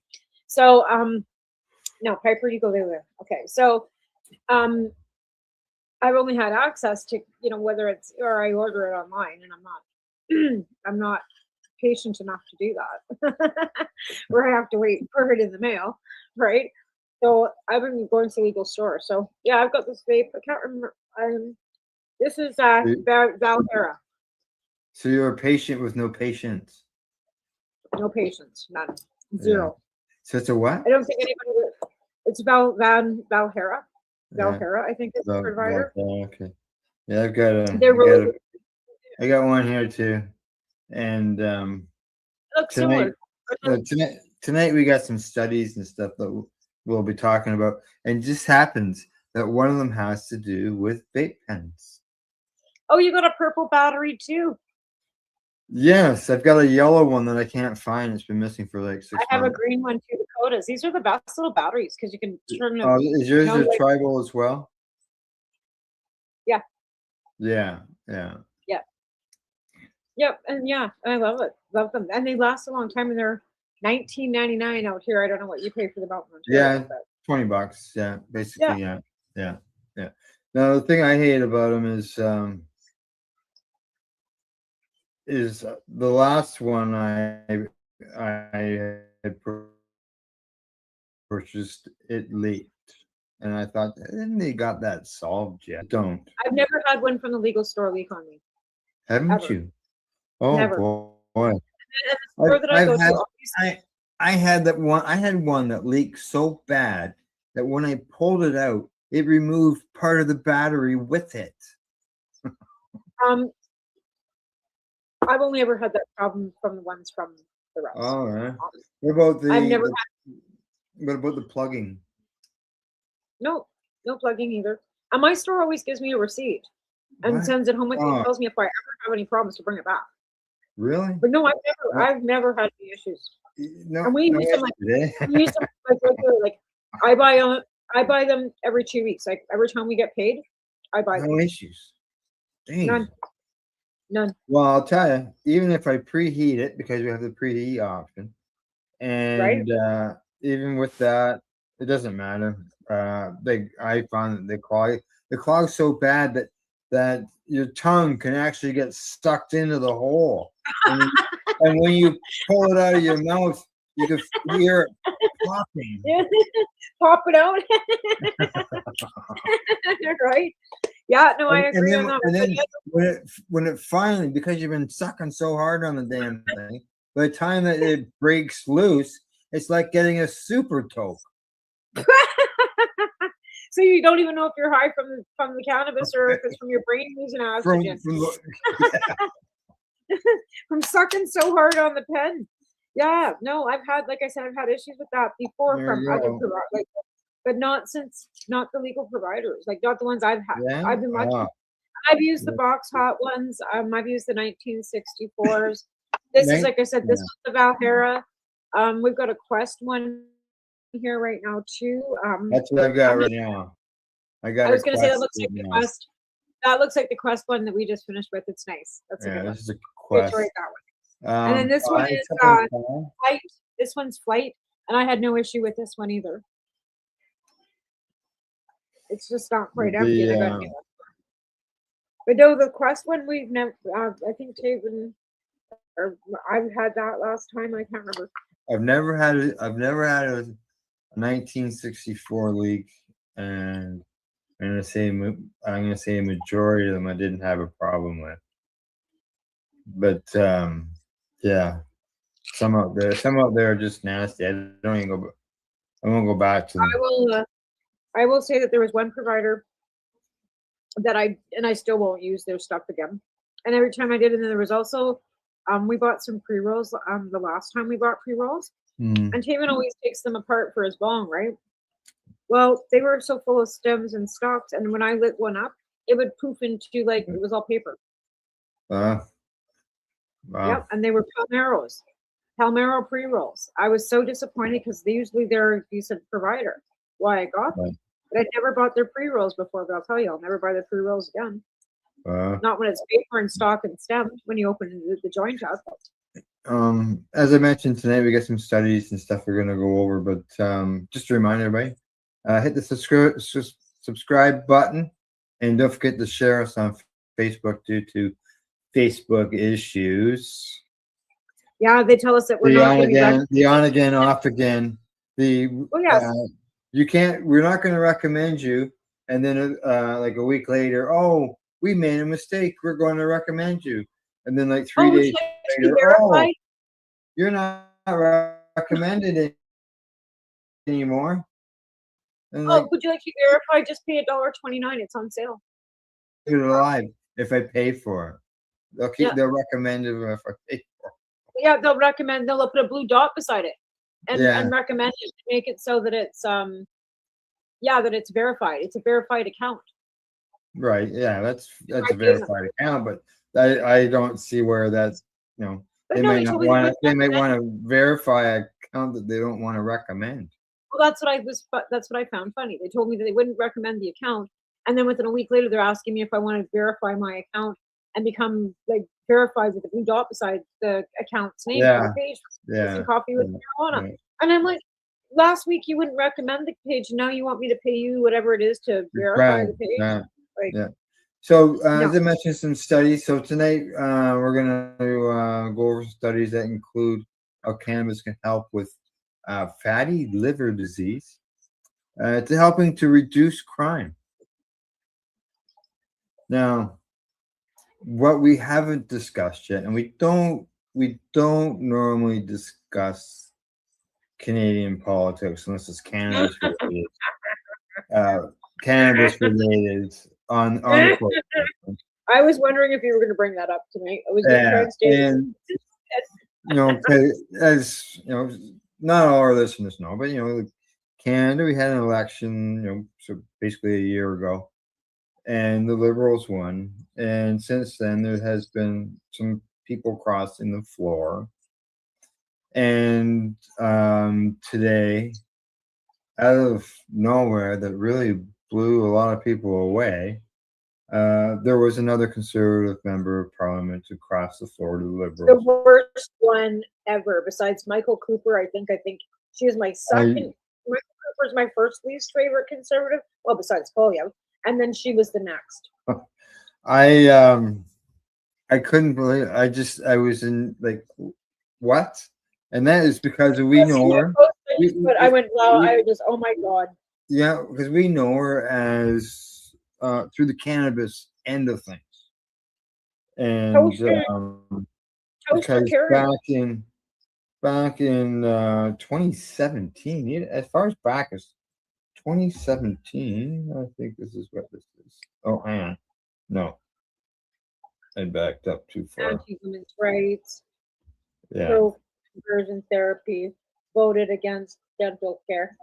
Yeah. When it came to the cannabis end of things, she commented that it's going to, if we had the 4 plants, the growing of the 4 plants was going to allow little 12-year-old Johnny to put his cannabis in the toaster oven and smoke it.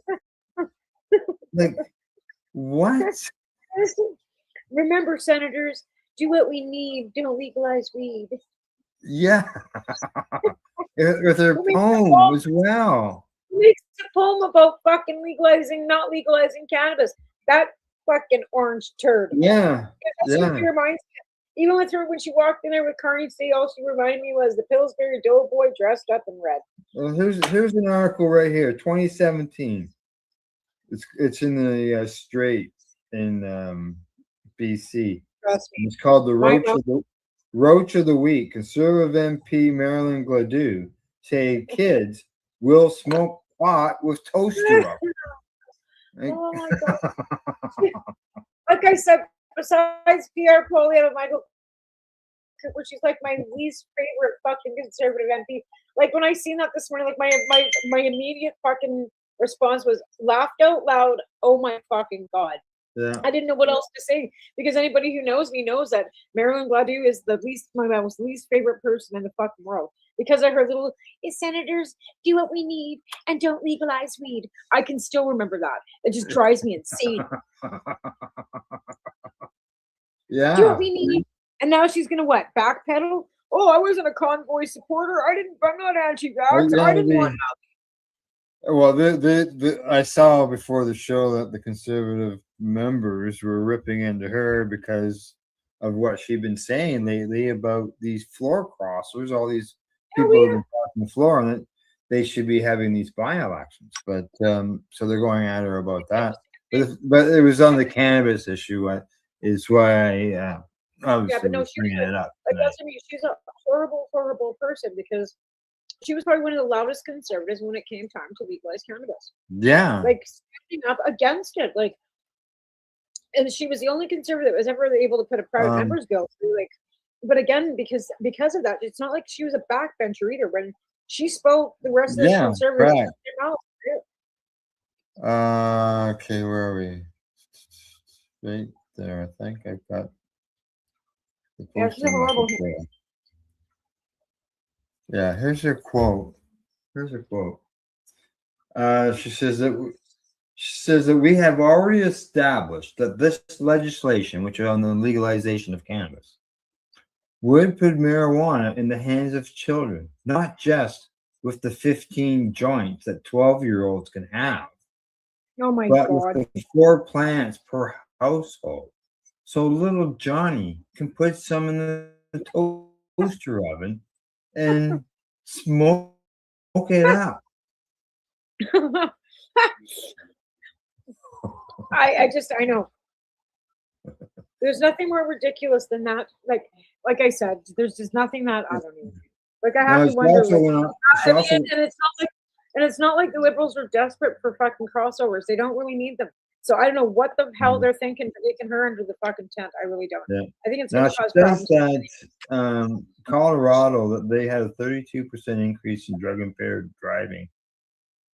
Now I know that we're gonna have there is a study on some cannabis driving that I've got on the list there tonight, and now she raises issues about the treaties at this time. I was talking to somebody on yesterday about the treaties, and I agree with what they said. And with the treaties is that the medical use is perfectly fine. There's no issue with that. When it comes to the treaties, it's when it comes to the legalization of it because it's not in the treaties. And they said that that's the issue is because they don't look at that as being supported by the UN, even though other countries are doing it. But there's very small comparison between medical and recreational anyway. Yeah, it's not in the treaty. I've got a one report. If we get to it tonight, it's an article and it's written by a fella. But that's why they're he's talking about he's talking about human rights and about CBD. Right. Well, I know that was something they were going to try and in the States you can buy CBD in the gas stations, right? But is it really CBD? Yeah, they're selling at Circle K in the US. You can't get it at Circle K here in Canada. No. But they are connected to licensed producers. So you have to wonder about that and how that kind of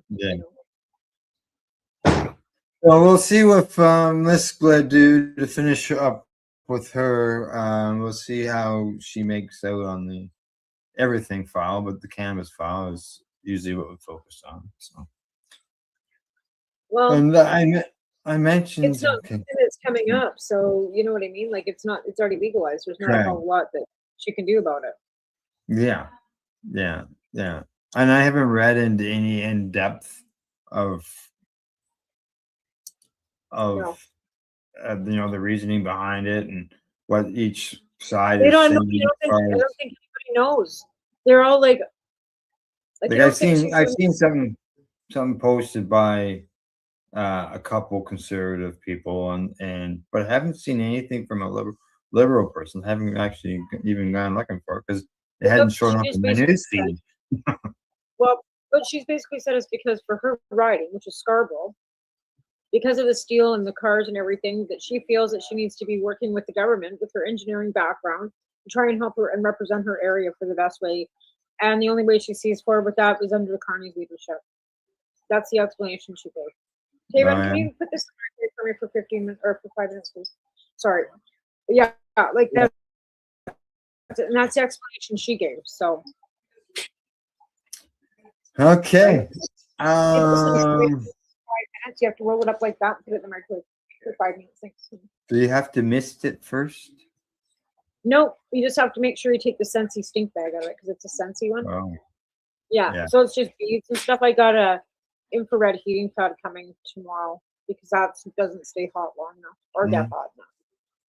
Nothing seems to be hot enough, and then it's too hot. Okay. Now, as I mentioned, study cannabis and the fatty liver disease. They say it's a serious health condition involving a buildup of fat on a person's liver. And there's two types. One's caused by heavy drinking, and the other one is caused by different contributing factors, including but not limited to diabetes, obesity, high blood pressure, pharmaceutical drug consumption, and infections.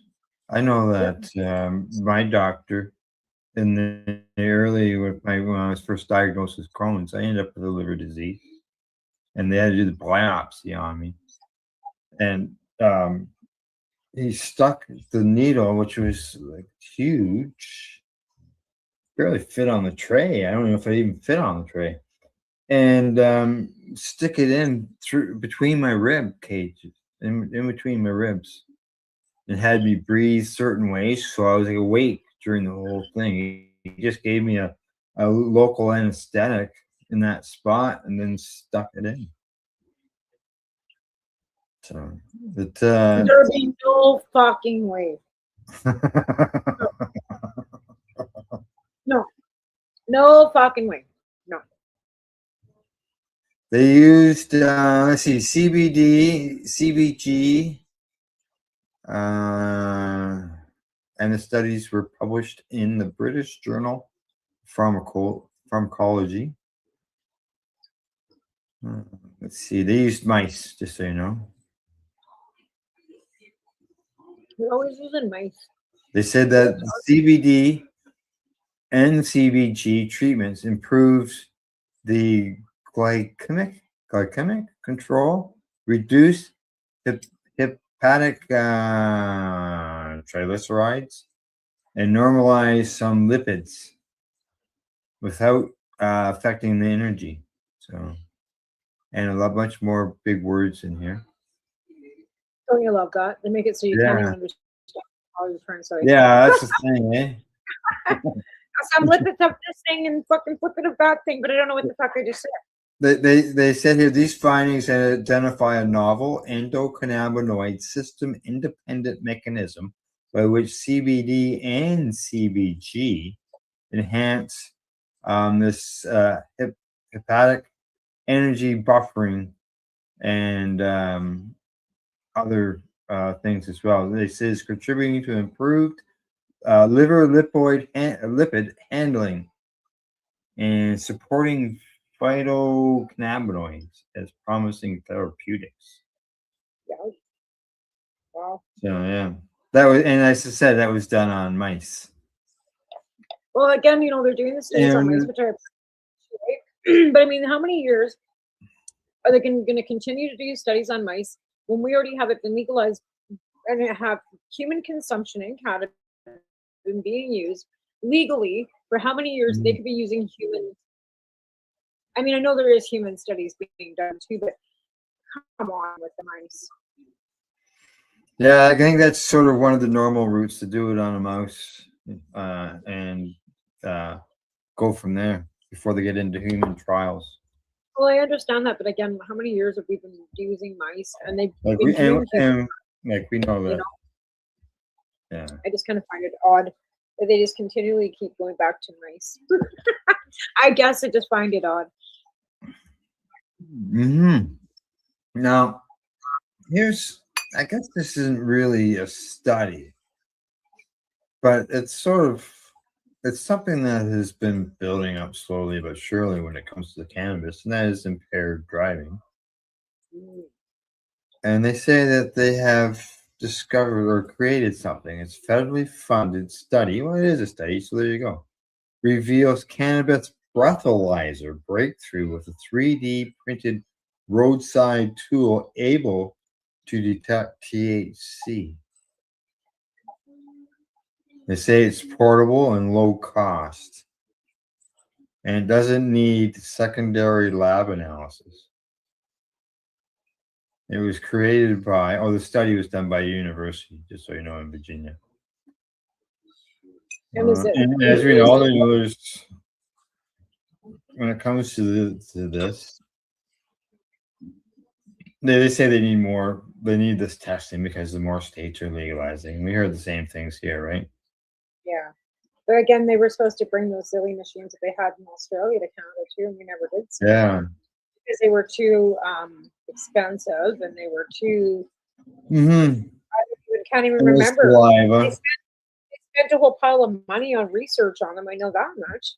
Now, they also mention here that detects THC, the Delta 9, CBD, and CBN. Oh. Yeah. And it can detect, it was able to detect 10 to 100 nanograms of cannabinoids. That's crazy. Yeah. Which, the legal limit here is 10. Right. Yeah. Thank you. And they have the warning sign, the warning level, like to do with alcohol and all that. Let's see what else. They say overall, this project established fundamental data supporting the feasibility of a portable, low-cost, colorimetric tool for detecting cannabinoids using 3D printed cartridges and readily accessible reagents. Well, additionally, validation and field-oriented development are needed. These findings provide a proof of concept framework for future roadside or point collection. Right. But still, they do all this. But you know what the end result is?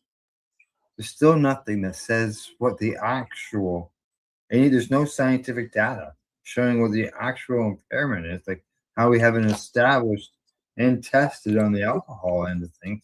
We have an arbitrary number when it comes to cannabis. Well, that's exactly it. They don't absolutely have like anything. You're welcome, honey. Thanks for putting this away.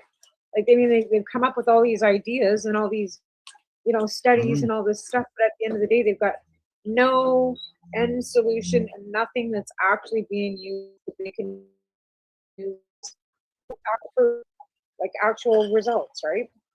Yeah. Oh my God. Well, let's say here, in 2023, a federally funded report by researchers at the University of Colorado and another place concluded that evidence does not support the idea that detecting THC in breath as a single measurement could reliably indicate recent cannabis. Well, no, because I could be blowing on. Well, they don't this. support that. This So nicotine, like the nicotine could come up like positive as the same thing. yeah. No, it's like I don't know. I don't know. That, and then a 2024 DOJ report said that states may need to get away from the idea that of the THC levels are even a reliable indicator of impairment. So that's the DOJ saying that the states shouldn't even rely on that as an indication of being impaired. Well, what do they have that actually links THC to impairment? What's that? What study do they have that links THC to impairment? Like, what do they have for human studies that actually links THC to Yeah. impairment? They want to bring in CBD and CBHs, which we know doesn't cause much of an impairment to when usage of cannabis per se. It's more the THC levels that everybody's screaming about. But what's their actual proof of any link to THC to impairment? They have here that in a separate report last year, the U.S. National Highway Traffic Safety Administration said there's relatively little research backing the idea that THC concentration in the blood can be used to determine impairment. Remember when Stephen Harper was trying to do that study finding the harms on cannabis and then also it just disappeared? Like, that's what I mean. Like, they spend money trying to find the harms, but they can never absolutely link THC to impairment. The studies aren't. I'd like to find one because I don't think I've ever seen where they've actually got like scientific proof that THC leads to straight impairment. Yeah. Oh, so it'd be it's Like they want to what put it is. They have that, and then until someone can get a law, challenge that. Well, they've been comparing With a good alcohol case, to like there's been for years, right? Like it's the same with prohibition, and I think it goes back to prohibition. I think it goes back to the fact they prohibited liquor, and then they prohibited cannabis after liquor, and they've been comparing cannabis to liquor since prohibition. And it's apples to oranges. We both know that, but the impairments are absolutely two separate entities altogether. Mixing the two together for some people is absolutely not a great thing to do. There are all kinds of different things because everything can, conversely affects everybody differently, whether it's alcohol or cannabis. But I think continually trying to compare the two, whether it's between the laws with impaired driving, whether it's in the impairment issues when they're non-comparable, I think we need to start steering people away from trying to compare the two, because as long as we keep in that cycle of comparing the two, we're going to end up with the same results of people thinking that cannabis is impairing. And there's absolutely no proof that THC leads to impairments. Yeah. Well, we're going to take a break. I see it's the bottom of the hour. And when we get back from break, we're going to be talking more about cannabis and driving on something I've got here as well in front of me. So we'll get into that when we get back. And other than that, this Space Radio Show, we're live here at paceradio.net and 420pace.ca. And we will see you in, I don't know. It depends what commercial I'm going to pick.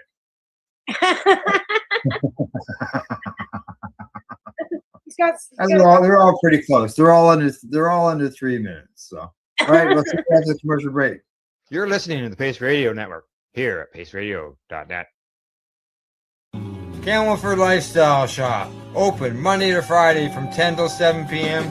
or by chance. Check out our flags, our t-shirts, plus our hats, and look of that supply of rolling papers, plus much more. We've got bongs and your favorite herbal vaporizers. Look at all the incense we have, as well as for those who collect knives. Check out these knives collection.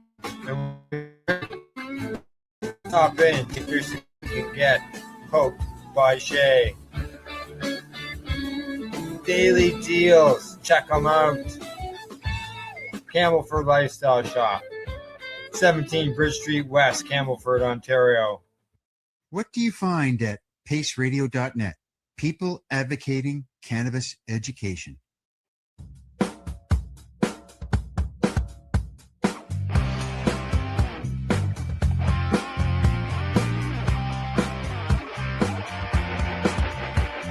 having an awesome day, and I'm gonna make sure it stays that way.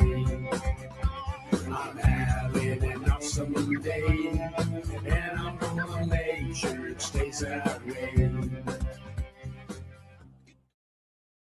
Limestone City Hydroponics is Kingston, Ontario's hydroponics shop. Take your growing to the next level and create the optimal environment with a tent kit, or maximize your yield with an ebb and flow flood table kit. Either way, Limestone City Hydroponics has more sizes and options to fit your needs. Are you looking for the power of the sun that adapts to your budget? Then look no further, as they have professional grow lighting. They have indoor grow systems that are easy and cost effective, with many options to fit your living space and lifestyle. Cultivate your growing potential. We have everything you need to succeed. And if you can't make it to the store, they offer local delivery to the greater Kingston area. Remember, when you're looking for experts to help you grow, then look no further than the locally owned Limestone City Hydroponics, 105 Sunderland Drive in Kingston, Ontario. Call them at 613-548-0420. Rerolled Saturdays. Check it out. Nothing but non-stop cannabis and psychedelic programming. Find it at 420 Pace. You're listening to the Pace Radio Network here at paceradio.net. And you're watching the Pace Radio Show. Before the break, Tamara, we were talking about cannabis and driving. And I said that I had some more information on driving with cannabis. We got back from the break. How's your cow doing? Moving all over because everything's like, yeah, we're just moving it around where the pan goes. It's kind of like just everywhere. So my knee, just keep on going. Don't mind me. I'm just moving the cow. All right. Okay. All right. So what they have found is that frequent cannabis users show no driving impairment the morning after smoking cannabis the night before, according to the study. And as we know, cannabis stays in the system. People can get busted for impaired driving friggin' weeks afterwards because of the level of the amount of THC that's in the system. Sticks to the fat tissue in our bodies. It can stay in your system for up to 6 weeks. Yeah. You can have smoked a very limited, like not even a very big amount, and still 6 weeks later, just like drug test positive for cannabis. Yeah. Well, a former host here on the network, he was tested a month afterwards because he was driving truck, and he still tested positive. Yep. So, this is good to see where this report says that the next day, they say 12 to 15 hours after. So what they did, they took 65 frequent cannabis users who smoked the night before and 65 non-users. And they said that the researchers found no significant differences in driving performance between the two groups. And all the drivers, their blood and THC levels were above 2 nanograms, which is the legal limit in the UK. Ours is 5. Right? So, right. Yeah. And they tested people that had no THC in their systems at all, right? Yeah. The non-users. And they tested the same.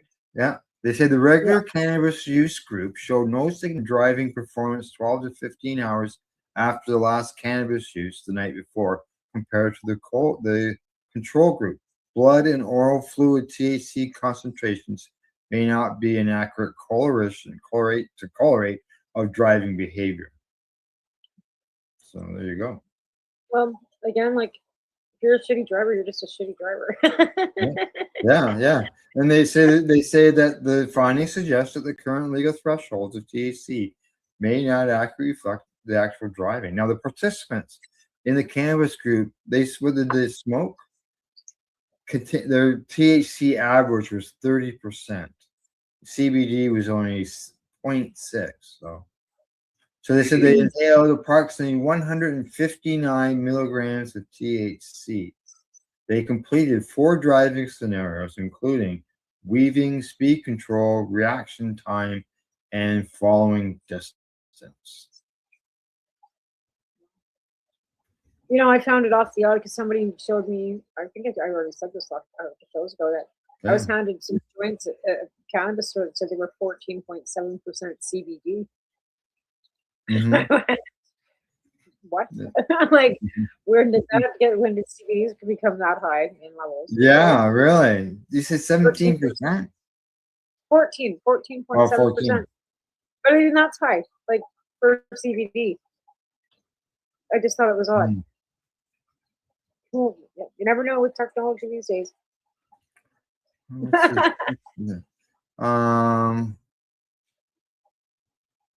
There's something here I thought that might be. Okay, no. So they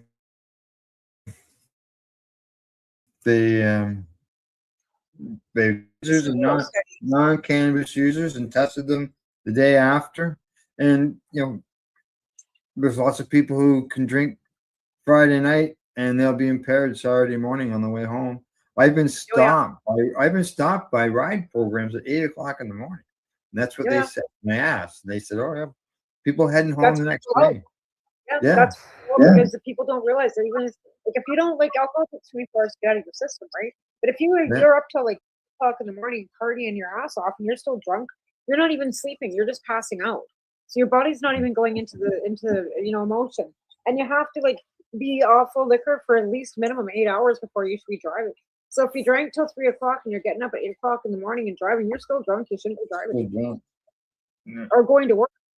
And how many times, like back in the day, did I stay up partying until 3 o'clock in the morning, go rolling into work at 8 o'clock in the morning? Yeah, feeling like shit, eh? Still drunk, like woo! Like, I've been there, but hey, I made it. God damn, those are the days.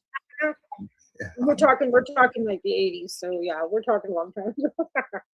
Correct. Okay, now from that, we're going to move on, as I mentioned earlier, vape pens. All right. Vape pens. What are they saying about vape pens? Oh, I'm sure nothing good. I mean, why would they say anything good about anything you like? Well, look. Well, this is. I'm gonna edit this first line here, just slightly, okay? Where they say the use of cartridges containing THC is linked to the earlier development of scromiting, according to the newly published study from the University of California. Okay, what is scromiting? I'm like, what the fuck is that?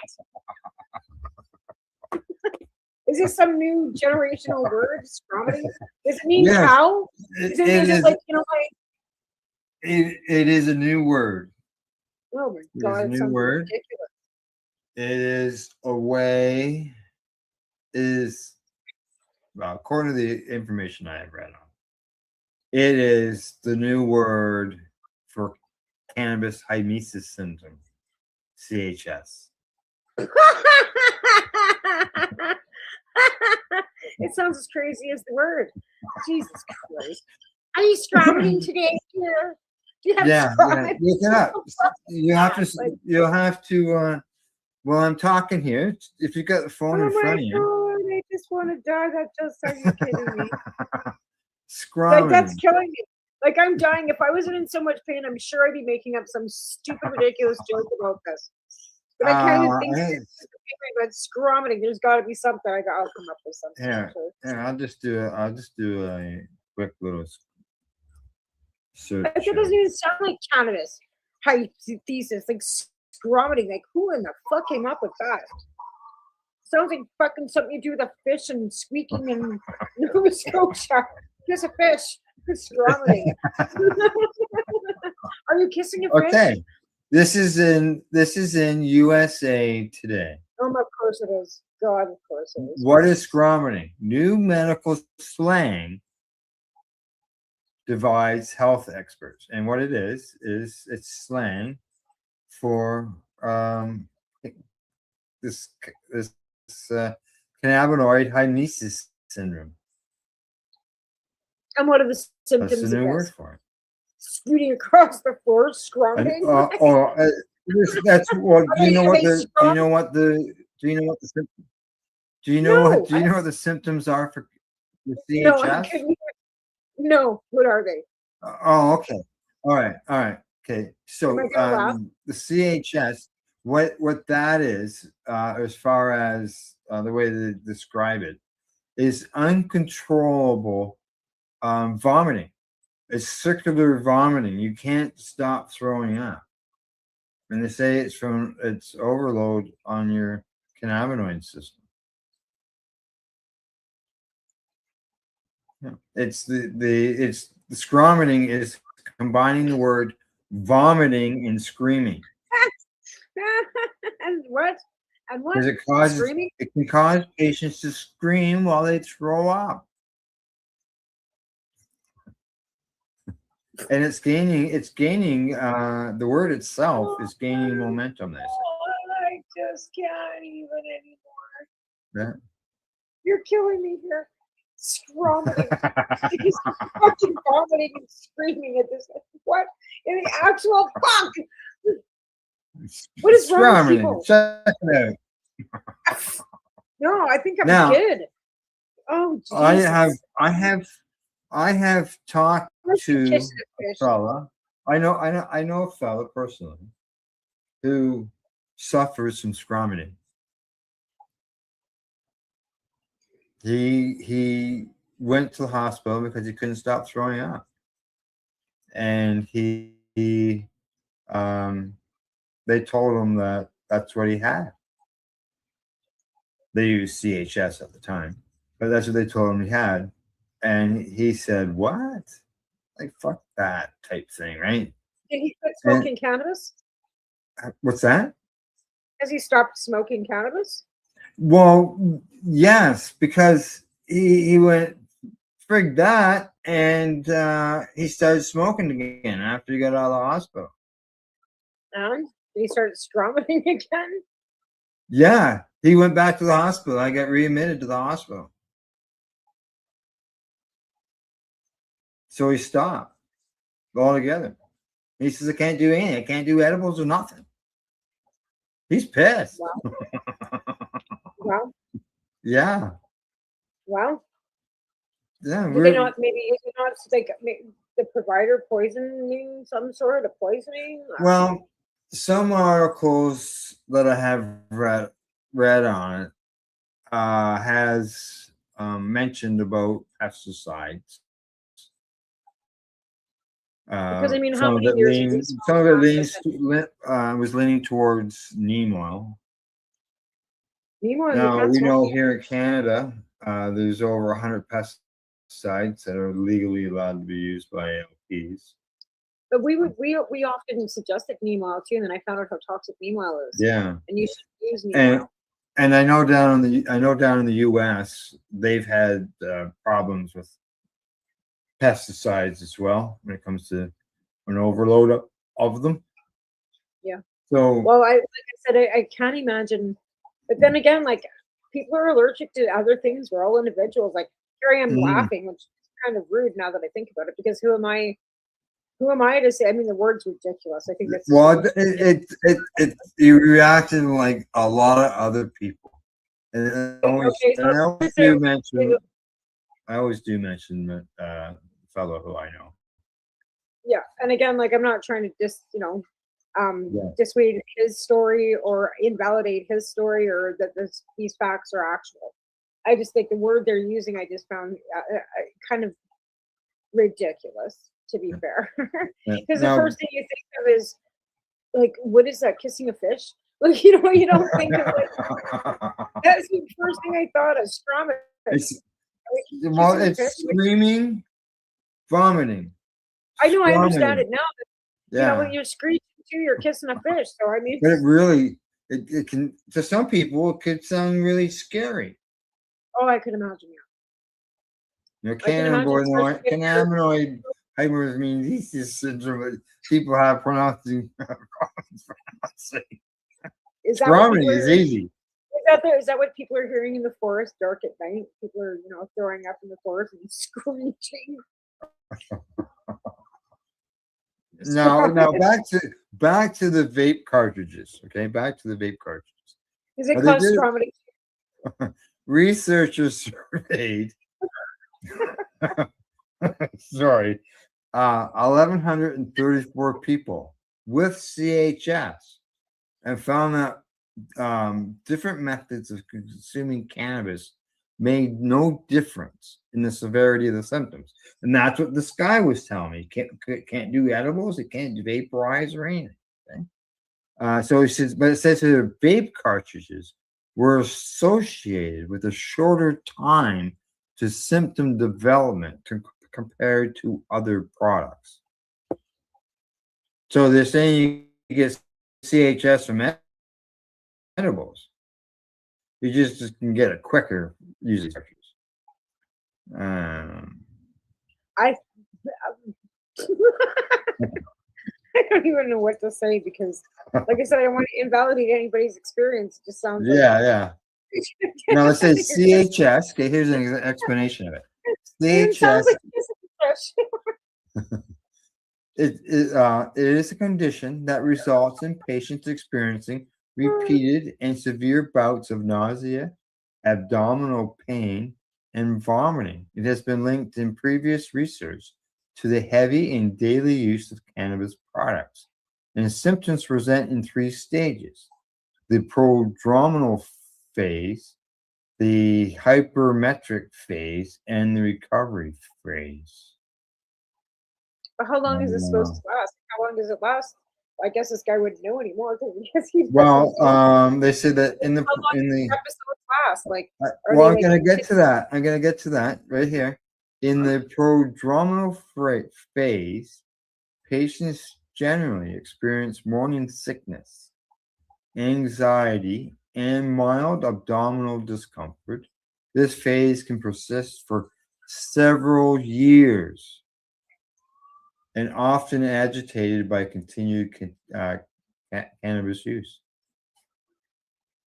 They say in the next phase, the hypermetric stage, they report episodes of intense vomiting and abdominal pain, have a reduced level of food intake, which often results in weight loss, and are prone to taking very hot showers or baths to ease. So it sounds like it's lasting like hours and hours and hours and days. They say this stage usually comes to an end when cannabis use is stopped.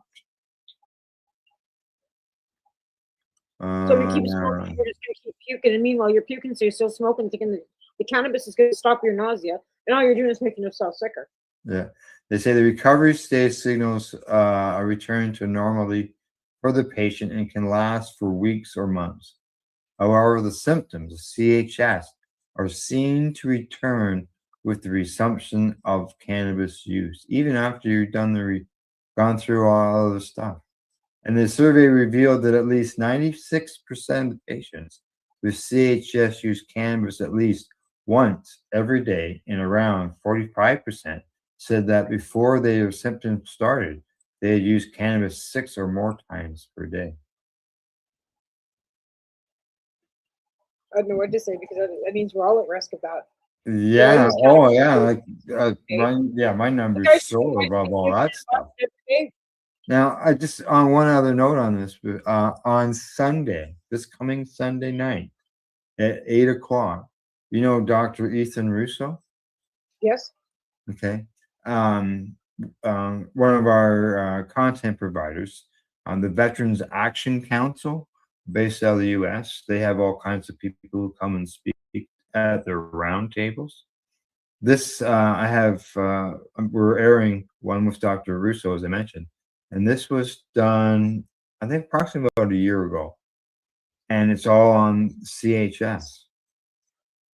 So anybody wants to listen to a cannabis researcher talk about it, I haven't seen it personally to know which way he talks about it on there, but it'll be there. It'll be airing on Sunday Yeah, night. the expert that would be the one to speak on Right. it. That's how I feel. Again, Exactly. like I said, doctors that are speaking on it, are they just making something up to go along with because we don't have any Mhm. any information? They don't have any education on cannabinoid Yeah. systems or how it's supposed. Are they just making excuses or making up? Yeah, I don't Like, know. you know what I mean? If they've got no exposure to cannabinoids, how do they know that this symptoms and this Mm. whatever is what it is if we've got absolutely no background on it? They say that here they say that patients reported using around 10 grams of cannabis per week, with most products coming in the form of vape cartridges or flour. Patients source their products. Were they eating properly? Were they going to parties? Were they taking MDMA? Like what else were they doing? You know, It just says here, I don't know, I've got that, but patients source their products from licensed and unlicensed dispensaries, as well as from home grows, with 62% purchasing from licensed dispensaries. And most of these people had used cannabis for more than 3 years. I know. Yeah. How many people was there? Like thousands or just a few? Well, they did a study of 1,100 people. Okay, so 1,100 people all went out, did mushrooms, got high on something else, then Yeah, now, got sick. as always, this is involved in all studies, okay? There's usually always this little disclaimer thing. It says, while the study shows an association between vaping and earlier CHS onset, the researchers noted it does not prove that vaping directly causes the condition to develop more quickly.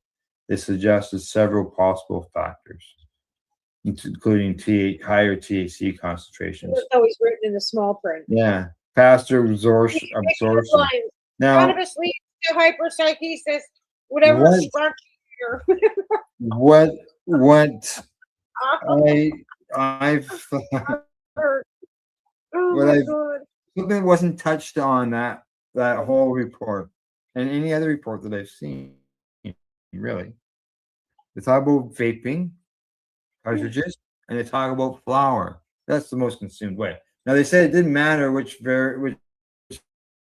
different sources or different ways it was consumed, but it didn't really come out and mention, like, if you squish your own rosin at home. Well, that's the thing. Like, Now it you don't is use high. It would be high THC, so they might say that would be all lumped in there together. But they're not taking a full valued study, as far as I'm concerned. They're not even talking, and they never have talked to people that can consume cannabis as a medicine already.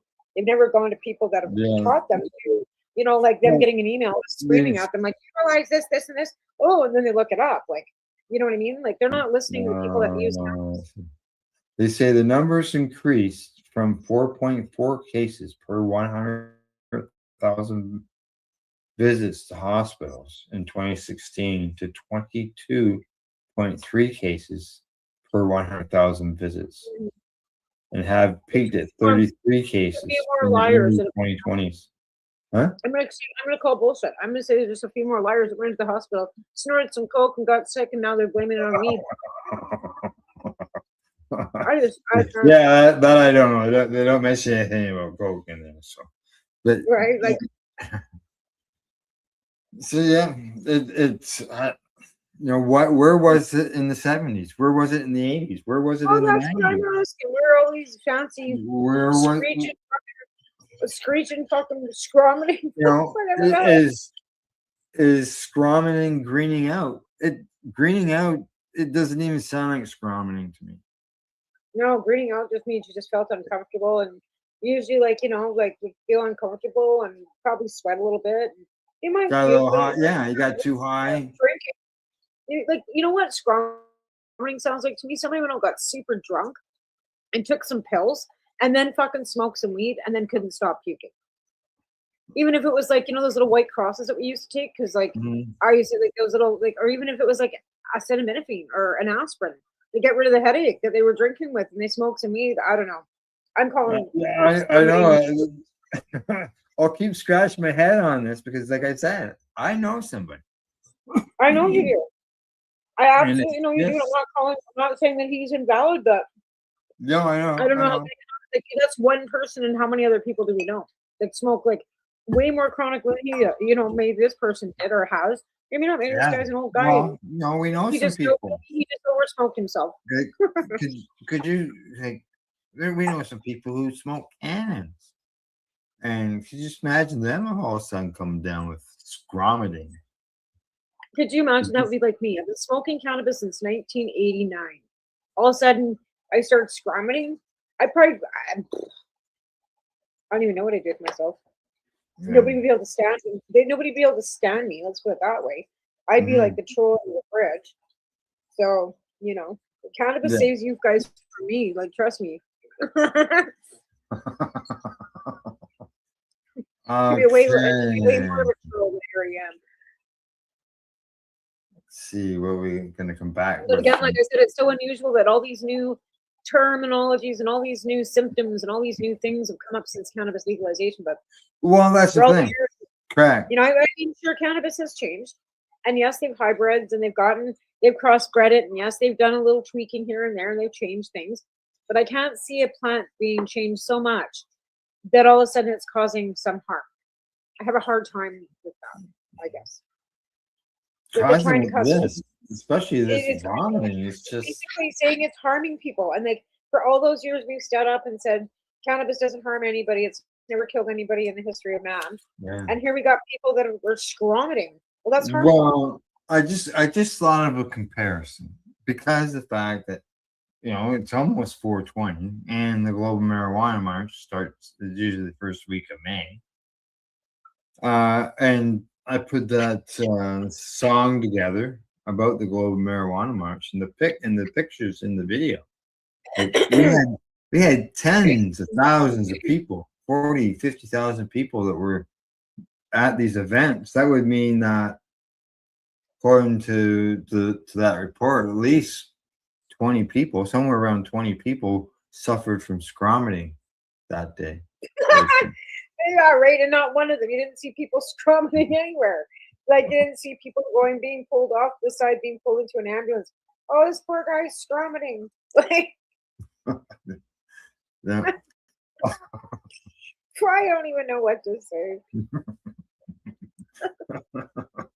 All right. Well, we're gonna go to we're All gonna. I see is a guy fishing a fish. It's already break time. We spent that whole segment talking about scromining.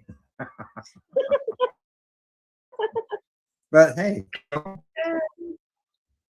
people don't learn about these things unless you speak up, talk about them. So Yeah, at least we're laughing about it. So at least we're educating with a little humor. well, hey, and we're patients, and you got your support cow there. I got my support cow going. Oh my God. I have to talk to people.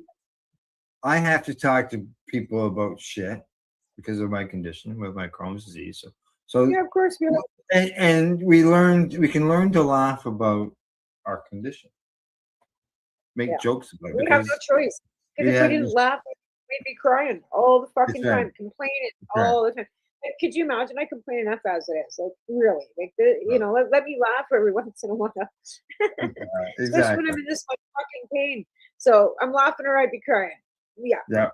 All right. When we get back, we're going to find out about another benefit of cannabis, and we'll be back in about just a little less than 3 minutes. You're watching the Pace Radio Show. We're presently live here at paceradio.net and 420pace.ca. You're listening to the Pace Radio Network here at paceradio.net. Limestone City Hydroponics is Kingston, Ontario's hydroponics shop. Take your growing to the next level and create the optimal environment with a tent kit, or maximize your yield with an ebb and flow flood table kit. Either way, Limestone City Hydroponics has more sizes and options to fit your needs.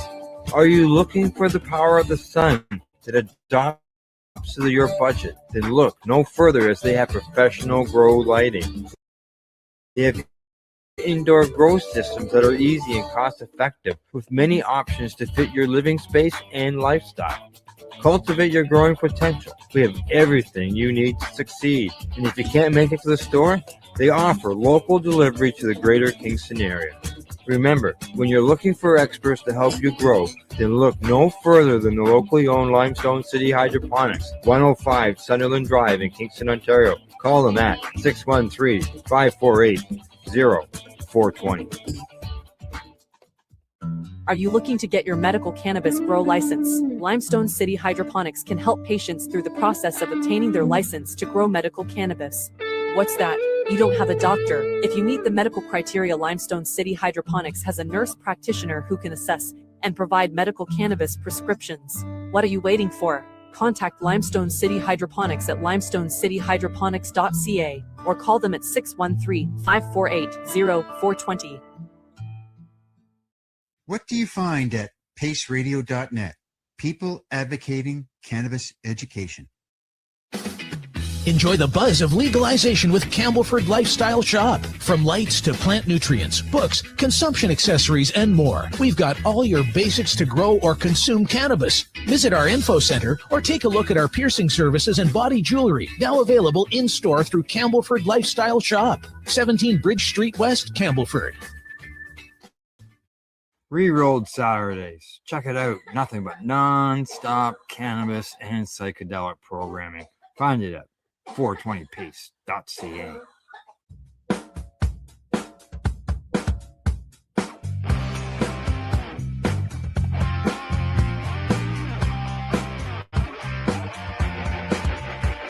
I'm having an awesome day, and I'm gonna make sure it stays that way. I'm having an awesome day, and I'm gonna make sure it stays that way. You're listening to the Pace Radio Network here at paceradio.net.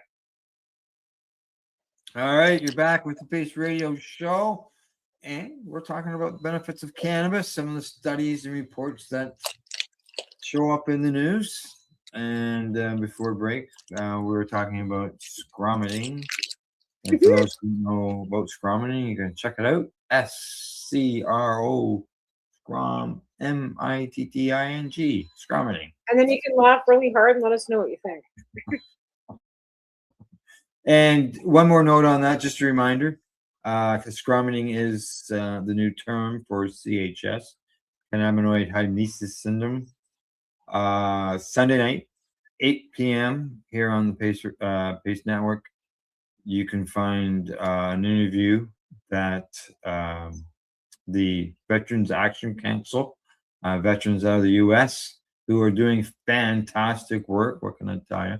They're going to be talking to Dr. Ethan Russo about CHS. It's a recording. It's about a year old, so be able to take a look at that and see what he says about it. So, and moving from there, who would have ever thought this? More cannabis could mean less crime. Reports say yes. That's right. Bring in more cannabis, get less crime. They said that they found that legalizing recreational adult use cannabis was associated with lower violent crime rates, while medical cannabis legalization was linked to reductions in property crime. Good stuff. Yes. Violent crime is... What's that? Anytime that you can turn down the volume bit.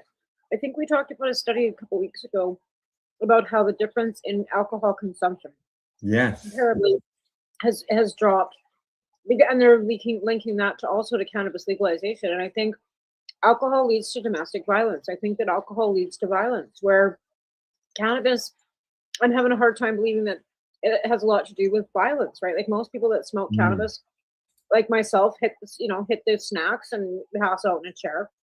I've never once seen anybody, I mean, I hear break-ins to cannabis stores, but I don't know if that's a violent, that would be a violent offense, of course, but it's probably the most violent offense I've heard when it comes to cannabis would be a break-in or a robbery of a cannabis store. Yeah. But again, I think that the consumption of alcohol lowering because of the use of cannabis being linked to that, Be that's a less huge thing. yeah. It's being lowered, right? Yeah. I think it's been beneficial to. That's part of the effects of the less. Well, again, like I said, when people are drinking less, they're not fighting as much. Like Yeah. people have a tendency to argue and fight when they're drinking. I don't know what it is. Some people are happy-go-lucky. Alcohol doesn't do that to people. But some people, alcohol turns into a completely different monster. Yeah. Let's be fair.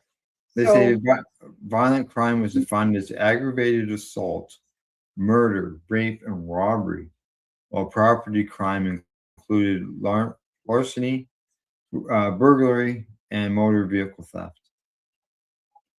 There you go. Well, So I more think an cannabis, educated, friendlier, happier people. Yeah. more educated. Well, that You know, tells me. I agree. I agree. And they also say that people with higher educations are the ones that are consuming cannabis as well. Mm-hmm.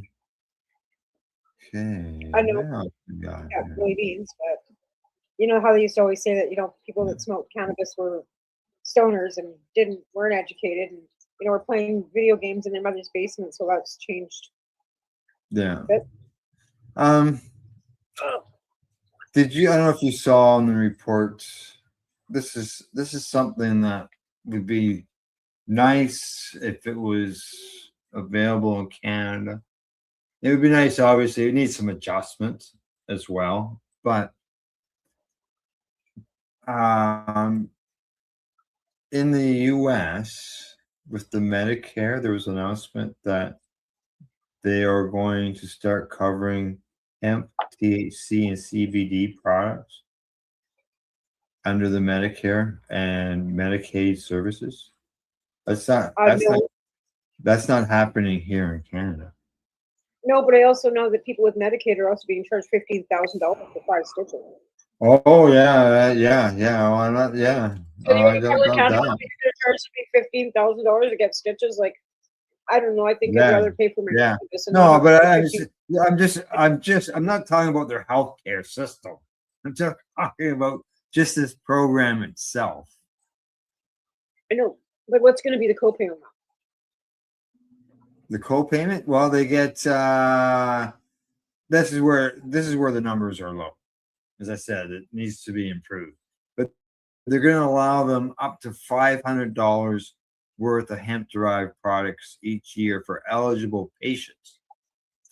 That's the key word too, as well. But it's not Eligible cannabis-derived products; it's hemp-derived products. It's what? Hemp-derived products, correct. And it should Right? be So cannabis. So I said the system needs to be worked on.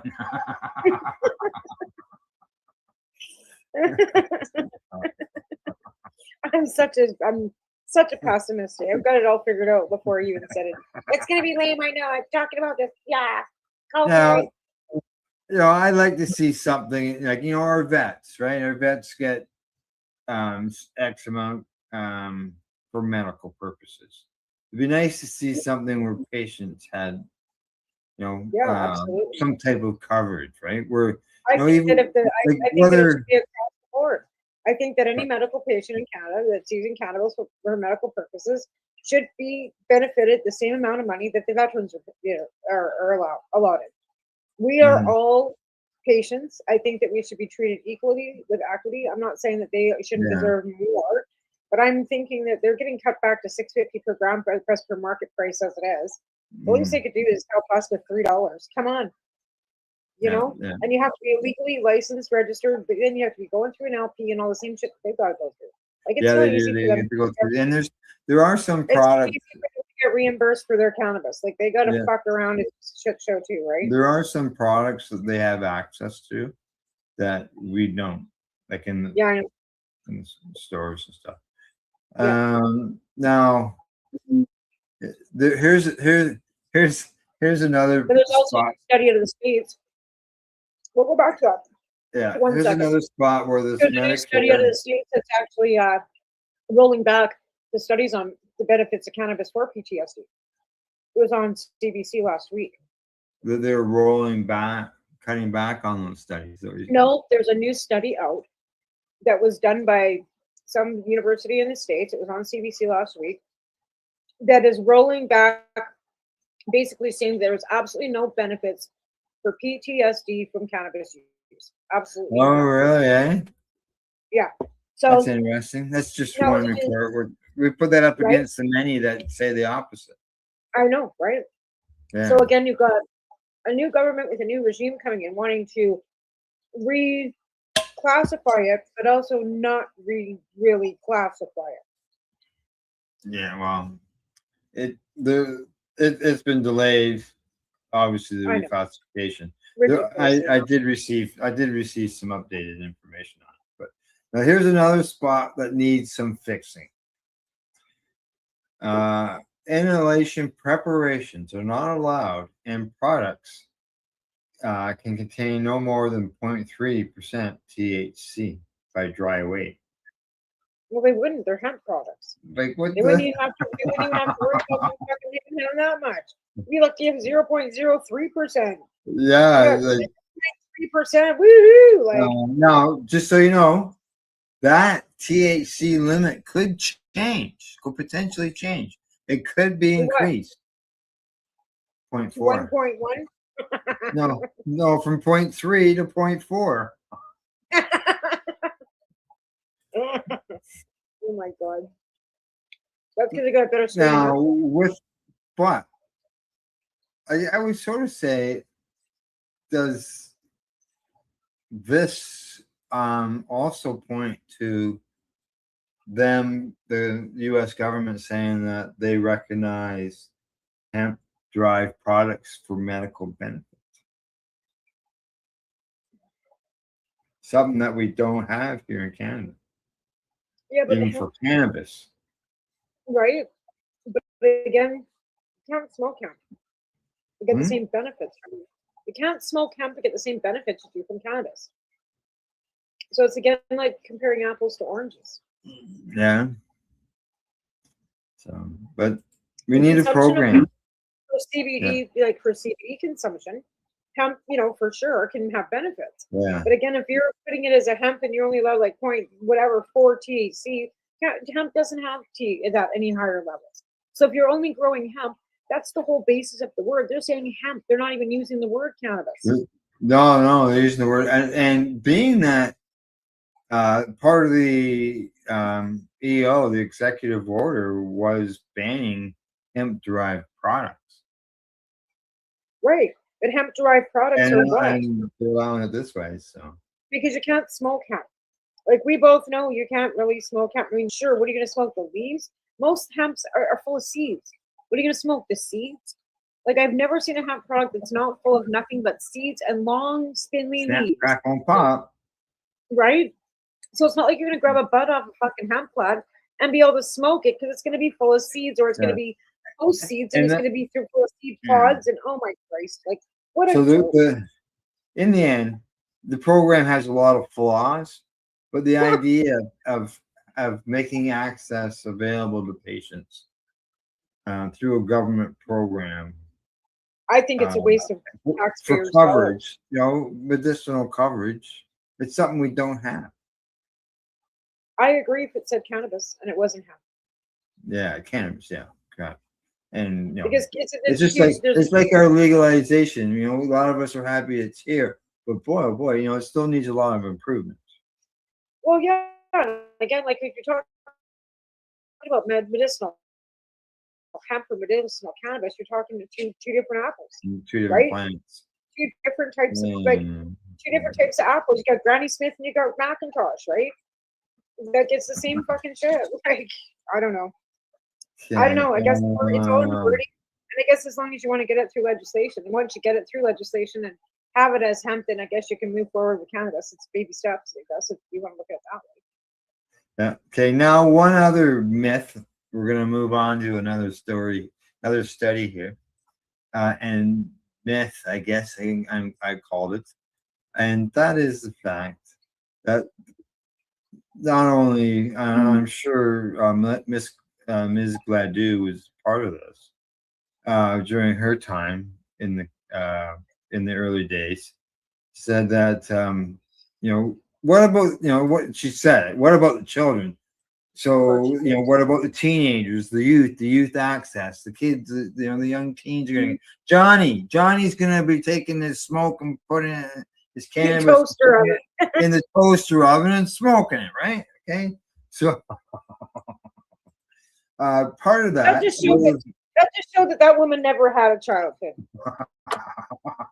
this would sort of lean probably towards, she would say that the effect of the kids, and this report says that no increase in problematic teen use after cannabis legalization. Huge. This is a huge study, they say. Researchers analyzed 2.9 million inpatients discharge records from adolescents of age 10 to 17 across 13 U.S. states between 2008 and 2020, examining whether the state cannabis legalization affected the prevalence of cannabis use disorder.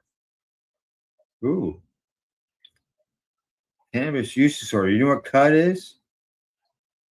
Is it? No. Okay. Okay. Now they say CUD, cannabis use disorder, is diagnosed in patients who meet at least 2 of the 11 criteria required by the Diagnostic and Statistical Manual of Mental Disorders. The condition is defined by a persistent cannabis use despite clinical significant impairment. Oh. Okay. They say that this multi-state analysis of adolescents' inpatient encounters across 13 U.S. states between 2008 and 2020 found no consistent evidence that state non-medical cannabis legalization was associated with an increase in the prevalence of CUD diagnosis among adolescents across multiple models and demographic subgroups. The analysis consistently found a null association, suggesting that the prevalence of this clinical diagnosis remained stable following major policy shifts. Yeah, I don't see that we've got like headline news that we've got kids falling over and jumping off bridges, smoking cannabis and causing all kinds of havoc. But we knew that. We knew that was going to be a non-issue. We just wouldn't believe us. Yeah, exactly. And then, as I say, it's growing. It's a growing body, body. More people are more apt to be more open about it, right? So you might have thought that there's there's an uptick in people that are using cannabis, but there really isn't. There's just more people that are consuming it in the open. There's more ways of tracking it now because they have legal stores where people are buying it from. So they can keep better statistics on projection, on marketing, right? So again, I don't think any more people are actually smoking cannabis that were probably smoking it before legalization. I just think that people are more openly doing it. More openly doing it. Now, they say that recent data from Germany showed that youth cannabis use among teenagers, that's 12 to 17, declined after adult use legislation. It's no longer a taboo. Yeah. You really find that. You find that even as you get older, right? Once you're legal age, it's not so fucking fun to get to drink anymore because now it's not a big thing, right? And I think it's the same when cannabis became legal. I don't think it became such a taboo that it made it so that it was so appealing. Now they say that according to U.S. data, they say state regulators they have conducted 7,800 compliance checks of licensed cannabis establishments They found that 94% of the cases, the minors were denied access to cannabis use. So they're directing that to the fact that because of the cannabis stores, like you mentioned, they're not Right. getting that access. That they Well, used that to. too, kids aren't getting that access because they are blocked from the 19 and over. Yeah, And again, and there's as a we've lot of talked, access, yeah. and there's more access to MDMA, like to meth and stuff on the streets than there is for them now, which I think is a problem. Why I think we should legalize and regulate all drugs, because then it gets them all off the streets and away from them. If you really want to protect the children, you don't just legalize the most harmless of all substances and put it behind doors. You take the hardest ones out first, like heroin and crack and cocaine and all these things that are causing all these addiction problems, right? Yeah. At least if people are going to use drugs, because nice people use drugs, at least let them be safe while they're doing it. That's my opinion. Yeah, I'm And you're not just going to stop people from doing drugs. You're just not. no. Okay, what else we got here? Studies. Here we go. Probably our last one before we wrap things up. I'm just making a mess. Yeah. Daily use of FDA approved CBD formulation increases body mass index in anorexia patients. Mhm. That's, I guess, good. Yeah. RFK approved. Oh, I see what they were using. Okay. They were using Epidiolex. That's the FDA approved plant-based formula. Oh, so they were using pharmaceutically. Correct. That's what they were using. That comes from it's a big company too. Madura. I can't think of it offhand. Moderna? Pfizer? No. Campbell soup? No. No, it's actually it's FDA approved. CBD. Well, there's several that are there's several that are Health Canada. It's for epilepsy. It's for epilepsy is what it came for, what it was originally created Oh, for. so it's an antipsychotic then. Yeah. And it has Wow. some cannabis whole plant stuff in it or something, I believe. Let's see. They said that they use took 32 women diagnosed with anorexia, so no mice. Okay. Okay, and this has been proved in the U.S. since 2018, just so you know. And they say that patients consume standardized doses of either CBD or placebo for 3 weeks. The patients who consume CBD acknowledged no serious side effects and experienced a significant increase in body mass index over time compared to the placebo group.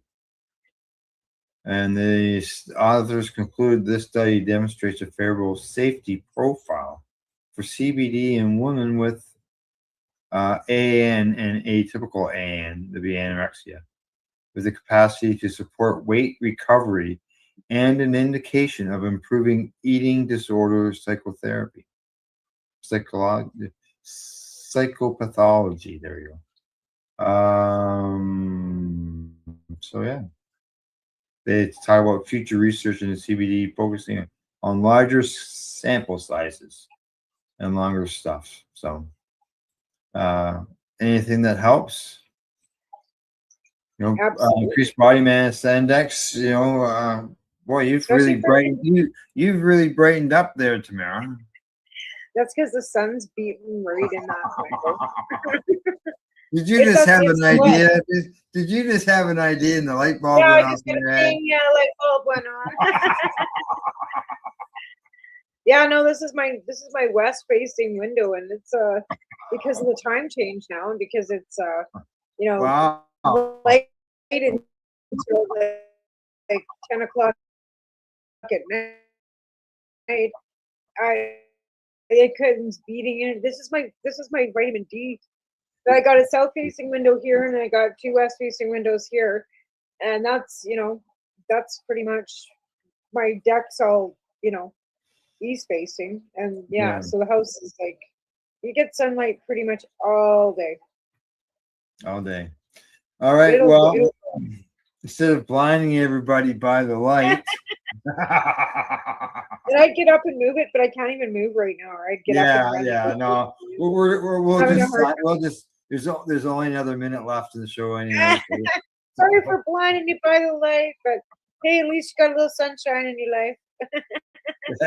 that's right. Yeah. The sun Yeah. in Especially if your you're getting a life. lot of rain. Like we're getting a lot of rain here. So. You know what? We have had some pretty great gross days here. Like I Yeah. said, with the pain levels I've been in, it's been pretty great and gross. So I'm Yeah. happy there's a little sun coming in right now. All right. Anything before I sign us off?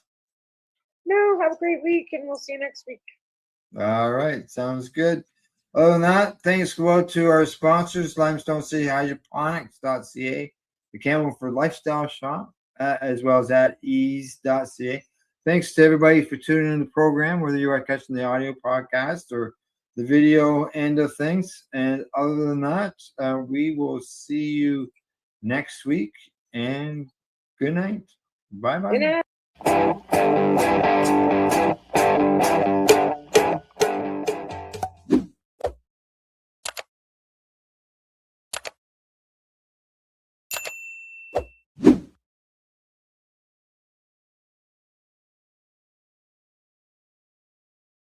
Let's share PACE everywhere. That way it can help create peace. People everywhere advocating cannabis education. You're listening to the Pace Radio Network here at paceradio.net.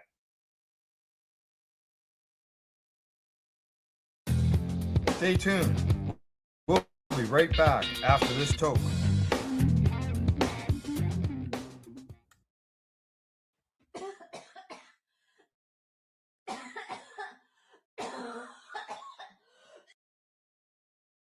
You're listening to the Pace Radio Network here at paceradio.net. The views expressed by the individuals during this broadcast are their own opinions, and they may not be the same as those of their group or other organizations they may be involved with. All medical advice during our broadcast is not a medical opinion and should be checked with your medical physician.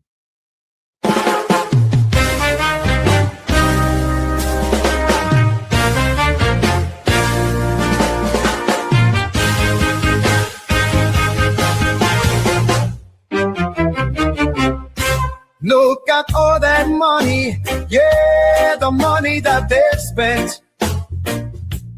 Take another look and take some time for him.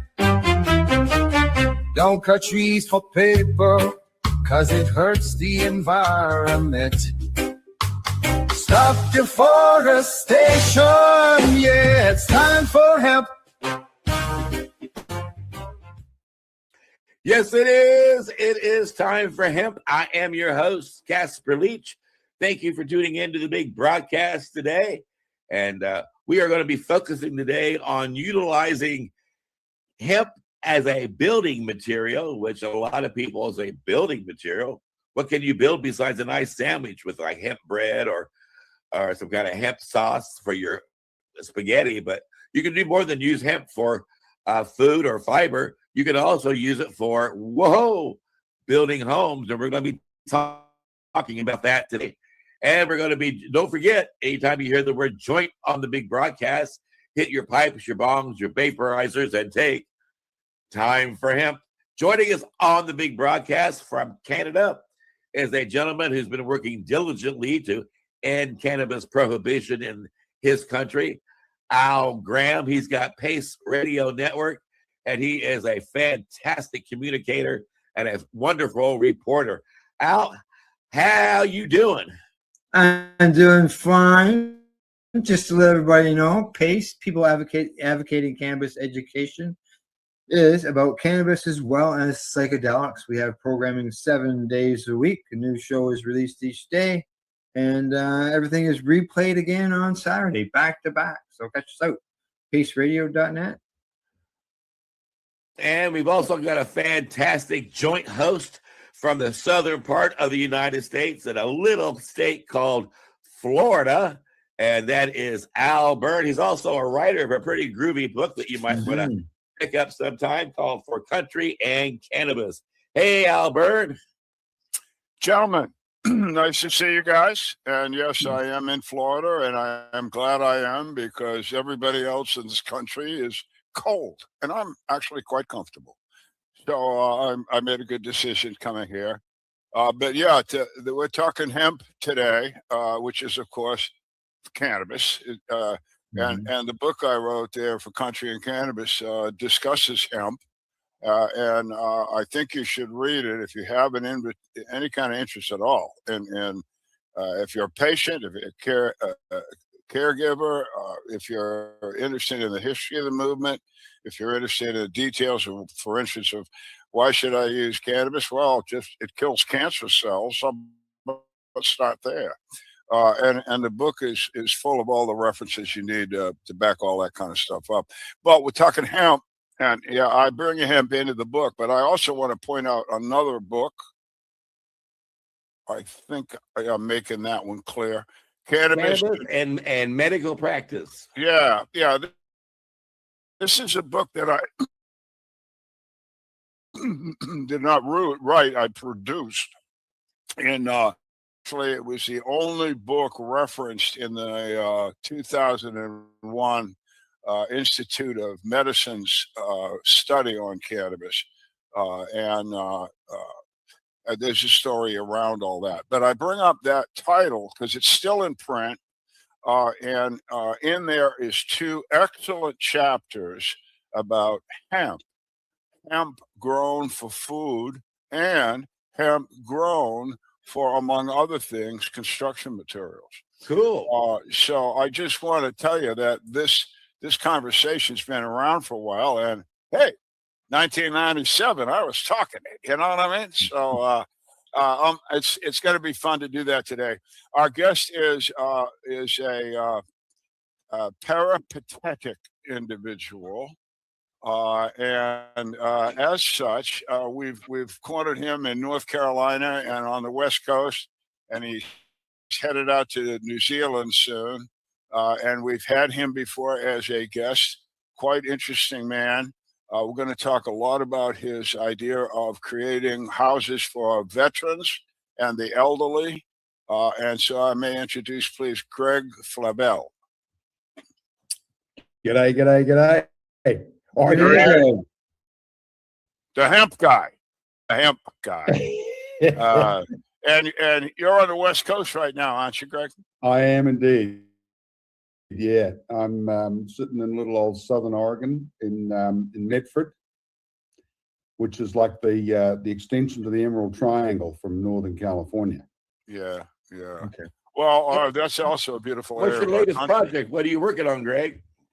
So we're working on basically we do everything with the plant. I mean, Al mentioned earlier about food and fuel and everything else, but the 5 tenets for us are food, fuel, shelter, clothing, and health, all designed around the cannabis sativa L plant, and as well as the health and wellness. All the products that we make and consume and help other people with. And it's just right across the board. We do, our initiative for our Hemp Town on Main 501c3 is to help homeless veterans and seniors.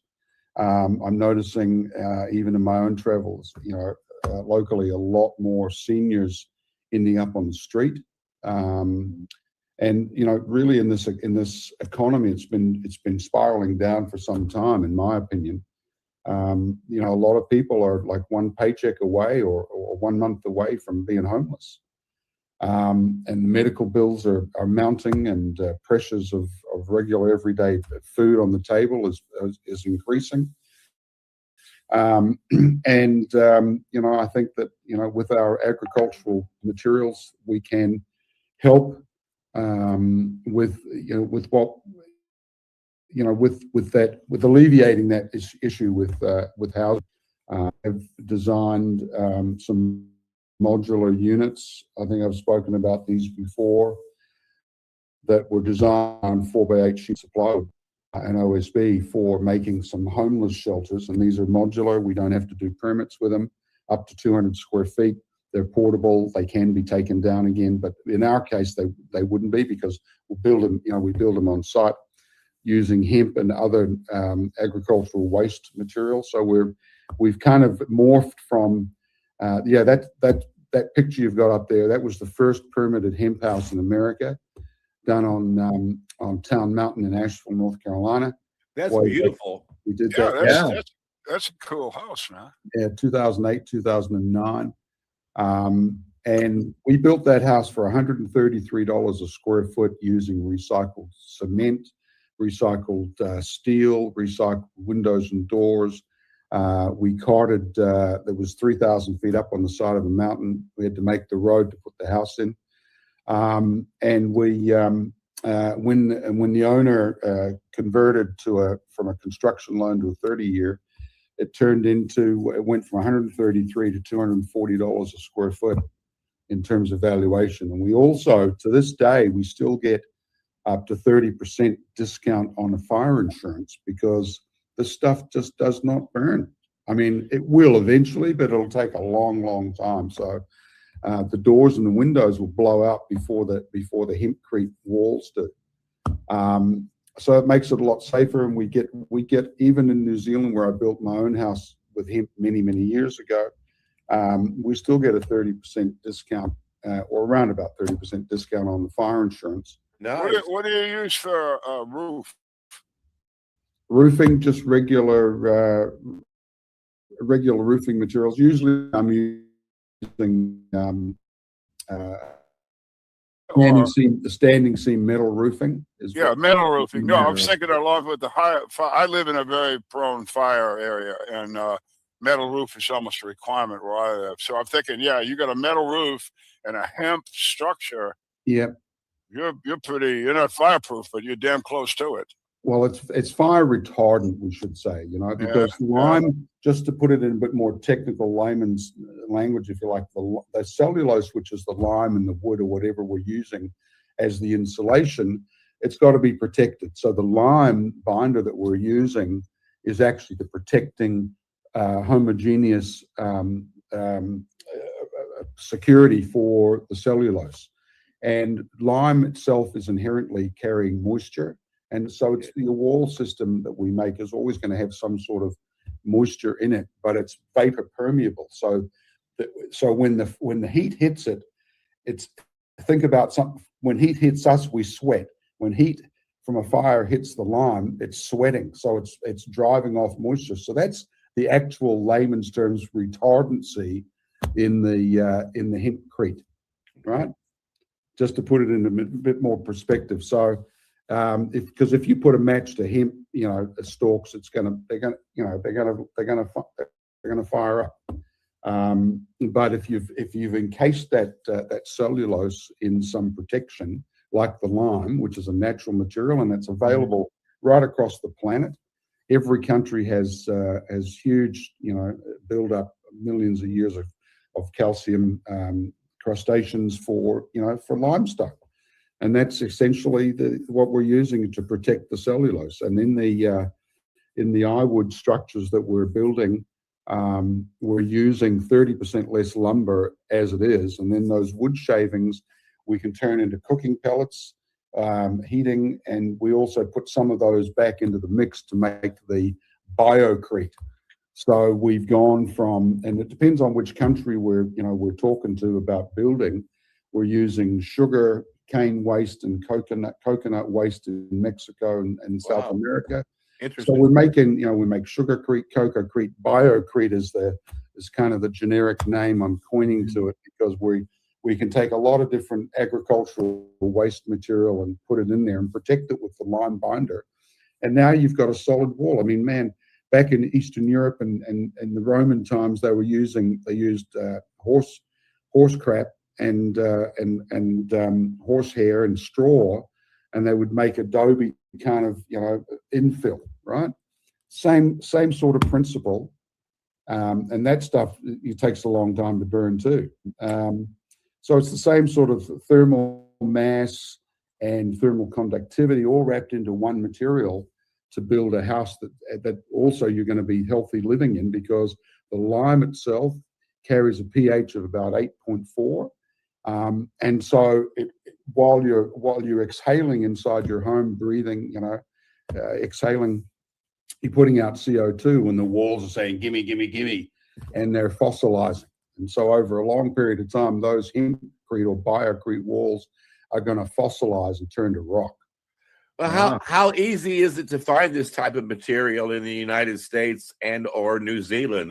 Do you have to have it specially made? Can you walk into Home Depot and get it? You won't be able to walk. That's a great question, Casper, and I wish it was so that you could walk in and buy it off the shelf at Home Depot or Lowe's or Ace Hardware or whatever, but it just is not the reality.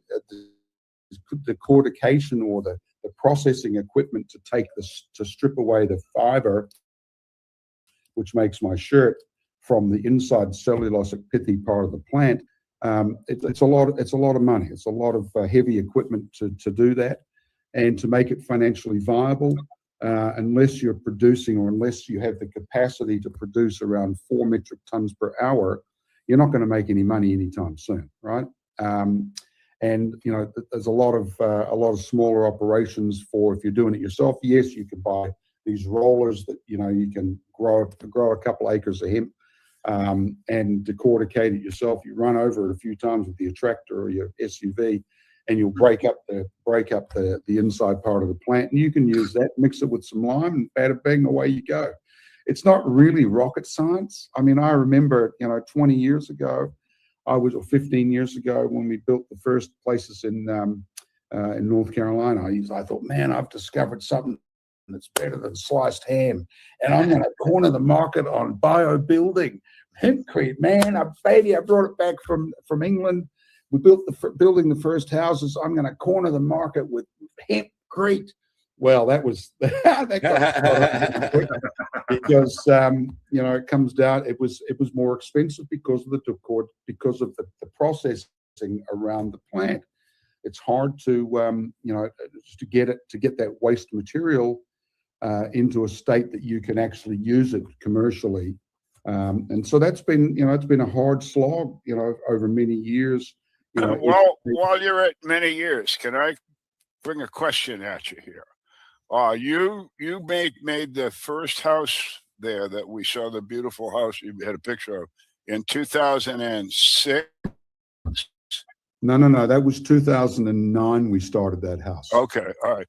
So my question is, and I don't know what I'm talking about, but I understand that in Europe, constructions of some rather large buildings, maybe France, that have this been going on over there for correct. Yep, Al, you're spot on, and that's where I learned it, because I was in West LA doing a kitchen remodel for some friends of mine, and the wife was doing her law degree, and her thesis was on hemp, the miracle plant of the future. And I said, hemp? What the bollocks is hemp?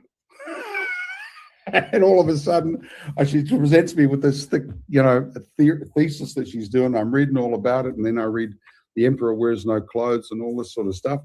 And I'm like, man, this is great. I ended up in England, going to the decortication facility and meeting some farmers, and then going on some builds and actually doing some stuff.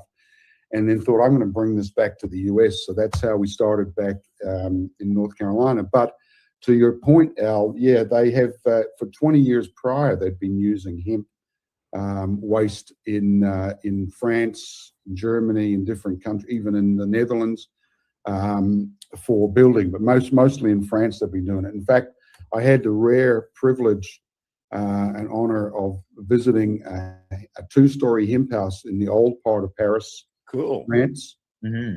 That had suffered a house fire, a full-on house blaze.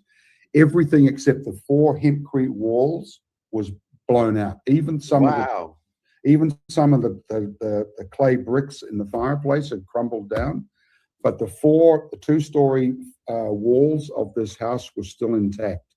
Wow! I got to visit inside this house, and between the floors, they've redone the roof. They've done everything. They've put even more hemp into this place. Very old house. It's still standing today. It's still there. It doesn't look like it had a fire, but that was an amazing visual, first-hand experience seeing a house that had been built 20 years earlier. So why do you figure? I mean, other people in Europe or France, wherever the hell you were, said, "Hey, look at this." So how many has it got on in France or here? It's catching on, but again, it's the price. I mean, it's 10 or 15, depending on where you are, maybe 20% more for your insulation of your new house than if you're doing regular, petrochemical pink bats, right? Yeah. It is a premium product to insulate the house, but and so that's an upfront cash cost, right? As a builder of homes, I'm like, how much I got to take out of my pocket, put on the table, turn the knob, and walk into my new house. I got it. And it's all about the dollars and cents and the spreadsheet. But if I'm a banker and you come to me and you say, I want to buy a hemp house, and because it's made out of hemp, it's going to cost whatever you think, 15% more than if it was just a stick job. Correct.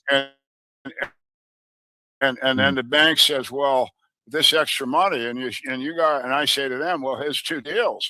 I mean, we're gonna pay a lot less fire insurance, and you're gonna have a lot less problem with any kind of loss like that into the future with this product. And by the way, for that kind of a guarantee, you ought to give me a lower mortgage interest rate. I mean, I think that the capacity for a hemp home of some sort, about fire retardant, you're talking about it's antifungal, it's anti-mold. It gets nothing but stronger. Yes. It's everything unedible. Alburn Right? is saying, you would think that also because you can grow the material in your community. A farmer can put out 40 acres of this and grow what you need to build a house in your own hometown. You would think that it would be less costly. Now, why is that not such? I got another question. Anything eat this stuff? I mean, there's something anything that eat hempcrete, because there's something in the earth that'll eat anything, and I'm just wondering if it has a like termites to wood. Is there anything like that? No, in fact, studies have been done in Australia as well on white ants, in North America on termites. And they are termite resistant because the lime itself, the hemp, is obviously it's edible, but the lime itself is ascorbic, so it's rough. So the insects are going across the lime, and it's abrasive to them. So they don't, and it's also a bit of a smell, so they don't like it. It's aseptic, and so insects do not like it. Insects. Okay, great. And then I'm sorry, Casper, but Casper had basically, this could be a local done deal. Basically, you could have a state growing a lot of hemp, maybe even state funded, merchandising to get the machinery, et cetera, get it going. And then you use it as a building material at local jobs. It seems like. Well, and then it should be cheaper if you do that. Why is it not less costly than the other old-fashioned way? Because it sounds like the old-fashioned way is more labor-inducing and requires more material, and the materials are harder to get a hold of, whereas you can put in 40 acres of hemp and in 3 months start building a house. Well, you really only need 2.5 acres of hemp. 1 hectare of hemp will insulate an average 1,500 square foot home. Wow. Yeah, there you go. Yeah. So why does it cost so much more? It's because of the process. Because you've got the fiber on the outside of it, which is the bark around the tree, if you like. You got to strip that away, and then you've got the inside pithy part of the plant that you've got to break up and put into a position, get into a gauged, some sort of size that's better for using. So in that regard, we've come a long way in terms of sizing for herd, or the inside part of the plant. And we've got different grade sizes that we use, and for a long time we've used like a universal size for horse bedding, animal bedding, which is kind of a cross between the micro size and the mate and the bigger size herd. But it's all about the insulation value. So the more air that's entrained in your aggregate mix that's protected with the lime binder, the higher your insulation value, right? So, and also the fact that the herd is what we call hygroscopic. Okay. And What does that mean? That means that if you put it under a microscope and really magnify it out, you'll see it has a lot of xylem in it, which is a lot of like air pockets, holes that carry nutrients and air and everything in the plant. So that cellulose has it's like balsa wood. It's so light, and it has a lot of little pores in it that make it vapor permeable. That's the attractive and why it's really down inside your temporary forms around the structural frame of the house or this whatever you're building. The tamping method or the casting method is going to determine how much air is left in that material that then becomes your insulative value. Okay. So the hempcrete, the way we do it, we're at about 1.6, 1.5 per inch. And that's based on the tensile strength that we want of the material cast around the frame. If we were doing it for roof insulation, we use less binder, more cellulose, and we're looking at about 2 inch, 2 per inch. All right. Yeah. So now, when are we working here? When you talk about building this structure, are we talking here with a preformed block, or are we talking you build a form and you fill it with a? So yeah, good question. I'll run you through it. Simple like in terms of you're gonna build the frame of your house as usual with 2x4s, 2x6s, whatever. Typical framing is around 16 on center. Because we're using a monolithic infill cast in situ around the structural frame, whether it's steel, whether it's wood, whether it's concrete. We're going to do the rough framing as usual per the permitting, per the codes. Then you're going to get the water boy's going to come in and that's your plumber. He's going to run all the waterworks, the rough. Then the electrical, the sparky's going to come in and run all the electrical stuff, your low voltage, everything else. It's all set up in before you get your framing sign off from the inspector to then do the insulation. And so the hemp becomes the insulation of the structure. So now we're putting up temporary forms around the framework, whether it's steel, whether it's lumber, whether it's concrete, whatever. And then we're casting in situ around that structural frame. That becomes the insulation of the house. And that's how we were able to get into the building codes and start working towards, and getting various permits for building. That was where I was going, building code stuff. But I see what you just meet code, and after that you're good to go. Yeah. Well, yeah, because I need to jump in here because we have insulation around our show, and that is called the opening and the closing of part 1. And we do want you to turn into part 2 because there is a lot more to learn about utilizing cannabis hemp for building materials. And please make it a point to visit timeforhemp.news to download some groovy tunes from the Illusions of Music and lots of free podcasts. And Al Graham, give a shout out for Pace Radio. Yep, find us paceradio.net. We talk about psychedelics and cannabis, and we're available 7 days a week. And Al Byrne, a shout out for your book. Yep, it's my book. We cover cannabis and psychedelics and a few other things. It's a history book. It's a learner. It's if you've any interest at all in keeping your health and using cannabis and you don't know much about it, you'll find this both a primer and also go into some really great detail.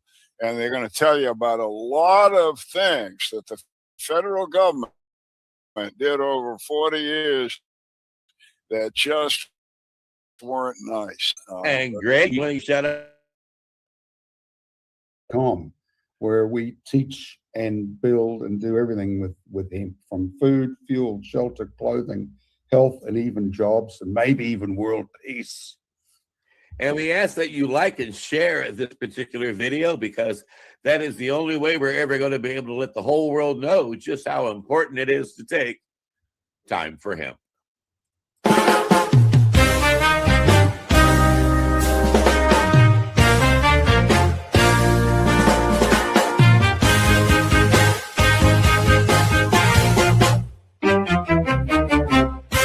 Look at all that money, yeah, the money that they've spent. Take another look and take some time for hemp. Don't cut trees for paper, 'cause it hurts the environment. Stop deforestation, yeah, it's time for hemp.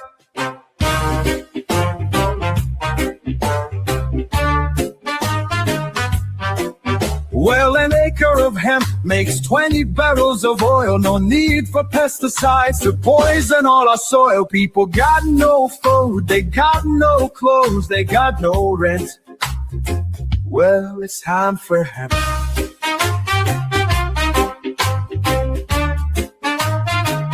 Throughout Earth's history, hemp has been used, no mystery. Hemp was legal to pay your taxes for more than a century. The founding fathers make sense to me. It's time to grow hemp legally. Think of all its uses. It's money that's well spent. Right now, no excuses. It's time for hemp. Sustainable green industry, that's our intent. A better place this world will be. It's time for hemp. Fuel and food and clothes and soap, housing, cars. Yeah, cars, no joke. Henry Ford built a car of hemp. It's time for us to do it again. People be employed with balanced farming as it's meant right now. It's time for hemp. Hemp is a true necessity for the wealth and protection of this country. These are words of Jefferson Thomas. He grew hemp, why not us? It's time to lift the hemp band. It's time to lift the hemp band. Yet we can. I know we can make a difference. Yes, we can. Yes, I know we can. We can work together and lift the hemp band. Look at all that money. Yeah, the money that they've spent. Take another look and take some time for hemp. Don't cut trees for paper, 'cause it hurts the environment. Stop deforestation, yeah, it's time for hemp.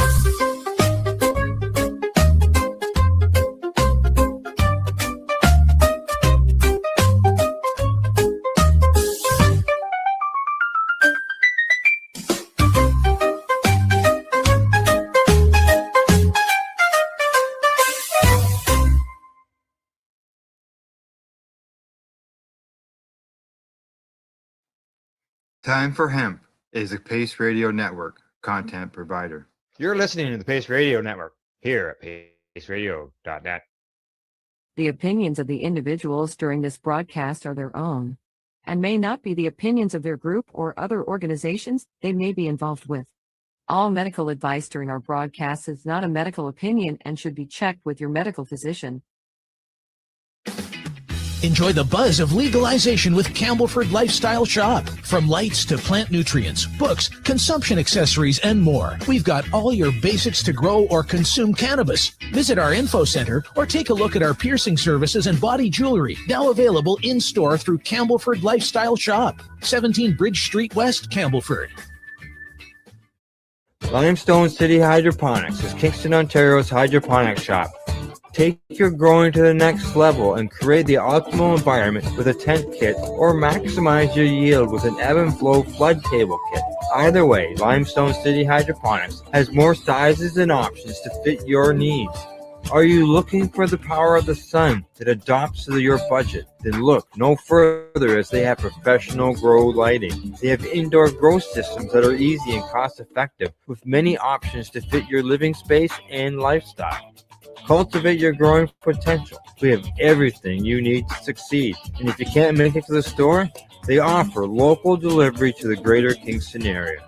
Remember, when you're looking for experts to help you grow, then look no further than the locally owned Limestone City Hydroponics, 105 Sunderland Drive in Kingston, Ontario. Call them at 613-548-0420. We are people advocating cannabis education here at Pace Radio.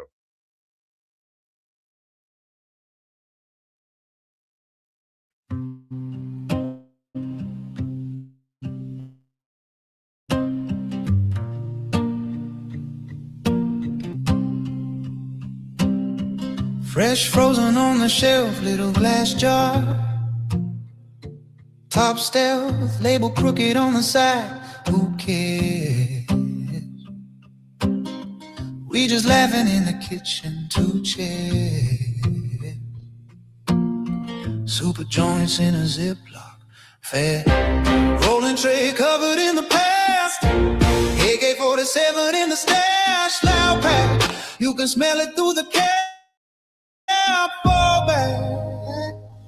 Fresh frozen, we stay chill. Super joints, been there, will. AK in the air, that thrill. Past the roach clip, take your fill. Hey, blunt tip, cherry still. Round and round, time stand still. Fresh frozen, yeah, that's real. Whole room slow like melted steel.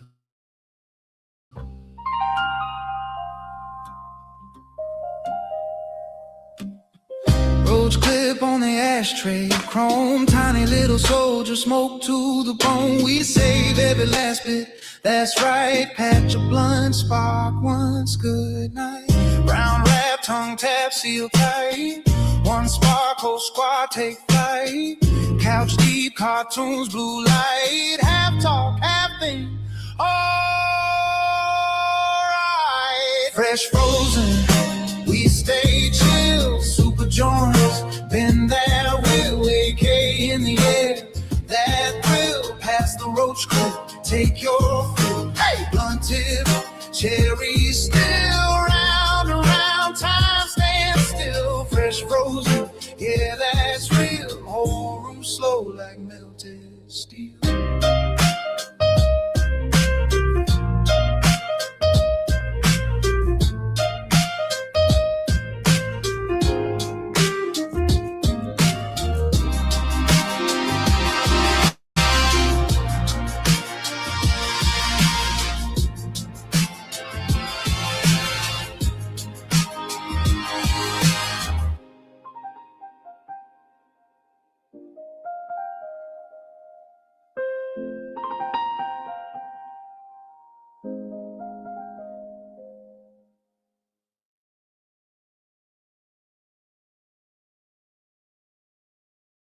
The opinions of the individuals during this broadcast are their own and may not be the opinions of their group or other organizations they may be involved with. All medical advice during our broadcast is not a medical opinion and should be checked with your medical physician. You're watching the Hi Guys podcast with Al and the other Al on the 420 Pace Project.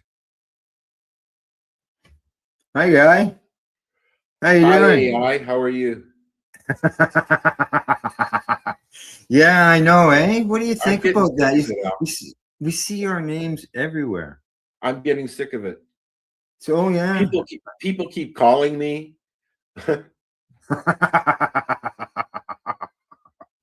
Yeah, people send me questions all the time, wanting me to solve things for them.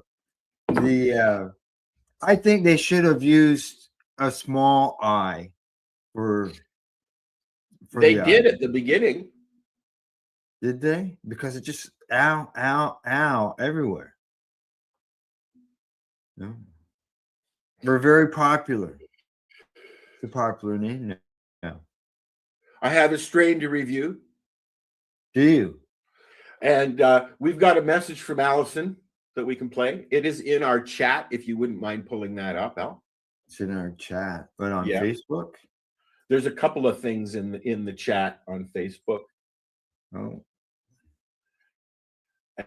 And also, it looks like we're going to have a white Christmas. Yeah, I'd say that's pretty well guaranteed right now.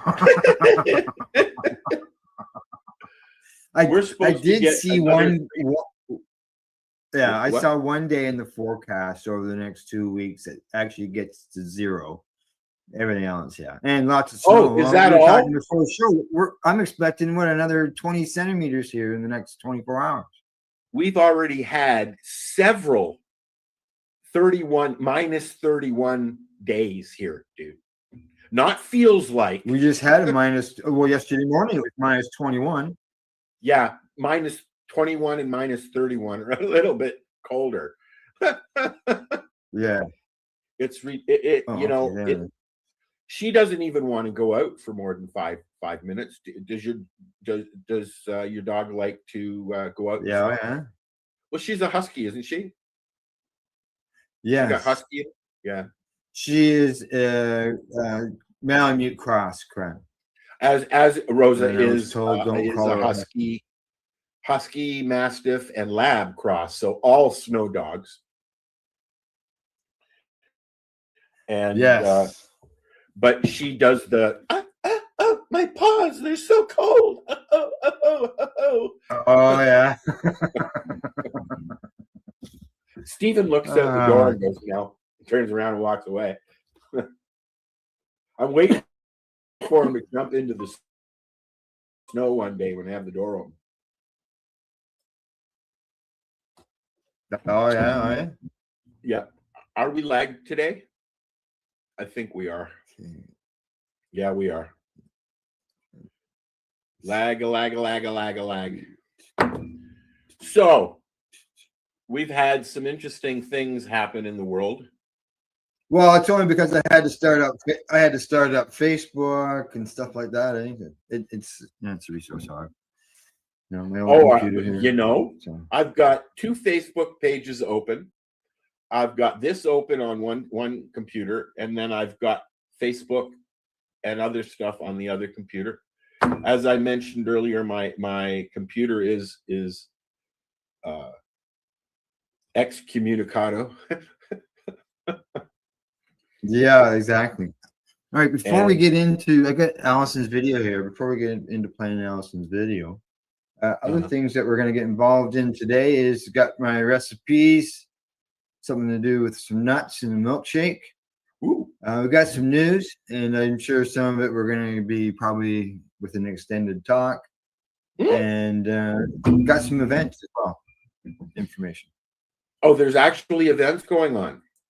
Yes, yeah, there's actually one. It's in like 4 days. No, sorry, yeah, 4 days. I just looked up at my screen and I saw Allison sitting there, and I was like, "What the fuck are you doing here?"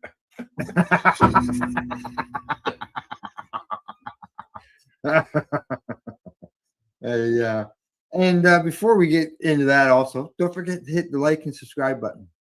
No matter and you know what? Soon I'm going to set up stars, because I need to raise some money for a new computer.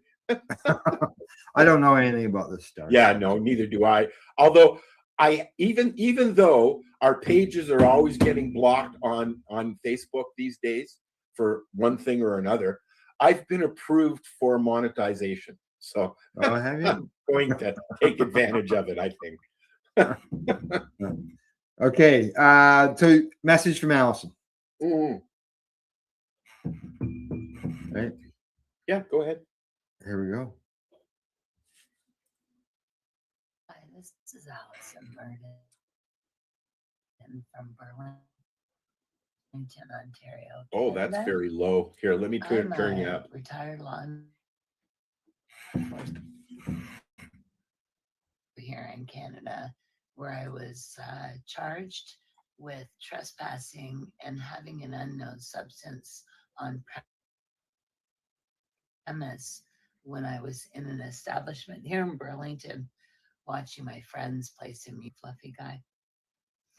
Anyway, my lawyer, Paul Lewin, worked an incredible, magical thing and ended up being able to have them drop my charges. So I have no longer do I have charges for either trespassing or having an unknown substance on premise. But I still am continuing with my fight.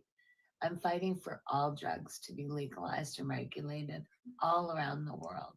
I want people to understand how people like me live without access to these substances as I am right now. I have no psilocybin. I have lots of pills, but I wouldn't be awake to do this. So that I don't want. I want to enjoy my life while I have it. From my heart, I'm so thankful, Lewin. And I thank my partner, Gary.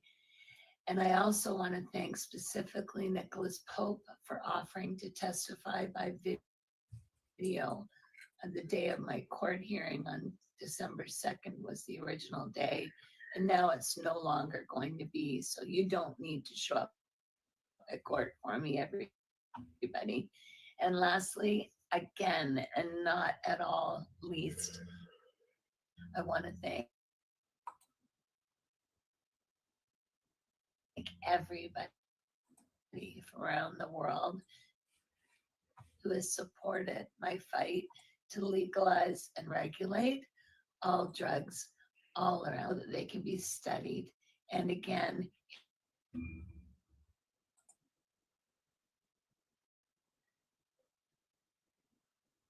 and even if they are illicit, we'll make it so they understand.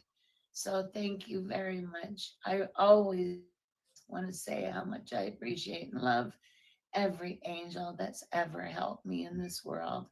Thank you so much. And again, together we will.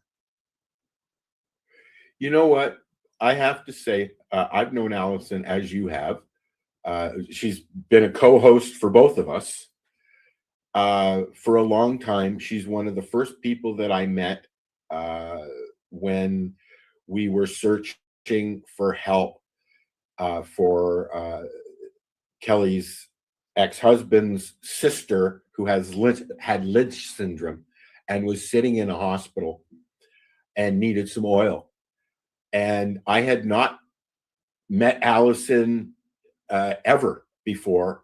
At the Freedom Festival, we met with her, and she gave us some oil for Roxanne out of the goodness of her heart, without even knowing us, really. We had just appeared.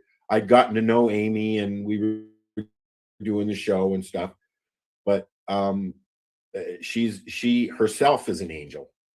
And although you know, she's having a rough time now, she hasn't stopped. She's the first person always at the Global Marijuana March in her wheelchair out front, and this year she couldn't go because Gary forgot to plug in the battery. Let's be honest. But yeah, I'd love to hear what you're saying, Al. Would you? Yeah, I can't remember the first time I met Allison. I know it was in the early days of my advocacy. Probably through my friend Diane, and then would meet Allison maybe at an event. It was probably the first time that I met her. Yeah, that'd be 20 years ago, at least. So 2022, maybe. I mean, yeah. 20 or 22 years, maybe. Yeah. You know. Yeah, exactly. So and it could have been at a treating yourself booth at some non-cannabis event while we're there educating people. You know what it is, I am very open about my mushroom use. I go to things, I go out, I shop, and but I don't walk around with a drink in my hand.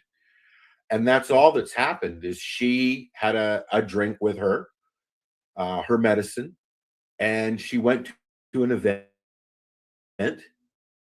and they asked her to leave. Yeah. She says that she got a waitress she's never dealt with before, and she goes to this place all the time, apparently. Correct. Yeah, yeah, she's there all the time. And then they called the cops on her. And unfortunately, here in Canada, once the police are called, it's their call, not the owner of the restaurant. It's their call, whether or not they're going to continue the investigation or charge you, right? Yeah. So I don't think that they do that in the States. I think that they read you your rights and they investigate, and they either charge you or they don't. But I mean, I get that it's their bar, but Allison's a frequent flyer at this bar, and the owner should have been consulted before the police were called. That's all. Yeah. I'm not sure exactly who called the. Yeah, exactly. So, now whether that became something that was, I don't know I've never done any training. What's the self-serve training? Is there anything in there that tells them that they're supposed to automatically call the police if they see something like that happening? I realize how would they know? I don't know. I think what it was a drink. It wasn't that she was sitting in there smoking joints like the old days. Exactly. But what it is a lot of bars and restaurants, some will let you bring your own stuff in, but a lot of bars and restaurants won't even let you come in with a Tim Hortons coffee or something. Yeah, and that's more likely what's happened here. Is that this exactly? And Allison, being the advocate that she is, spoke up and said something. And then they went, whoa, you can't do that here. I'm assuming. I know Allison, I know the way she is. Somebody puts their foot down, she puts it down in front, So yeah, I'm trying to think of if it was whether I was talking to her or one of her information from. So well, we asked her, and she answered me while we were on the air a few weeks ago. So I'm playing with the size of this. I see that. I thought, geez, what just moved on the screen? There. That keeps it below the picture. Well, no, it'll migrate into it if there's more comments. And we'll see that when somebody says hello. Somebody says, I suspect that our pal is watching. So we have some YouTubers watching. So Buddy will be in there. Yep. Probably. Yep. Exactly. All right. Played the video. What? We played the video. We played the video, so that means that I have that question that I always ask you, and that's, what are you smoking? I need to change that. I need to change a lot of things. If I could get my fucking computer to work, I have. I'm enjoying the consistency of the big bag of buds. Big bag o' bud. And what do you have in there this time? Well, usually I get a split combo, which is an indica and a hybrid. And I like that because then I get a third one when I mix them together. But they didn't have any. So I got an ounce of purple cherry punch. Oh.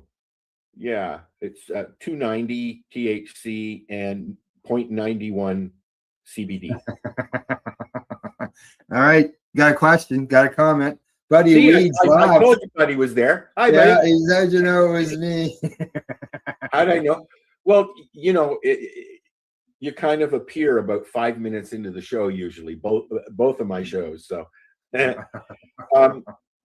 so I'm enjoying this because it's not high THC, and I'm not feeling overwhelmed. Sometimes a high THC strain will make me feel a little bit overwhelmed. Yeah. More so than a sativa, to be honest. It's weird. Yeah. I know. Well, with my dopamine levels different, because my It's like- ADHD, When it literally reacts differently, right? Like Ritalin. If I take Ritalin, I calm down. If you took Ritalin, you'd be off fucking doing a study bee at a fucking university or something. Oh yeah, for sure. Ritalin is still the number one study drug on most university campuses. So, they've probably changed that to crack now, but whatever. Okay. Oh God, what am I smoking? I don't know. What are you smoking, Al? Something you grew, I guess. Oh no, I know what you're smoking because you. In my Shadowizer. Now, did you put the top on? Yes. And are you liking it better? I just put it on last night. Oh, okay. What we're talking That's about the is three coil. Exactly. It comes that they have a larger 3 coil pod that comes with their bubbler, which we both have, and I got a bunch of refills from Matt when I was there, and so I started using the shatter that I had wasn't really burning the way I like it in the ceramic pod. So I started using this 3 coil pod. Yeah. And I'm really liking it, although it burns. Hey, good morning, Rob. Sorry.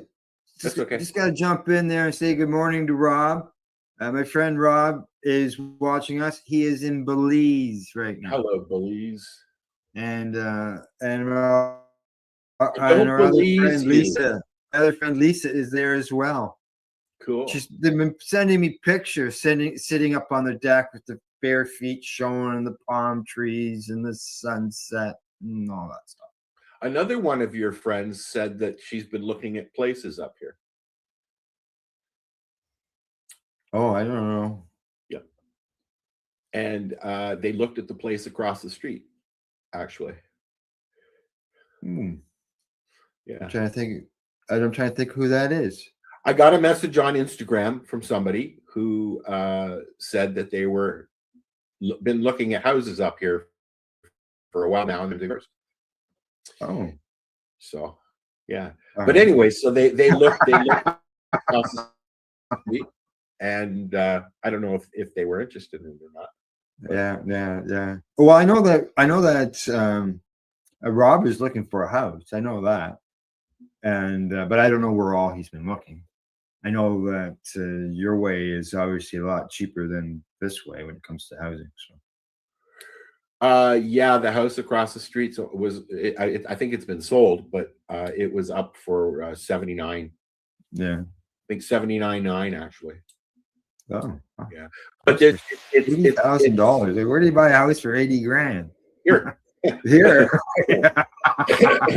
Mine was only I paid $118,500 for mine. Yeah. So I mean, okay. So back to where you were before I interrupted. We're talking about the Shadowizer. Oh yeah. Anyways, yeah, I'm enjoying the 3 coil. That's all I was trying to say. Yeah. So far, so good. It burns through the product really quickly because of the 3rd coil, but and it's a longer coil as well, right? But I like it. Time for a refill. There you go. Let's see what I got here. You're not trying what you squished? Okay, well that was just the end of what I had, piece that I had squished.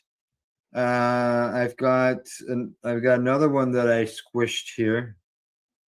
It's a little darker. I had maybe the temperature up a little bit, or the fact that it is older cannabis. It's not fresh stuff. Well, as I mentioned, try freezing it because the trichomes break off quicker and easier. and more of them.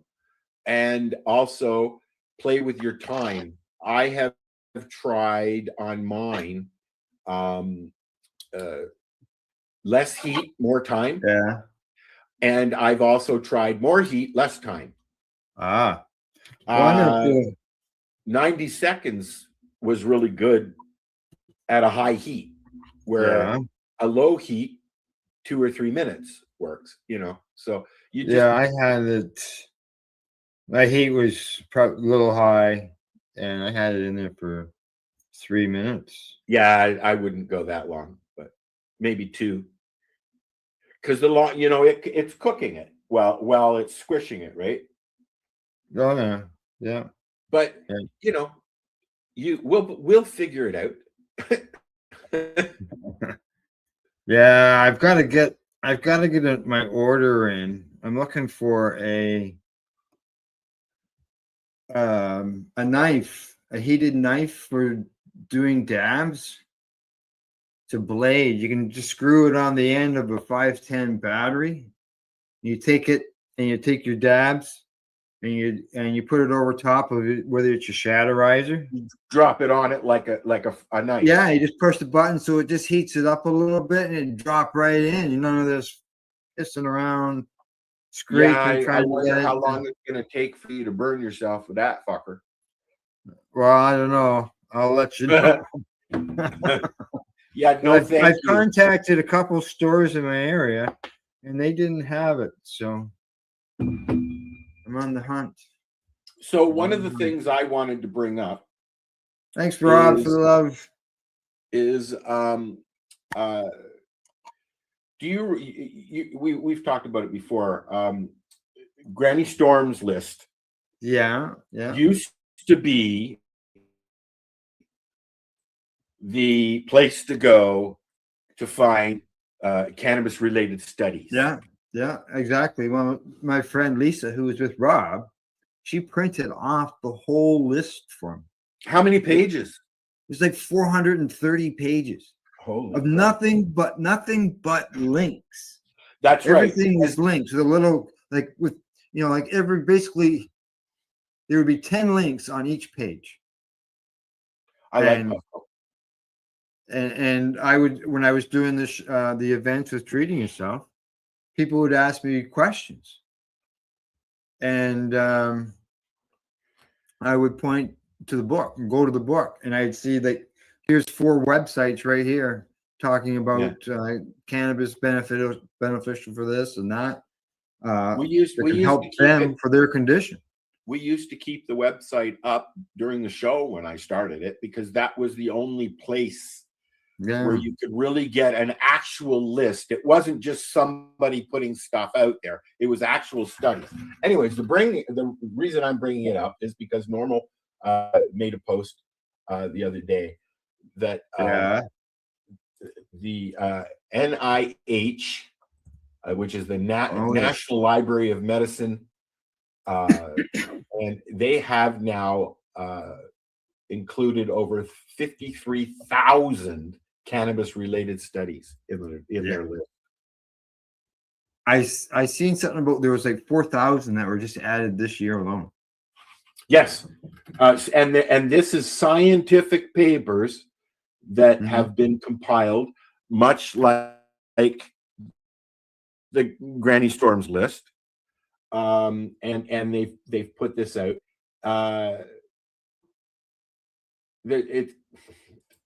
It's amazing the access to the information that's out there. But here's the sad part: we're still fighting. Yeah, we are. We've got all this information, and because of a few boobs that are out there in the world that have something to say or something to be heard, they're fucking it up for the rest of us. They've got how many scientific studies do we need before somebody says, "Hey, wait a minute"? Oh yeah, well, there's quite often we'll report in the news of a article of a study, that was something that we talked about 10 or 15 years ago or more. Yeah, and I'm sure a lot. I'm happy to see it. I'm happy to see that it is out there publicly, but you know, it is behind. I'd say, obviously. Can I get you to lower those comments? I feel like I'm just barely over the screen. You want to make it lower. Lower. Oh, that's too big. Hang on. Is that better? I don't know. It's still the same height to me. Oh yeah, it's still the same height. Oh yeah. Yeah, I nothing moved it changed over. really. No. Oh yeah, I see. Okay, yeah, you've moved it over that way. Hey, can you slide it over to the center? No, you can't do that. It would be too easy to do that, Al. Okay, that works. That works, yes. I think there's something there. But okay, yeah, because I feel like I'm that guy that's just, you know, over the deck. Okay. Just so you know, turn a complaining we mood got today. yeah, I got I see Buddy Wheat has made a suggestion of the Puffco hot knife. Oh, so you looked it up? So I looked it up. There Or we you go. could just go in and get your parents fine silverware and a torch and do it that way for free. Oh, silver. Oh, torch. Yeah. I jest. As we were packing up my mom's condo, I actually found hot knives, like knives that I used as hot knives as a youngster.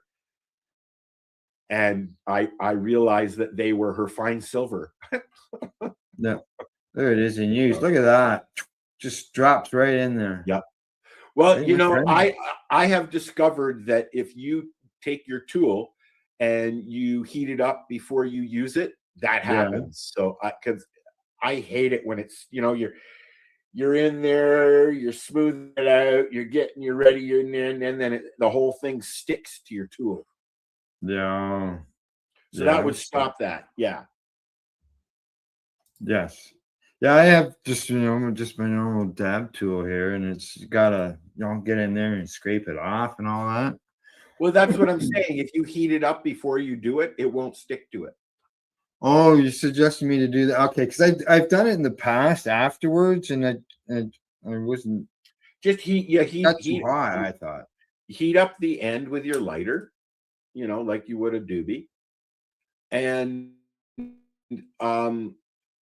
then do your work inside the bowl, and it won't stick to it because the utility is the it's thing been warmed up. Has been warmed up. Yeah, so it just kind of slides right off. It doesn't stick to it. I hate that. You know, you get in there and you're just about ready to use it, and it just pulls out the whole fucking thing. And you got to do it again. Yeah, I know. It's just and then it's all stuck up the side. It's not down, you know, down where it should be. And that's the difference between using a coil and the ceramic pod. With the coils, you have to be a little bit more delicate with it when you're filling it, when you're cleaning it, when you're scraping it. The coils got glass on them, don't they? No, they do not. They're open. just like that one. If you open that one up, you'll see, you can actually see the coils. It's the same on the small one. But with the ceramic one, you don't see the coils. They're underneath the ceramic. Yeah. And they don't they are exposed. Yeah, there is no glass. Heat it up that much. As much, I should say. Wow, it does, like you said, it uses it up really quick. Yeah. Yep. There's a little bit left in there. Now you make me want to go get mine. Well, so yeah. No. It is 37,000 scientific papers about cannabis have been published since 2015, and now they've added another bunch as we were correct. Yes. Right. Yeah. And it's up to 53,000. I don't know how many studies and links are on Stormcrow's list, which is still available, and seems I seem to remember somebody telling me that she has passed away, but somebody is continuing that on. Obviously.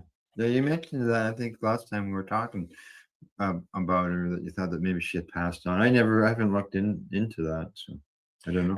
I looked into last time we were talking about it. I looked and it's being updated. Yeah, So good. somebody's still going. But my point is, I'd like to know how many scientific studies are on that list. I'm sure there's more than 53,000. There's a lot, and some of her stuff included links to newspaper articles and stuff. Yeah, It wasn't just It was I see Buddy Weeds has cannabis suggested combile. I see Buddy Weeds has suggested a cold scoop with the dab tool and lighter to warm it as it flows into your coil. There you go. Yeah, that's what I did in the past, and I thought maybe I just overheated it. It also depends on the product that you're using. When I use oil in my Shatterizer, I will either use the oil pod, or I will do exactly what Buddy just take a cold scoop and then let it drip in, right? Yep. I guess with the tool, and just like with hash, when I get a piece of hash to warm it up, I stick it to the side of my tea. I stick it on the side of the glass of my tea, and it warms it up enough that I can put it into a snake. I don't like breaking up my hash. I like to snake. Oh yeah. Well, the other day, actually Sunday, I took some. I've collected hash here. Nice thing about it never goes bad. So the other day, I crushed up a bunch that had gone, hard, ground them up, and laced my doobies full of some nice ground up kiff and yum. And did you notice this week or last week, Dave announced that the Happle and the other one, the Dewdrop, are now available on the cannabis, the OCS website. Yeah, I read a post this morning, and he said what he said is it's available for retailers. And he said he hoped that it was available for the general public on the OCS website. Well, I'm sure. Now he also updated that there are 15,000 now that have been sold, 10,000 that were handmade, and 5,000 that have been produced by. I was just gonna say, he's signed up with a company to reproduce them, and so he's not. I'm sure he's still making the odd one. He's making skull versions. Yes, I saw that. Yeah. He's got the skull Dewdrop and a skull Happles. I'd love one of those. Yep. Even though I can't use my Dewdrop. It just it's one of those things. I've got the Dewdrop sitting right here on my desk, and you can see right here. You got my Happy. It's over there.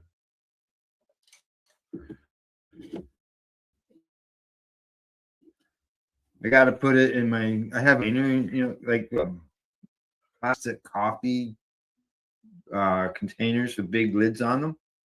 Put some alcohol in there, and then put the Happle in there. Take it out in the morning, give it a rinse, and it's done. Nice and easy. You could, I don't know. No little hidden chambers and things to have to clean out and curse and swear at because you can't get at it. Yeah, mine's a mess. I need to do mine.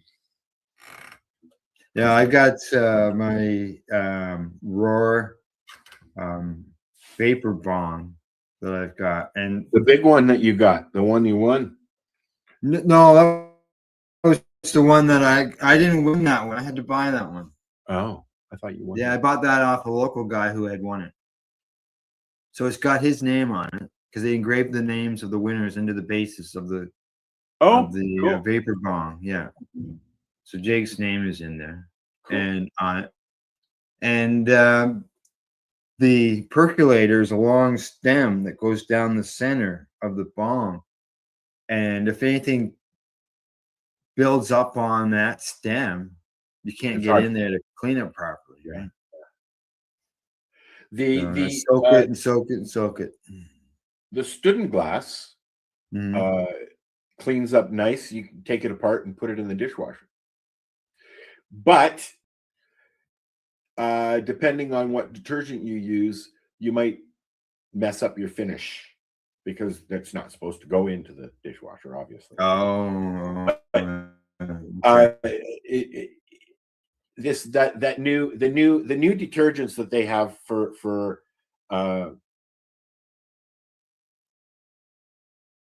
dishwasher have a lot of acid. So but it cleans up the glass really nice. You put all the parts in a little basket and put it into the dishwasher and done. Done. All right, talking about done, let's move on. There we go. No, I don't want to. Yes.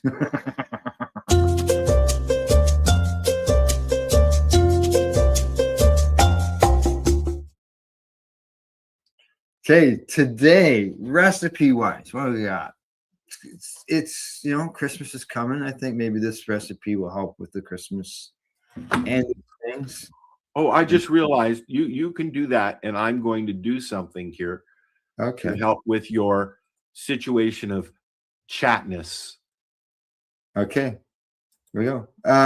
Recipe wise, this is coming to me from Bite Me Podcast, and it's called Sweet and Spicy Toasted Nuts. Look at that. The Green Organic Dutchman. That used to be a cannabis producer. There we go. How's that, Al? Oh, 1 second. I don't know. What am I looking at?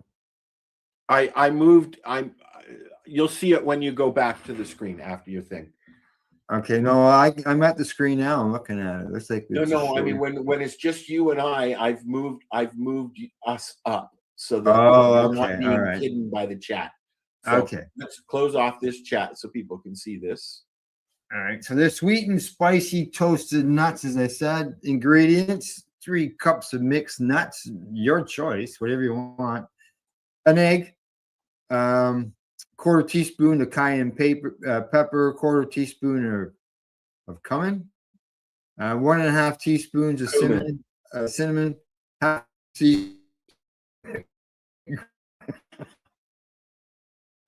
a teaspoon of sea salt, a quarter cup of brown sugar. Now, they say 4 packets of some ripple powder or a tablespoon of infused olive oil. I know I've got that sitting in the fridge. I do as well. I have some olive oil as well. Yeah. Now they say to preheat your oven at 350. Combine your spices, sugar, salt, your olive oil in a small bowl. Mix until even, and in a separate large bowl, whisk your eggs whites with 1 tablespoon or 1 teaspoon of water for a minute.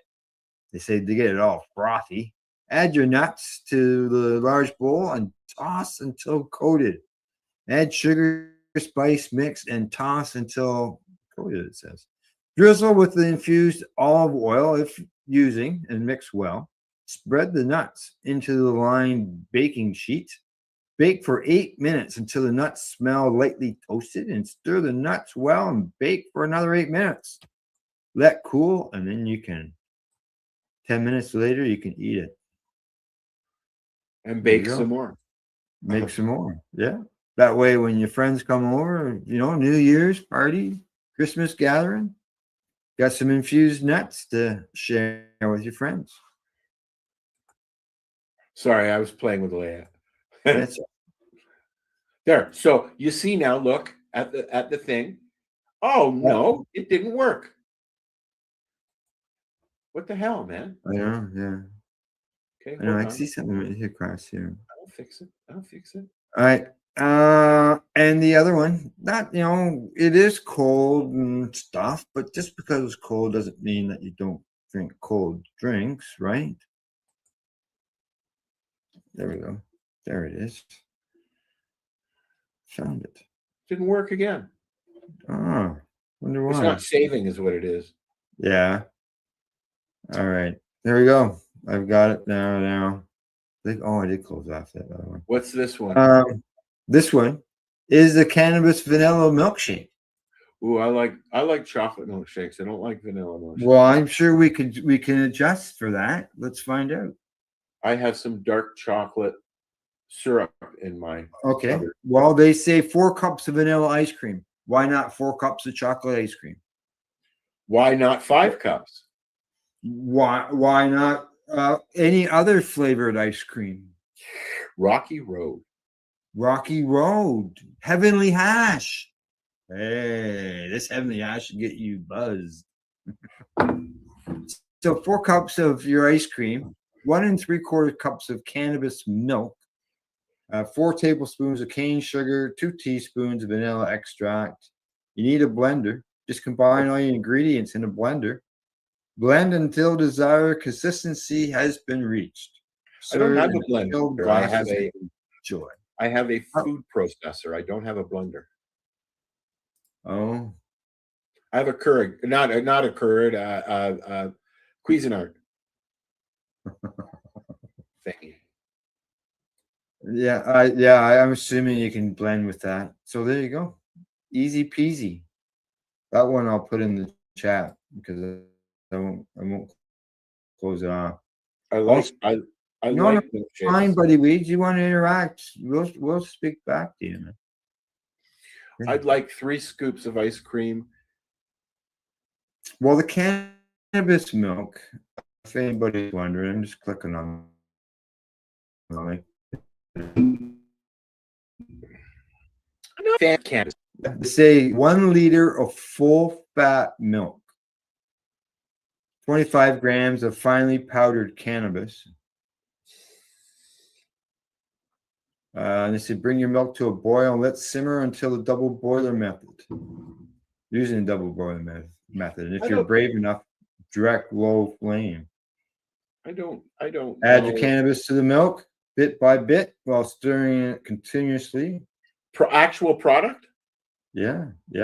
Stir and they say simmer and stir occasionally for 30 to 45 minutes. That's going to have a lot of chlorophyll in it. Yeah, they say you will notice your milk turn a yellowish green color. Yeah. They say strain it through a cheesecloth. Allow it to cool and serve in a shot glass, either chilled or warmed up. I don't understand how cheesecloth works. Holes and yet catches everything. Yeah. They say that you may notice some skin forming at the top of your milk. They say don't panic. Just scum, not stir it up. It's scum. Okay. Cannabis milk scum. Milkshake. That's an easy one. Wonder if that would work with yogurt. The first frozen yogurt. The first thing I ever made out of cannabis was a cake. Tim and I took an ounce of powder and used that as flour. Yes. And made the cake. Instead of using flour, we just used ground up cannabis. Mm-hmm. Yeah. Oh my God, that was horrible. Oh yeah, I imagine it was. but the frosting made it okay, and a hell of a buzz. I messed up on the spelling. It's all right. I see that. I put a space in there. Cannabis. There's no space, Al. Well, look at that. They got rejected at a few spots. So yeah, there's the vanilla or whatever flavor of milkshake. What I'll do is they said high fat. I'll check the frozen yogurt and see if there's any high fat in that. I don't. I would think that there would be, and for anybody who doesn't know, high fat foods attract cannabis, so it's easy to infuse it. Yeah, it infuses nice with milk and butter and dairy products in general. Yeah. Right. Exactly. All righty. So there's recipes. Both you can eat nuts, can't you? I love nuts. I had nuts last night. I had a trail mix last night. Did you? I miss nuts. I like nuts, but unfortunately my gut does not. Oh. Yeah, I like eating, cashews and all that stuff, but you can't anymore. Yeah, my bowel doesn't like that.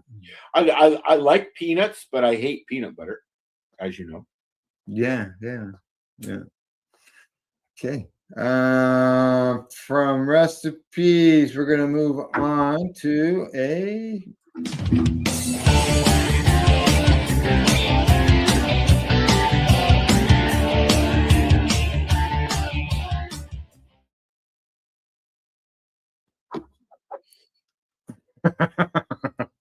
okay. I have got geez, did I throw it out? Oh, I did. I've had this container of wild card. Oh, it's in. Yeah. Welcome to the show. We're going to watch Al look for something. Enjoy. Yeah. Well, damn. Oh, well. I had this container of wild card rosin that's been sitting here waiting for me to consume, and I haven't. Because now you've thrown it out. Correct. But I opened up the container, and what I found was, that this stuff was over a year old. I like cannabis oil or coconut oil as well, but yeah, I use coconut oil and the olive oil. It depends what's available at the local grocery store. Sometimes I prefer the coconut oil over the what is it, MTC, even though it's different, but it's the same. Yeah. I find that the MTC, which they use in a lot of products available on the market, it makes me poop funny. Oh. Whereas coconut oil does not. I don't mind olive oil. I use it to cook. Yeah. The thing too, like when you make with coconut oil, is that at that point it's so universal. You can use it to cook and eat, and you can use it to make topicals and lotions. I made a mixture of extra virgin olive oil, buddy wheat, and cannabis oil, and and then you put it in the fridge and it congeals like a butter, right? Mm-hmm. And then you just take a scoop out and throw it into whatever you want. What'd you find, Al? Find what you wanted? Yeah, I was just I took the dab out of the product. No, I didn't find the label, the package. I think it is in another garbage can, which is in the other side of the house. So I have to leave. Maybe put exactly, a buddy. on it. Exactly, Huh? buddy. Although they use the MTC in a lot of the legal market products, they use MTC. Yeah. A lot of people don't like the taste of the coconut oil. Yeah, and some people it bothers their stomach. Well, with me, it's the MCT that bothers my stomach. Yeah, it's never bothered my stomach. Was it modulated coconut something? I don't know what it stands for, but yeah, I use it. I don't use that hard white waxy stuff. Yeah, I don't like it. I'd rather just use butter.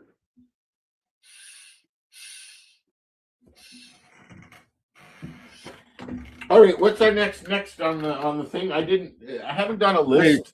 Just so you know, it's tasted pretty good, but It is aged. I don't know what happens with aged rosin. Like it degrades. Well, it goes crystally. Yes, That's and what happens some- with this. and people that do extracts will tell you that that's actually okay. It actually it gets when it's at that stage and heard. Yeah. You're wondering what's next? I'm keeping an eye on the clock too. They haven't had enough product to squish, and I'm wondering what your ratio was, what your yield was. Oh, ratio wise, that I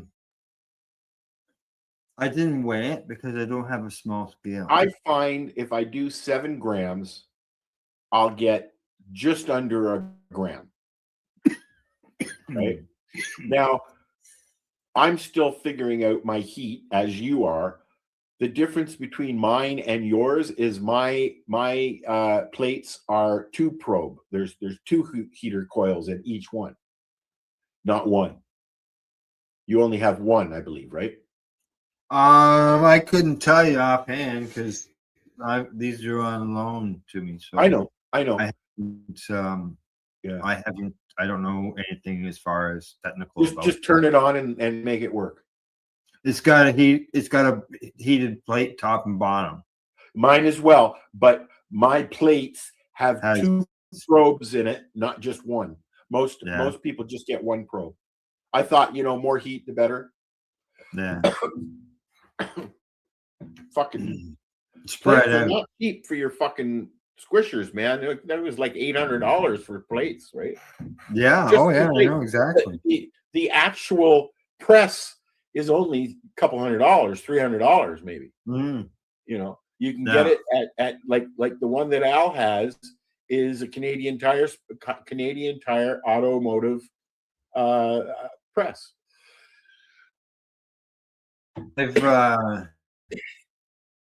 It's sitting there on the table, and I just hit the switch and turn it on. And mine is a 10-ton Maxim press that I've got plates on. Yeah, that's all it is. If you're thinking about squishing, it's not that. And then nug crusher. What's that? Nug. Oh yeah, the smasher. Nug smasher. You can buy. They're I think they're $700-800. I think maybe a little bit more than that. And everything's right there in a little box. Yeah, I think they have like a 2-ton and a 4-ton. Yeah, and it's a plunger. You have to push it down. Yeah, there are plungers. Where ours is like the one pump. The one that Al has is my old one, and that flaked out at the lounge. And we were going to put you can hook up a compressor to those. Yeah. Right. And they work really well. But these have the pump, right? It's not leaking, eh? No. When I got it, it was leaking all over the fucking place, Al. All you had to do was take it apart and put it back together again. Yep. There you go. I miss you.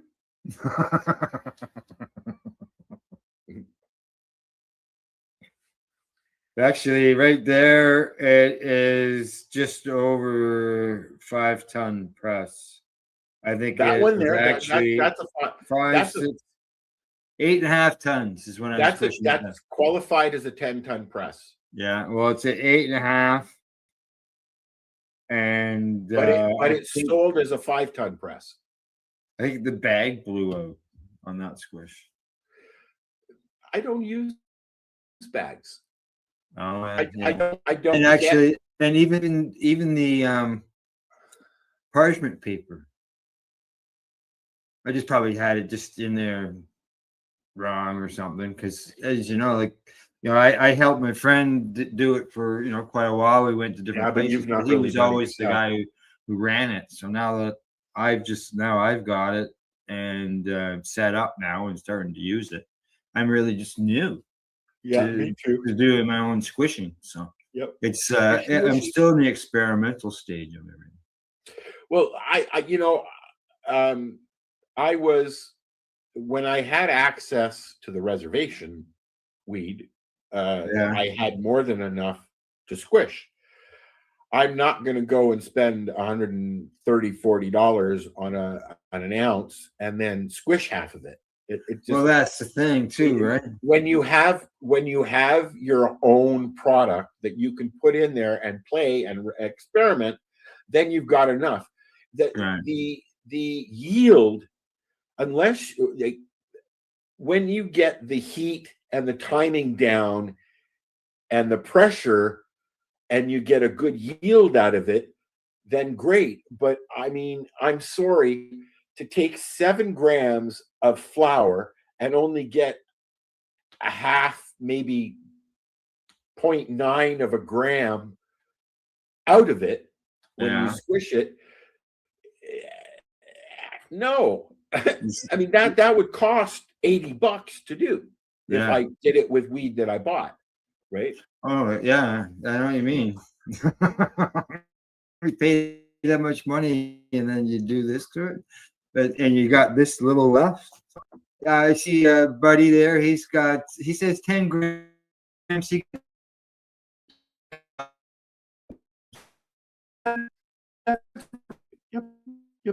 I said it depends on the time.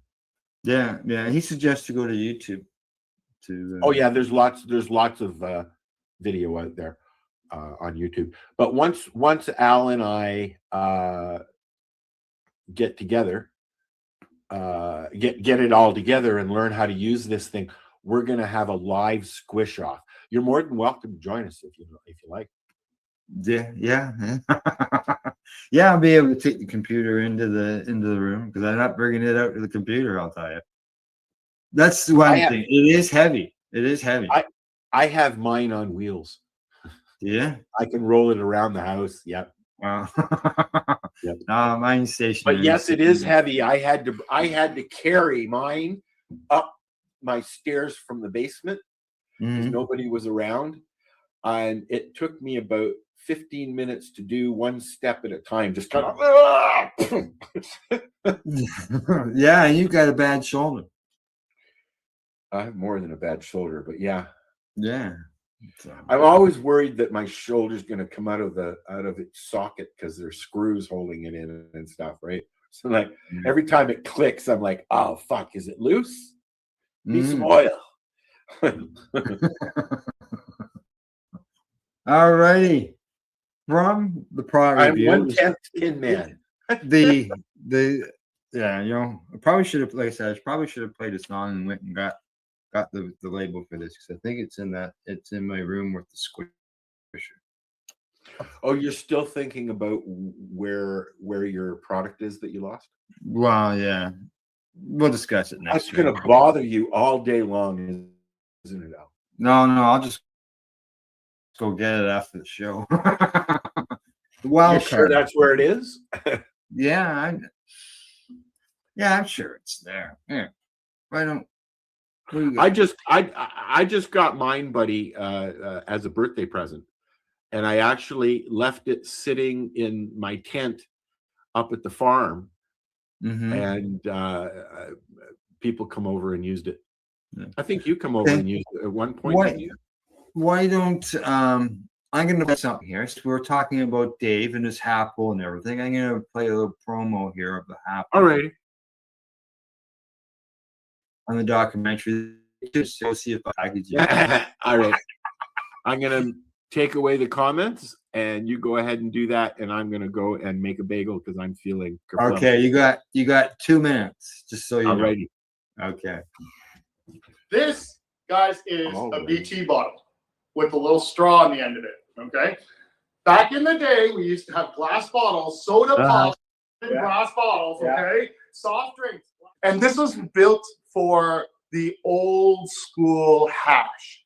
This is the hash that your uncles and your grandparents would get. And this is the stuff that we would all treasure whenever we could get it because we thought it was the best stuff because it's the constant. It was our form of concentrate. Correct. Right? When we were young, right? Yes. To answer your question now. Oh, here we go. All right. Now you're going to cut this out if it doesn't work, right?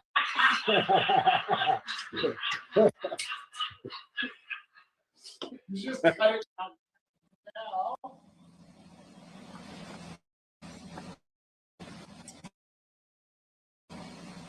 These are the 4 or 3 tools I use to form and shape the hackles.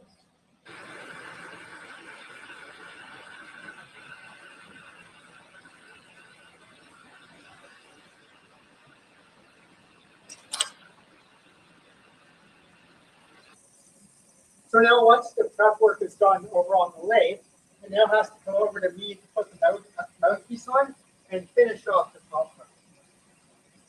So first up, I just need to clean up and close off the top.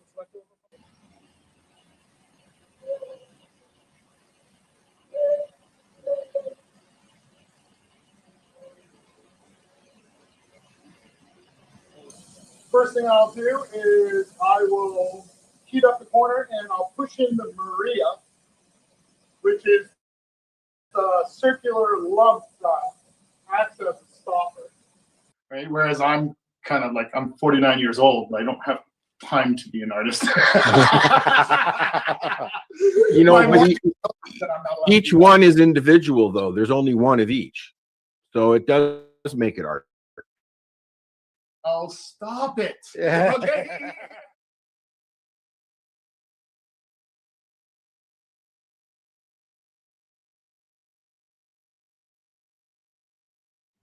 Hey, I'm back. Al's still out making this bagel. But that was a promo that we created for the Apple. As you can see, we went to Dave's shop, got video footage of him making his Apple, and it's like about a 52-minute long documentary. And every once in a while, we'll run it during Saturdays, re-rolled Saturdays. Now, I see Buddy Weeds has made some comments. He says, I've started frozen bubble hash. So are you squishing the bubble hash, Buddy? There we go. There's his comments right there. He's got 4 presses, been squishing for 7 or 8 years. Well, you're speaking with a newbie, buddy. Oh, here comes Al with his bagel. Yeah, sorry. I was like, I put the bagel on and I was like, shit, that's going to take 2 minutes.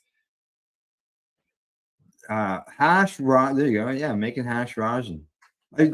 I was at my friend's place and we squished some of his hash that he had made, and it just, we couldn't believe it. The bubble hash he had made, just the amount that came out of there was like, holy shit! It's a good thing that there's a catcher in the bottom of the parchment paper. I tried squishing some of the hash I made a couple of years ago, I guess. Yeah. And I was shocked at what it did to it.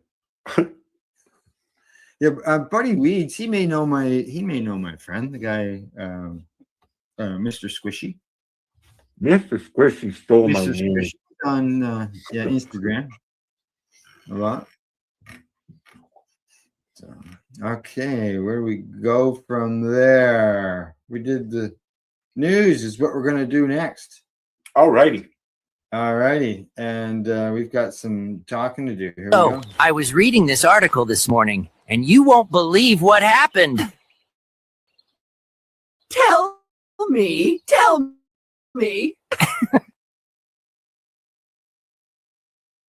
Well, I will tell you that on the news end of things, it's making the headlines, and that is the fact of what is happening in Nova Scotia, and that the province has ordered the police to crack down on the dispensaries on the reserve.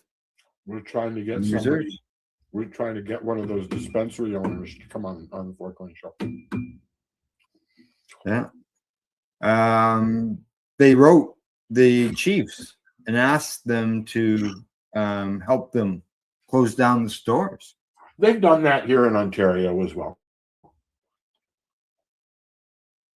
Have they? When When? no. When Rosalie, go on out. Go lay down, please. When they started really getting popular in Alderville, the OPP it didn't work. approached the OPP approached the chiefs and the band leaders and that, and they said no, but other reservations are saying yes. I mean, we don't have any from Sioux City, Sault Ste. Marie up to the border, Manitoba border. There are no reservation cannabis dispensaries. Really? None at all, which sucks for me. Yeah. But down where you are, there's Tanganega, there's Turtle Island, and I'm right in the middle of two large reserves with, you're looking at between 40 to 60 stores depending on which one. At one time, when Alderville was becoming very popular, because it's only an hour out of the city, when you drive up, get your weed, and go home. And but I have seen the OPP sitting just outside of the reservation property line, and also sitting in front of some of the stores, because the highway goes right through Alderville. Therefore, it's pertinent to OPP, right? And they would sit there and deter people from going in. Yeah, well, it didn't work. No, it totally doesn't work in Nova Scotia, because the police or the chiefs down there are saying that the province obviously misunderstands treaty rights. Right. Yeah, they don't govern their community, is what the chiefs down there say. Well, here, that's what's going on there. And then here in Ontario on the reservations, they're going after non-Indigenous residents who are growing. Right? Yeah, well, down there at Tanganega, there was a lot of non-residents that was growing large amounts of cannabis. Yes, I won't say anything more. And that wasn't a raid on the stores, right? They were going after grows that were illegal and being operated by ethnic people. So down there, it's going to be interesting. Chiefs are saying, basically, not your responsibility, it's ours. And they've increased the amount of stores in Nova Scotia as far as their legal stores. Yeah. And they went from 50 to 51. Woohoo. Cindy was just going, we increased by one. Woo. At one time, Alderville had capped the stores at 22, I think. They said, okay, no more. Right now, can you hear my cat howling? No. It's in the living room because he just ate. He has to tell the world, I just ate.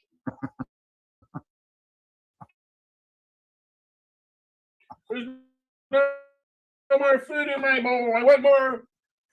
Yeah, Mr. Squishy, and I see that. No. I know of him through you, Al. I went,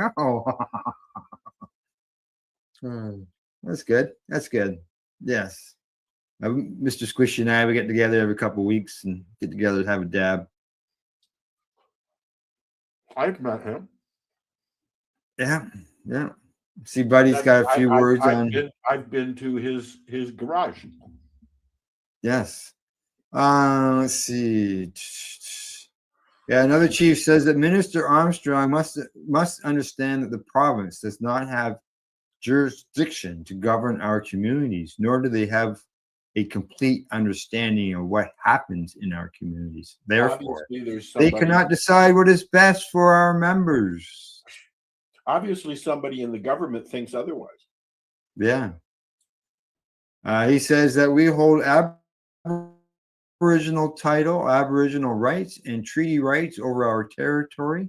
This jurisdiction protects our autonomy and our identity. Nova Scotia must Called an realize, inherited right.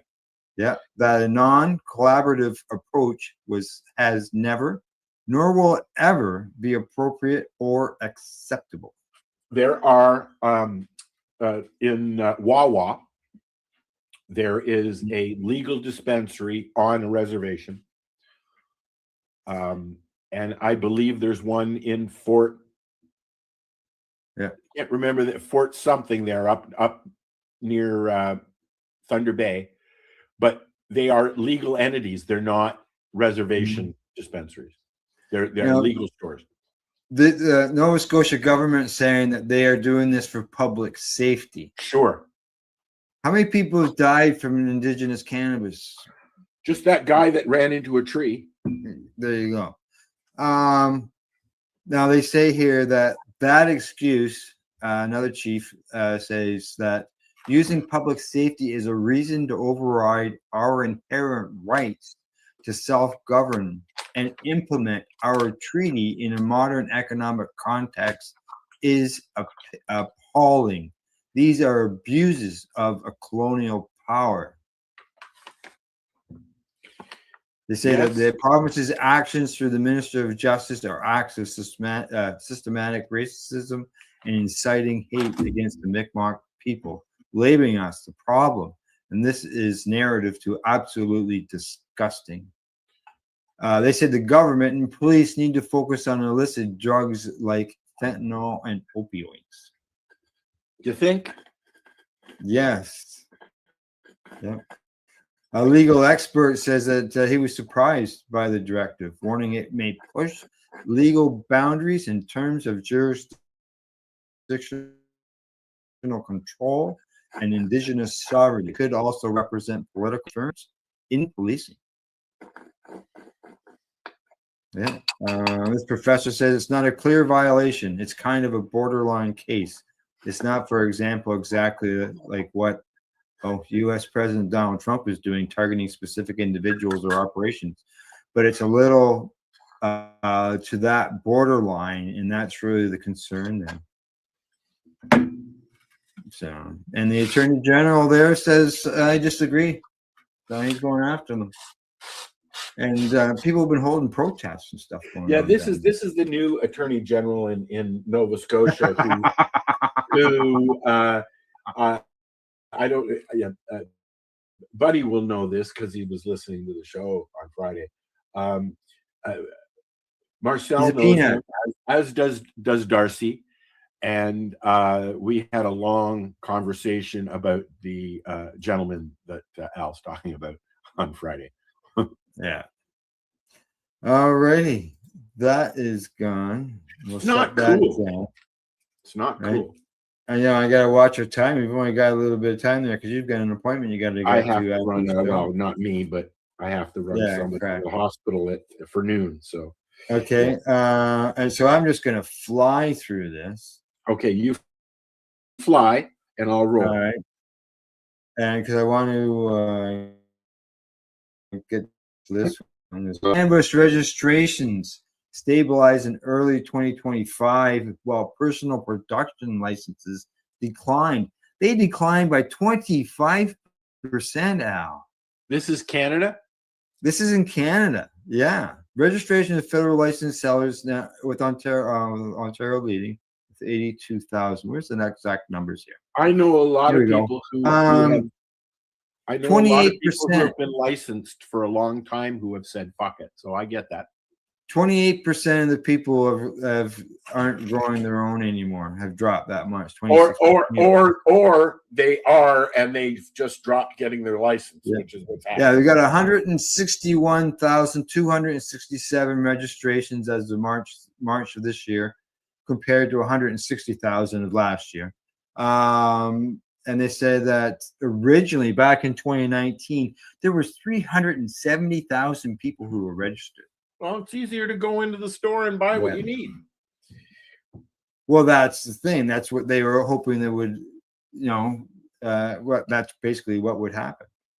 Now, as far as personal designated production, they say that. So let me just clarify something here, Al. This is 15 the medical program we're talking about, or this? This is the medical recreational Health program? Canada medical program. Okay. Yeah.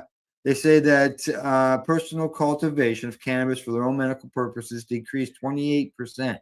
That was 15,700 people in December 2024 to 11,300 in March of 2025. They say this represents a significant decline compared to a 5% decline in the previous 6 months. So that's not good. Less people are growing. They say the category of authorization has shown significant decreases from a peak of 47,000. So, like I said, a lot of medical patients in Canada have opted to say, fuck you, I'll just go to the store and get what I like that works for me. Now, let's see what else. They say the average for someone who's just buying their cannabis through the medical program, the average is 2 to 2.5 grams per day. When it comes to personal growing of their own, that right now is at 33 grams per day. 10 times higher, more than 10 times higher. There's 4,100 health practitioners that were involved in the signatures. As far as signing them, they even break it down. Here we go. Majority, 82% of healthcare practitioners who authorize cannabis 2 or above 25 grams per day were located in British Columbia and Ontario. I remember when there was only one doctor that was signing, and his name was Rob Camermans. Yeah. Yeah, well, and he said if I wouldn't have to sign, if other doctors would sign. And now he's not allowed to practice medicine because of it. Okay, going on the time and the things, I'm going to skip past the sports and we're going to jump right into.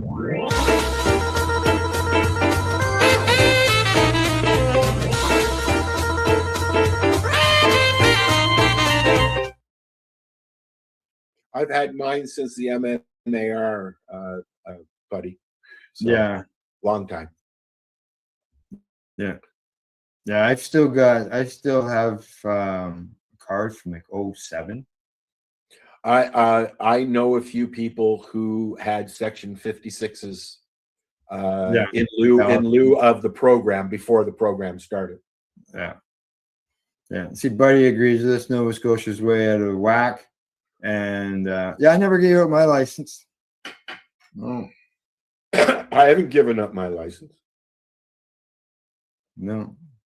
So, events. All right. Technically, once your doctor signs that piece of paper, your license paper expires or not. Your doctor has said you may use cannabis, and that is the law. Your doctor says you can use it. Health Canada will tell you. Health Canada will tell you otherwise. Of course they will. Of course they will. Events. Cannabis wise, there's an event going on in Calgary and one in Edmonton, and they are both Christmas paint parties. But more close to us here in Ontario, where we're located at, on December the 13th, from 2 p.m. till 10 p.m. is the Winter Festival 2025 with Canna Crawl. Cool. Location to be announced on the day of the event.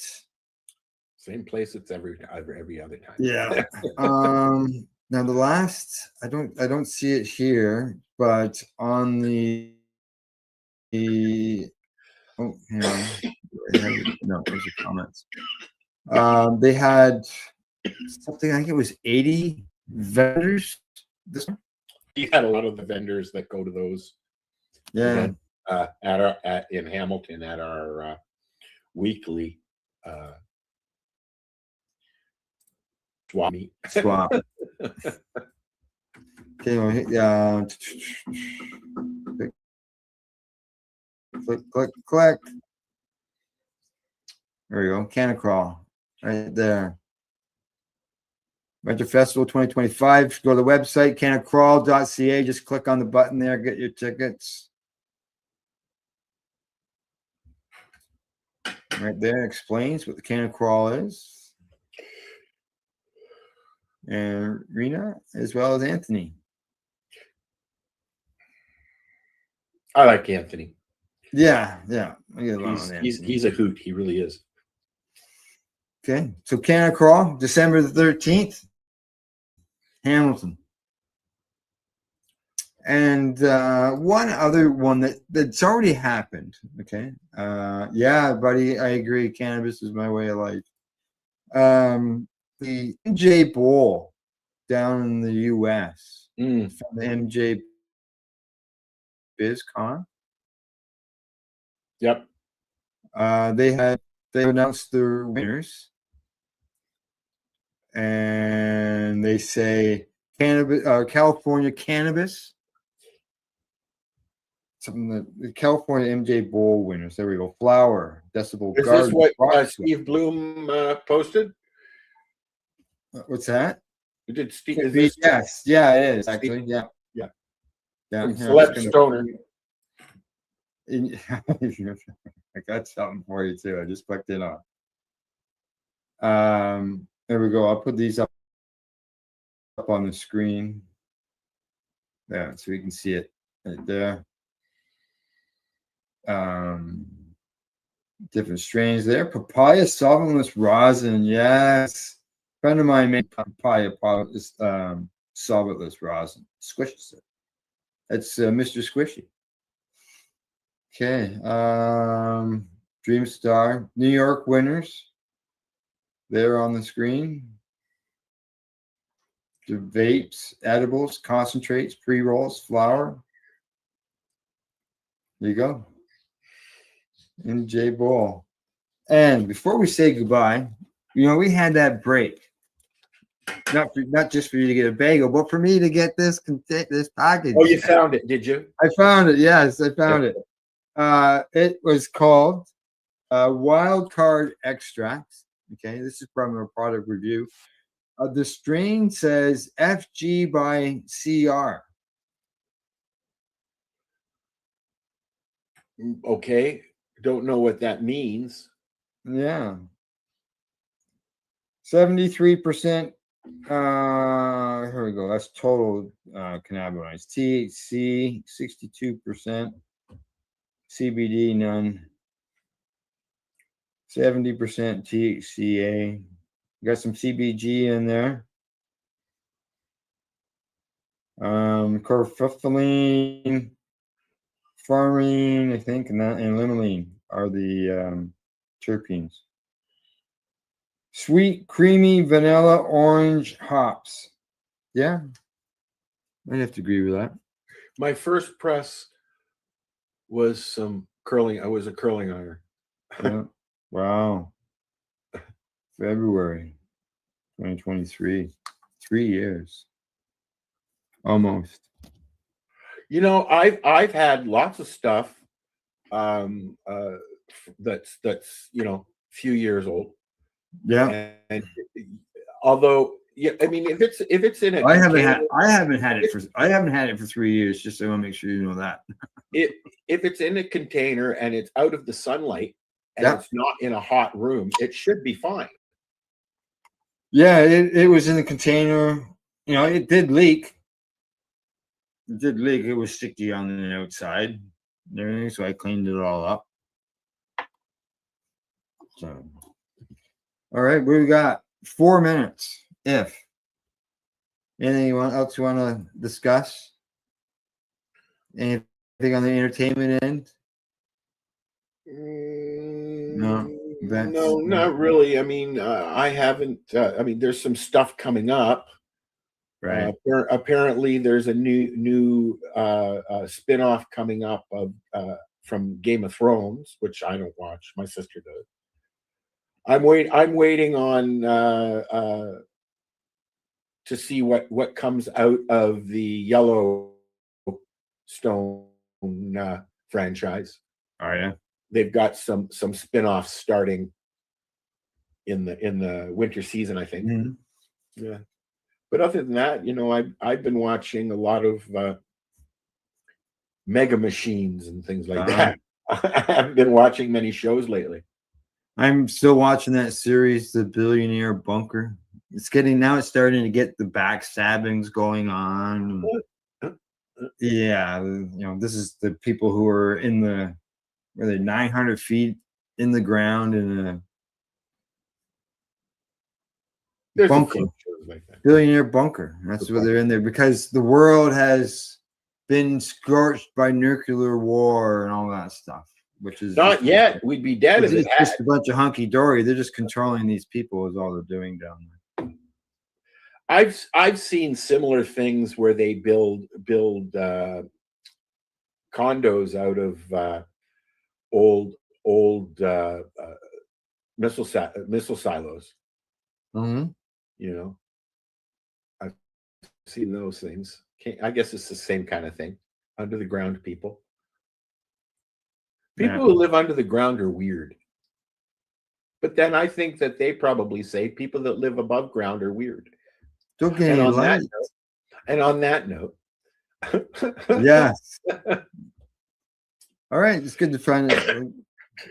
Doesn't have a stop. Yeah, never will. All right, good stuff. Yes, Buddy Weeds, you have a great weekend as well. Thanks for the information, background information. It's always good to find out about our people who we talk with while we're here live on the broadcast. So, all righty. Well, Al, anything? That's it. You're done. Got to clean off the car, and the sun's coming out now, and it stopped snowing. Look at that. All right, there you go. You got the weather forecast at Terrace Bay, Ontario. Everybody enjoy their day, enjoy their week. And yeah, minus 20. Well, hey, that's what it was the other day, and I went outside and I thought, gotta go out, gotta get out, gotta take the dog out, right? Okay, next week. I see there's a comment there. Yep, no problem, Buddy Weeds. Thanks for chatting and thanks for sending us messages. Interactive, getting together. It works. So I'll see you all later. Bye bye.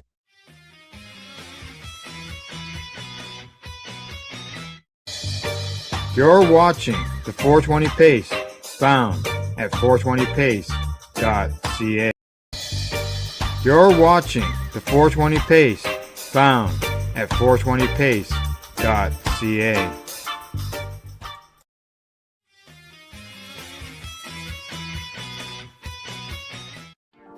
You've been watching Rerolled Saturdays. Thank you to our guests, our hosts, and our viewers.